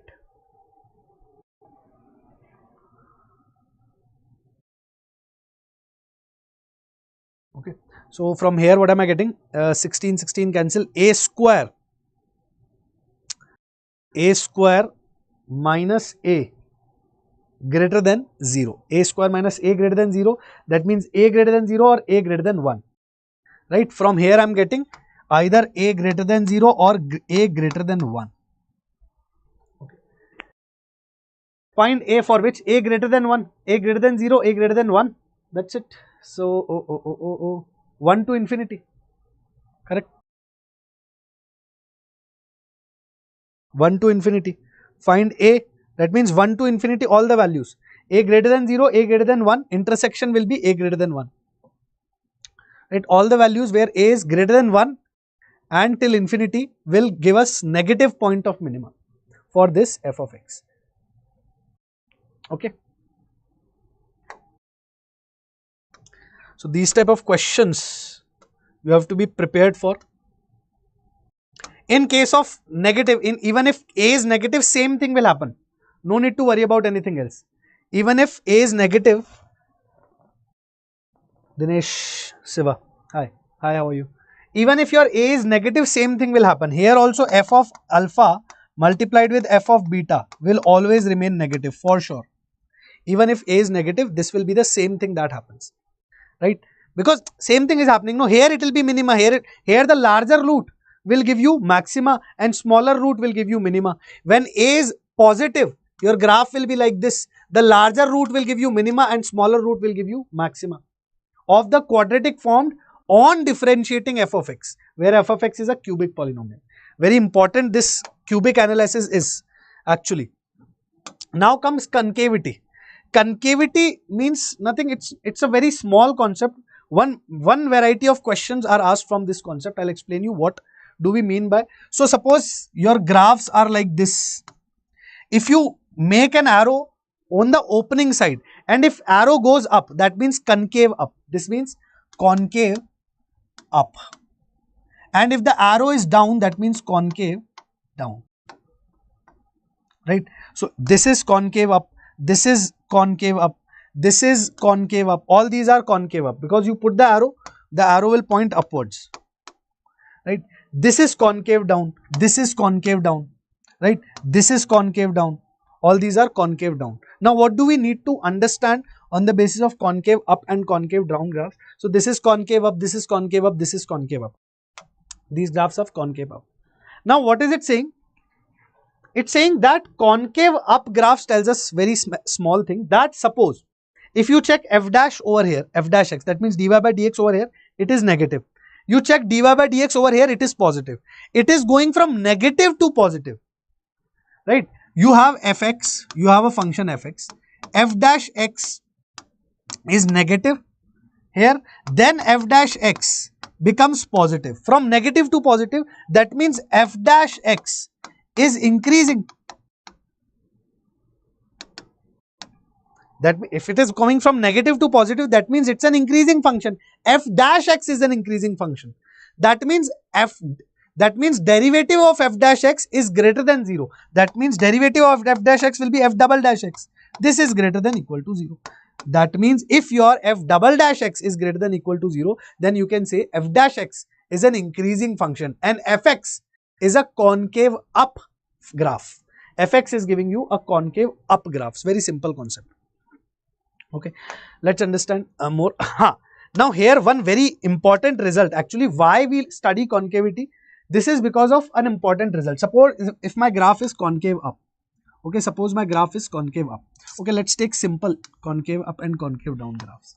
Okay, let's say this is my concave up graph and this is my concave down graph. Let's say this is some value x1, this is some value x2. Okay, here the point will become x1 comma f of x1. Function is fx, right? And here the point will be x2 comma f of x2. Correct? This will be the point. Correct. Now, if I join this chord, here to here, okay, this chord, what will be the midpoint of this? What will be the midpoint of this particular chord? This particular chord's midpoint, simple, x1 plus x2 by 2 comma f of x1 plus f of x2 by 2. Correct? This will be the midpoint. Okay. What will be the x coordinate at this point? What will be the x coordinate at this point? Over here also x coordinate here will remain same because this is perpendicularly down. X1 plus x2 divided by 2. What will be the function's value at this point? Function's value will be f of x1 plus x2 divided by 2. Correct? Function's value will be f of x1 plus x2 divided by 2. Where here the midpoint is f of x1 plus f of x2 divided by 2. Now if it is a concave up graph, we can always say that f of x1 plus f of x2 divided by 2 is greater than or equal to f of x1 plus x2 divided by 2 for concave up. And same thing, if it is concave down, then this point which will come out as f of x1 plus f of x2 divided by 2 will be greater than this point which will be f of x1 plus x2 divided by 2. So here what we will have are f of x1 plus x2 divided by 2 will be greater than, this point will be greater than this y coordinate will be greater than this y coordinate. So this will be greater than or equal to f of x1 plus f of x2 divided by 2. Very special category of questions are simply solved just by using concavity. Just remember this result and remember it like how we have understood that why this and why that, right? In this case, f of x1 plus x2 will be smaller than f of x1 plus f of x2 divided by 2, and in this case f of x1 plus x2 divided by 2 will be greater than f of x1 plus f of x2 divided by 2. This is concave down, that means this is concave down.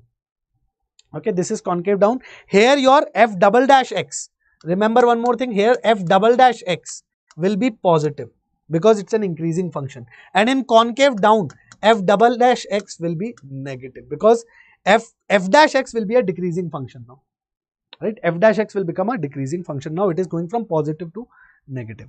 All right, let's go ahead. Okay, these are the results. In cases of 3 also you can apply. This is derived simply using triangle law, but in case of 3 also same thing.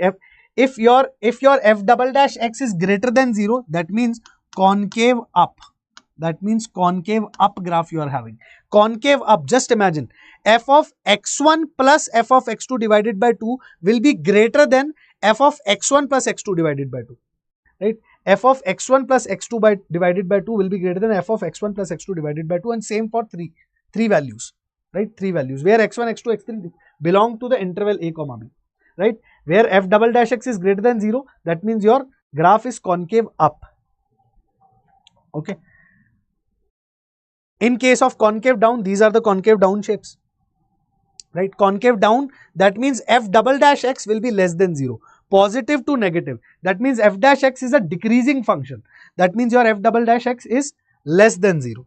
Simple thing. Okay. In this case, again, f of x1 plus f of x2. This will be f of x1 plus f of x2. No, sorry, no, not this. This will be the function's value. Sorry, I said ulta. This is your function's value.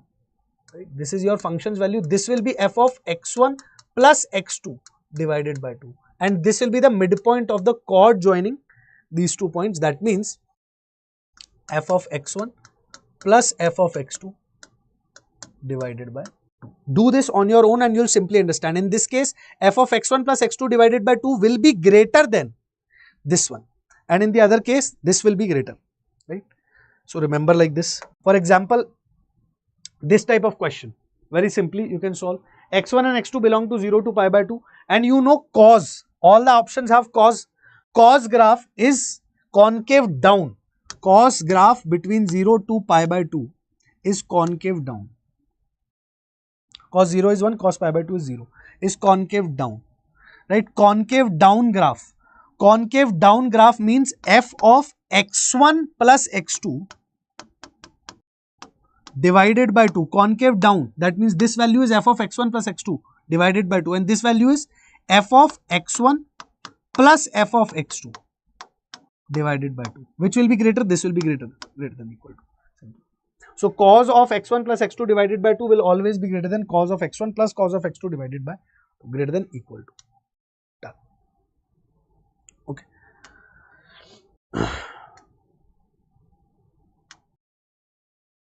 This question also in trigonometry we take a lot of time to solve this, but here using simple law we can use sine. It's all about sine. So we know between 0 to pi, triangle, so theta will be between 0 to pi and 0 to pi. How is sine? How is sine between 0 to pi? This is 0, this is your pi. Concave down graph. Concave down graph, that means f of x1 plus x2 plus x3 divided by 3, right, divided by 3 will be greater than, this value is function's value, will be greater than f of x1 plus f of x2 plus f of x3 divided by 3. So yes, so your sine of x1 plus x2 plus x3 divided by 3 will be greater than equal to sine of x1, or ABC we can take, right? Sine of a plus b plus c divided by 3 will be greater than equal to sine of a plus sine of b plus sine of c. Correct? What is this? This is sine of pi. A plus b plus c will be equal to pi. Correct? Because it's a triangle. So pi by 3, that means 60 degree, sine 60 degree, that means root 3 by 2. Root 3 by 2 is always greater than divided by 3. So sine A plus sine B plus sine C will come out to be less than equal to 3 root 3 by 2. Will be equal to less than equal to 3 root 3 by 2. Option C would become your correct answer. How simply we can solve this using this particular concavity method. Remember this concavity method. Only this much you have to remember, that function's value will be greater than midpoint of the chord which is joining the 2 points.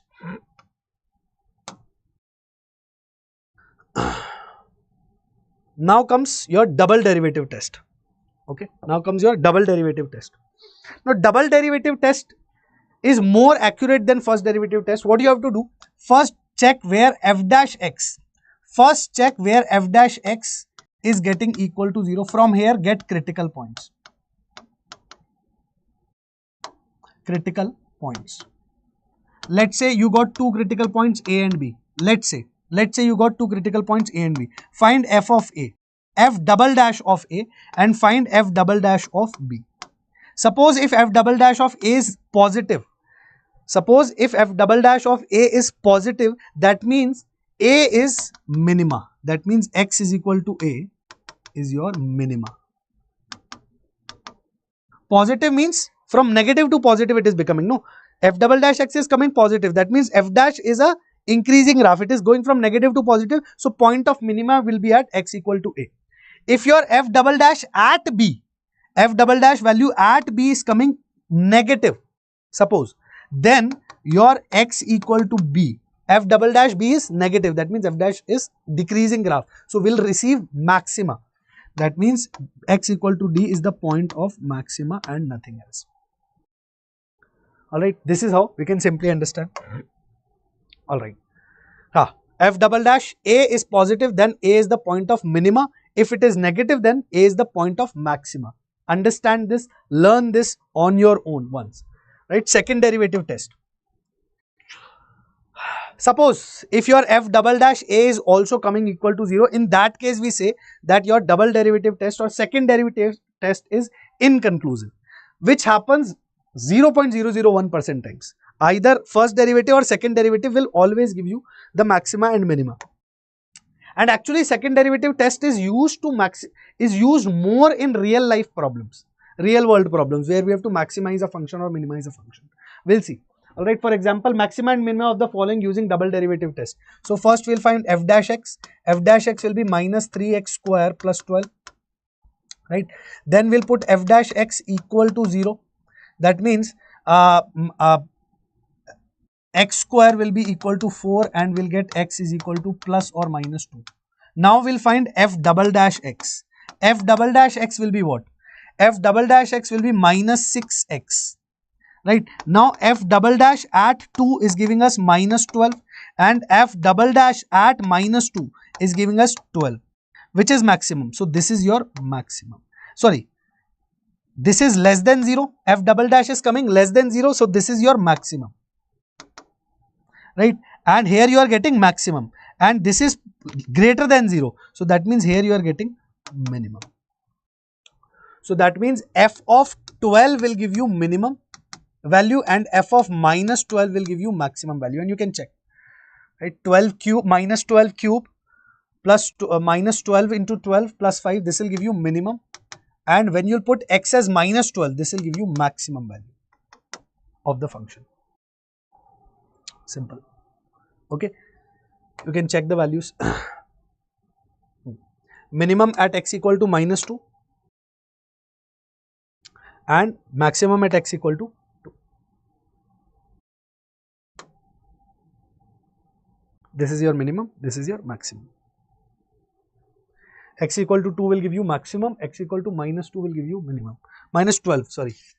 12. X is equal to plus 2 will give you minimum, maximum, and x equal to minus 2 will give you minimum value. Not 12. Here you have to put 2. Here you have to put, I put 12. F of 2 and f of minus 2. These two you can find for maximum and minimum value. Alright. Maxima and minima using the double derivative test. Again, same thing. Right? Same thing. Right? We'll find f dash x. Let's see.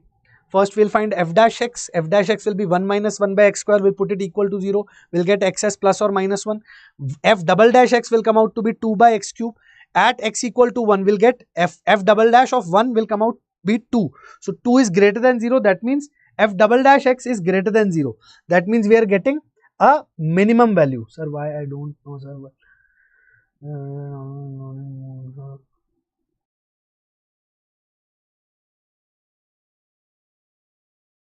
Stargirl, check the network connection beta, because on my side it is showing perfect network. Okay, from the next class I'll take this point. I'll ask my team to check the network connectivity if there is some issue with the connection. I'm so sorry for that. Okay, f double dash is coming positive at 1, so that means 1 is your point of minimum, and f double dash is coming negative at minus 1, so that means minus 1 is your point of maximum. Minus 1 is your point of maximum. Okay, the questions which I was talking about are like this. Application, real life application. In these cases we need your second derivative test the most. For example, find positive numbers such x and y such that x plus y is equal to 60 and xy cube is maximum. We want xy cube to be maximum. Xy cube, we'll take this as our function. We'll use this equation to make this function in one variable. Let's say we are making of x. So y will be 60 minus x. So it will become x into 60 minus x whole cube. Right? Okay, this will be our function. Now f dash x we'll find. We'll find f dash x. So it will be x into 6 minus, it will be 6 minus x whole cube multiplied with derivative of x plus x multiplied with derivative of 60 minus x whole cube, which will become 3 times of 6 minus x into minus 1. Right? Into minus 1 because 6 minus x whole square. Minus 1 is the derivative of inner function. This is how differentiation should be very, very strong. Okay. Right. So we'll take 6 minus x whole square as our common function, and then what we can do, we can take 6 minus x from here plus or minus, actually minus 3x. So 6 minus 4x. So we'll get 6 minus x whole square multiplied with 6 minus 4x. This is what we are getting. Just check once.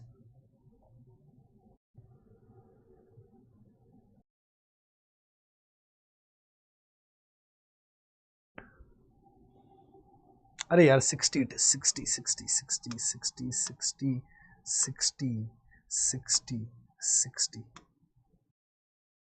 minus x whole square into 60 minus 4x. Alright. Now what are the points of critical points? What are our critical points? Critical points we'll get from here 60 by 4, that is 15 and 60. Critical points will be x equal to 60 and x is equal to 15. 15 and 60 will be our critical points. Now we'll check. Now if you want, you can do the double derivative test also over here. You can derivate it again, but you know there is no point, because with first derivative test also you can find the maxima and minima, right? It happens every day. Okay, I'll ask the team to check, beta.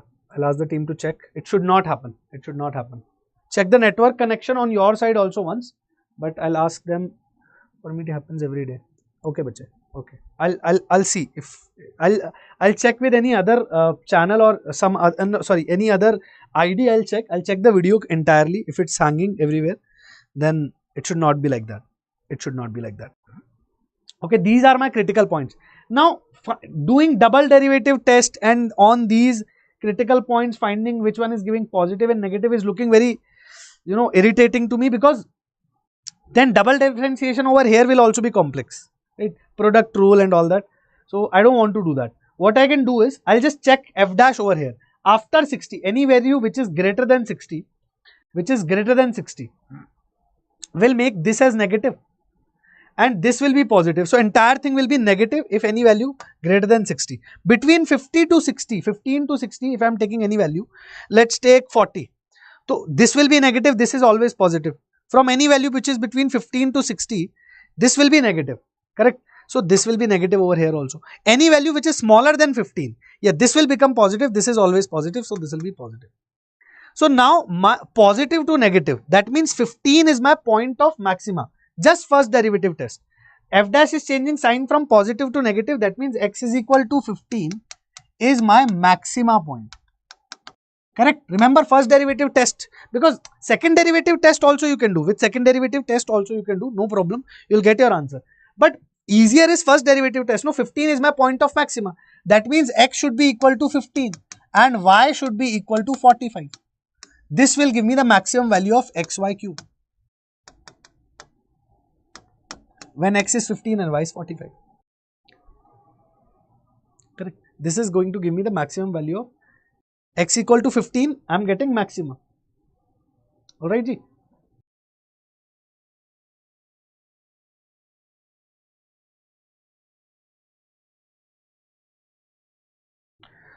Okay, one more interesting and popular question in the books. You will find this in almost every books, Engage and Arihant, and everywhere you will find. This one also you can do. Product is as much as large. Try doing this just with the second concept. Product of two numbers x into 24 minus x. This will become your derivative. It is second derivative test. In this one you will be easily able to apply. Here you will be easily able to apply second derivative. My focus was on this particular question, right? Because this is a common question, and on the same question, the brother of this question also has come into JEE Mains and JEE Advanced. Not sure about JEE Advanced, but 100% sure about JEE Mains. A little, a bit easier version of this question had come in JEE Mains.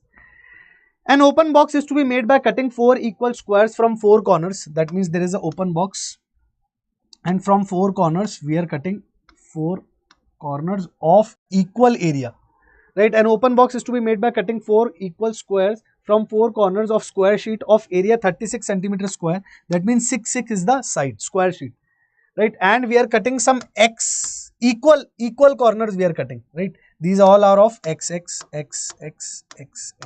and then we are folding these up. These cutted corners we are folding and making a box. Okay, so this is simple geometry, right? We are cutting the 4 corners and making a box. Now volume always is equal to surface area multiplied with height. Surface area, cylinder surface area is pi r square multiplied with height. Pi r square h becomes volume. Okay, surface area of cuboid is equal to 2 into L plus B, and if you multiply the height, that means h also 2 into L into B into h, LBH will become your volume. L into B is your surface area of base, L into B, and if you multiply the height, surface area into height is always your volume. Surface area of base, surface area of not the entire thing, surface area of base you should write, area of base multiplied with height is your volume. So now it is asking find the maximum volume of the box. Volume for this, what will be the area of base? Area of base for this, area of base for the new cuboid form. Now these will have 6 minus 2x. The side, base side will become 6 minus 2x, isn't it? The base side will become 6 minus 2x. So area of base will become 6 minus 2x whole square. This will be area of base. What will be the height? When we are folding these, all these are cut off x only. When we are folding this, height will also become x. So this multiplied with x will be your volume. This only you have to maximize, nothing else. Only this thing you have to maximize, right? Only this thing you'll have to maximize. So what will this become? This is becoming 4x cube minus 24x square plus 36x. This will become 4x cube minus 24x square plus 36x. Now find the derivative. V dash, this is your V dash will find 12x square minus 48x plus 36. This will become your V dash, and it is 0. Put it equal to 0. So this becomes V dash equal to 0. If we put, we get x square minus 4x plus 3 equal to 0. Minus 3 minus 1. So x minus 3 and x minus 1 equal to 0. Critical points are x equal to 3 and x equal to 1. Now we will perform double derivative. We can perform double derivative test also. We'll find V double dash. What will be V double dash? V double dash will be 24x minus 48. Now V double dash at 3. What is this giving us? 24 into 3. 2 3s are 6, 4 3s are 12. 72. 24 into 3, 72 minus 48. This is greater than 0. V double dash at 1. V double dash at 1 is giving me 24 minus 48. That means this is negative. V double dash at 1 is negative. V double dash at 3 is positive. V double derivative is positive. That means this point x equal to 3 is the point of minima. This is your minimum point, and x is equal to 1 is your point of maxima, right? F dash is becoming negative. F double dash is becoming negative. That means this is the point of maxima.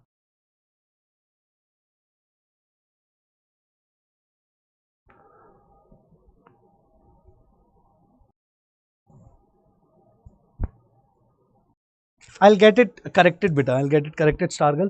Don't worry.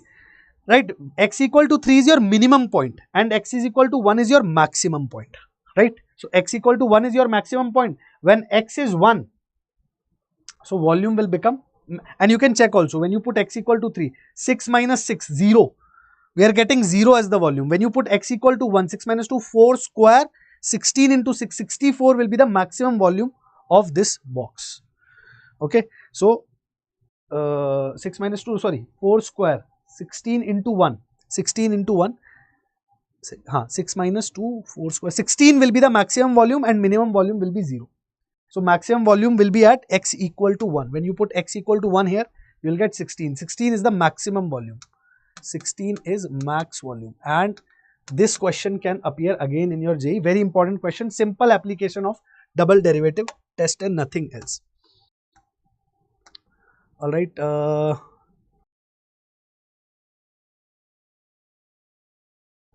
Now one thing about inflection point. Very small concept is there. The entire chapter is over. All the varieties we have covered. Very small thing. It is the point where graph has tangent and about which concavity changes.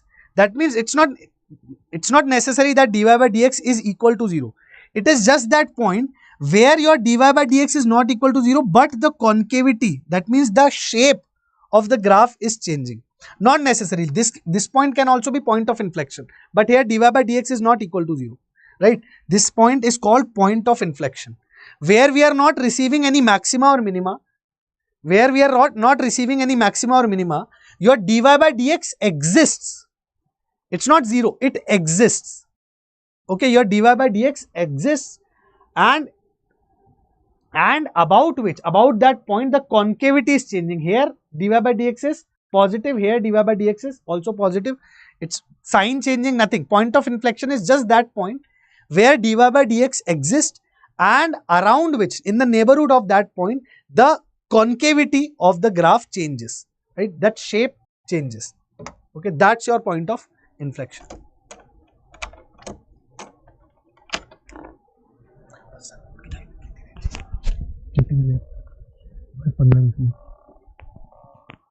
Okay, so your concavity should change. It's not necessary that your dy by dx has to be 0. It's just that your dy by dx, that means derivative at that point, has to be defined.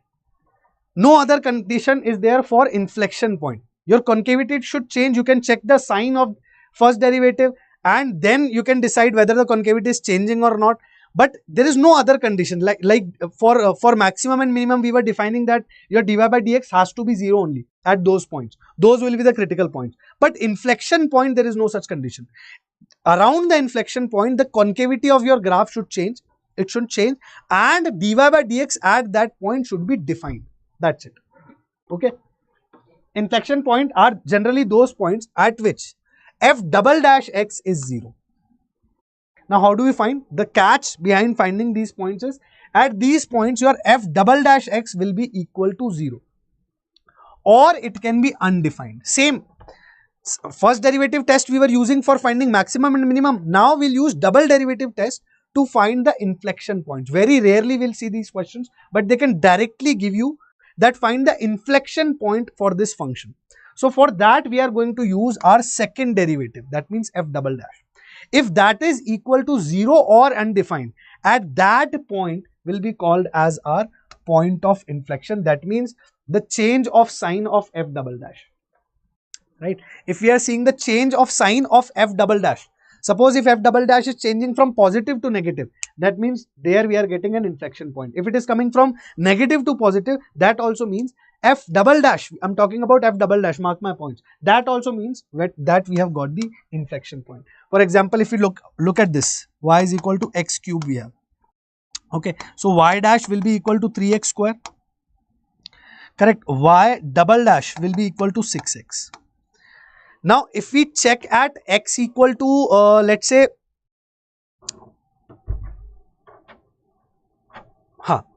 now at x equal to 0, right, what will be the critical point?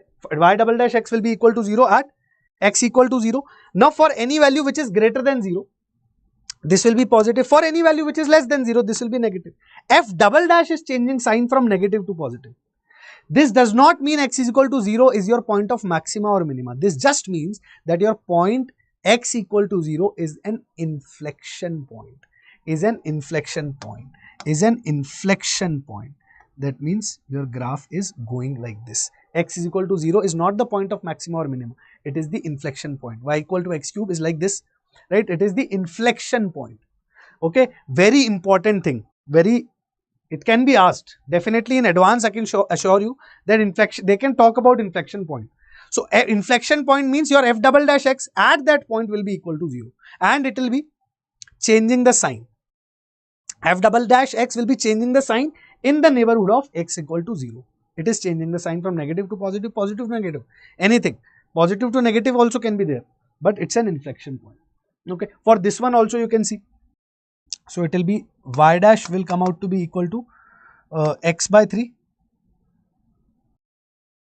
Now y dash will be equal to 1 by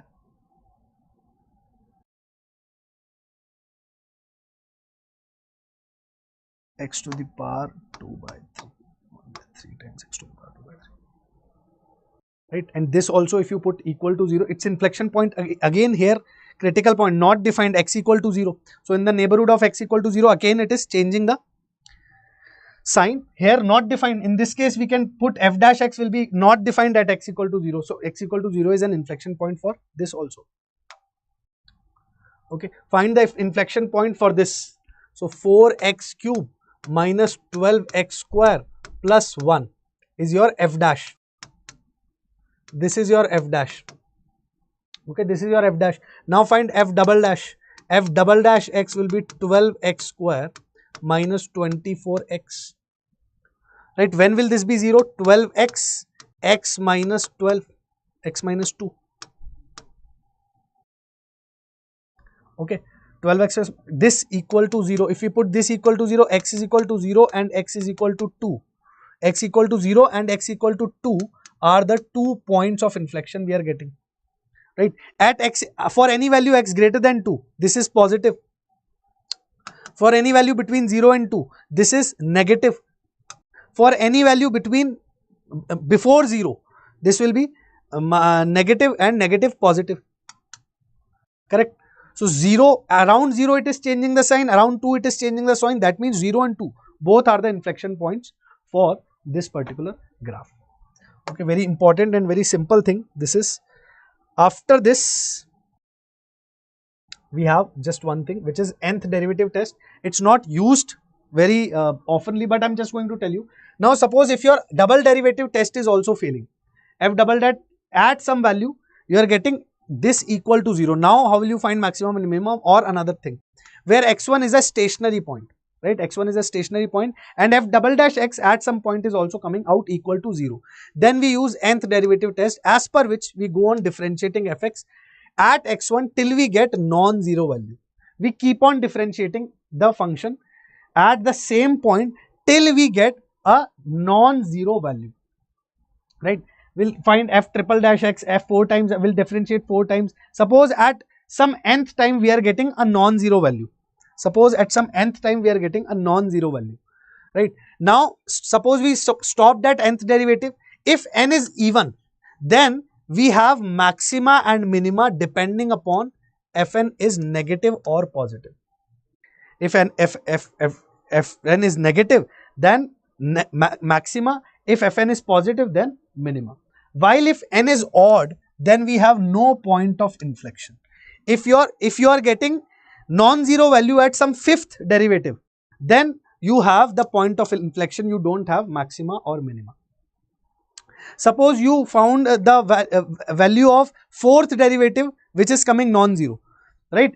So n is even, fourth derivative 4 is even. That means if your fourth derivative is negative, then you have point of maxima. If your fourth derivative is positive, then you have a point of minima. That's it. We don't use nth derivative test usually, but you never know. Sometimes they can ask you. Try on these. So y dash is 4x cube. Okay. Nth, they have not given any point.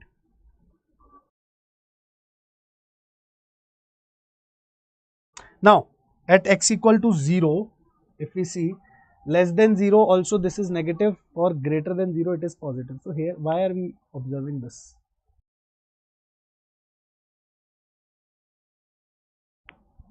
Okay, y double dash is 12x square y triple dash will be 24 x and y 4 times dash will be equal to 24. 24 is your non-zero value, correct? And we are getting it as third derivative. But this point, this third derivative, we are getting positive value. That means this is your inflection point. That's it. That means x equal to 0 is your inflection point and nothing else. Right? And similarly, you can do for this one. 3x square, then 6x, then 6. Positive at third. Okay. Again, you are getting inflection point at x equal to 0. These are just your inflection points. Second derivative is, see, what am I saying? We'll check at x equal to 0. First derivative, critical point from here, what we are getting? X equal to 0. Second derivative at 0 will also become 0. Third derivative at 0 will also become 0. Fourth derivative at 0 will be positive. Fourth derivative is positive. 4 is even. It is even. Fourth derivative is positive. Positive means point of minima we are getting. We are going from like this, positive. Fourth derivative is positive. That means we are getting a point of minima. Correct? If fourth derivative was negative, then we would have got the point of maxima. But in this case, in the second case, y is equal to x cube. Right? Y dash will be equal to 3x square. Y double dash will be equal to 6x. Y triple dash will be equal to 6. Now, first derivative at x equal to 0 is 0. Second derivative, critical point is 0 only. This is also 0 at x equal to 0. This is not 0 at x equal to 0. But this is third derivative. If n is negative, if n is odd, then this point x equal to 6, x equal to 0, sorry. X equal to 0 is not your point of maxima or minima. It is your point of inflection. Right? It is your point of inflection. If you are getting a non-zero value at odd derivative test, odd number derivative test, then that is your point of inflection. If you are getting a non-negative value at even numbered derivative test, then you have a point of maxima or minima. Minima if the test is negative, maxima if the test is positive. Okay, simple, that's it. So this was all about the applications of derivative. Now you can practice as many questions as you want. We'll also do the practice on the portal. Practice will be on portal. Link will be shared. I'll share the link. Practice on portal. Link will be shared with the video.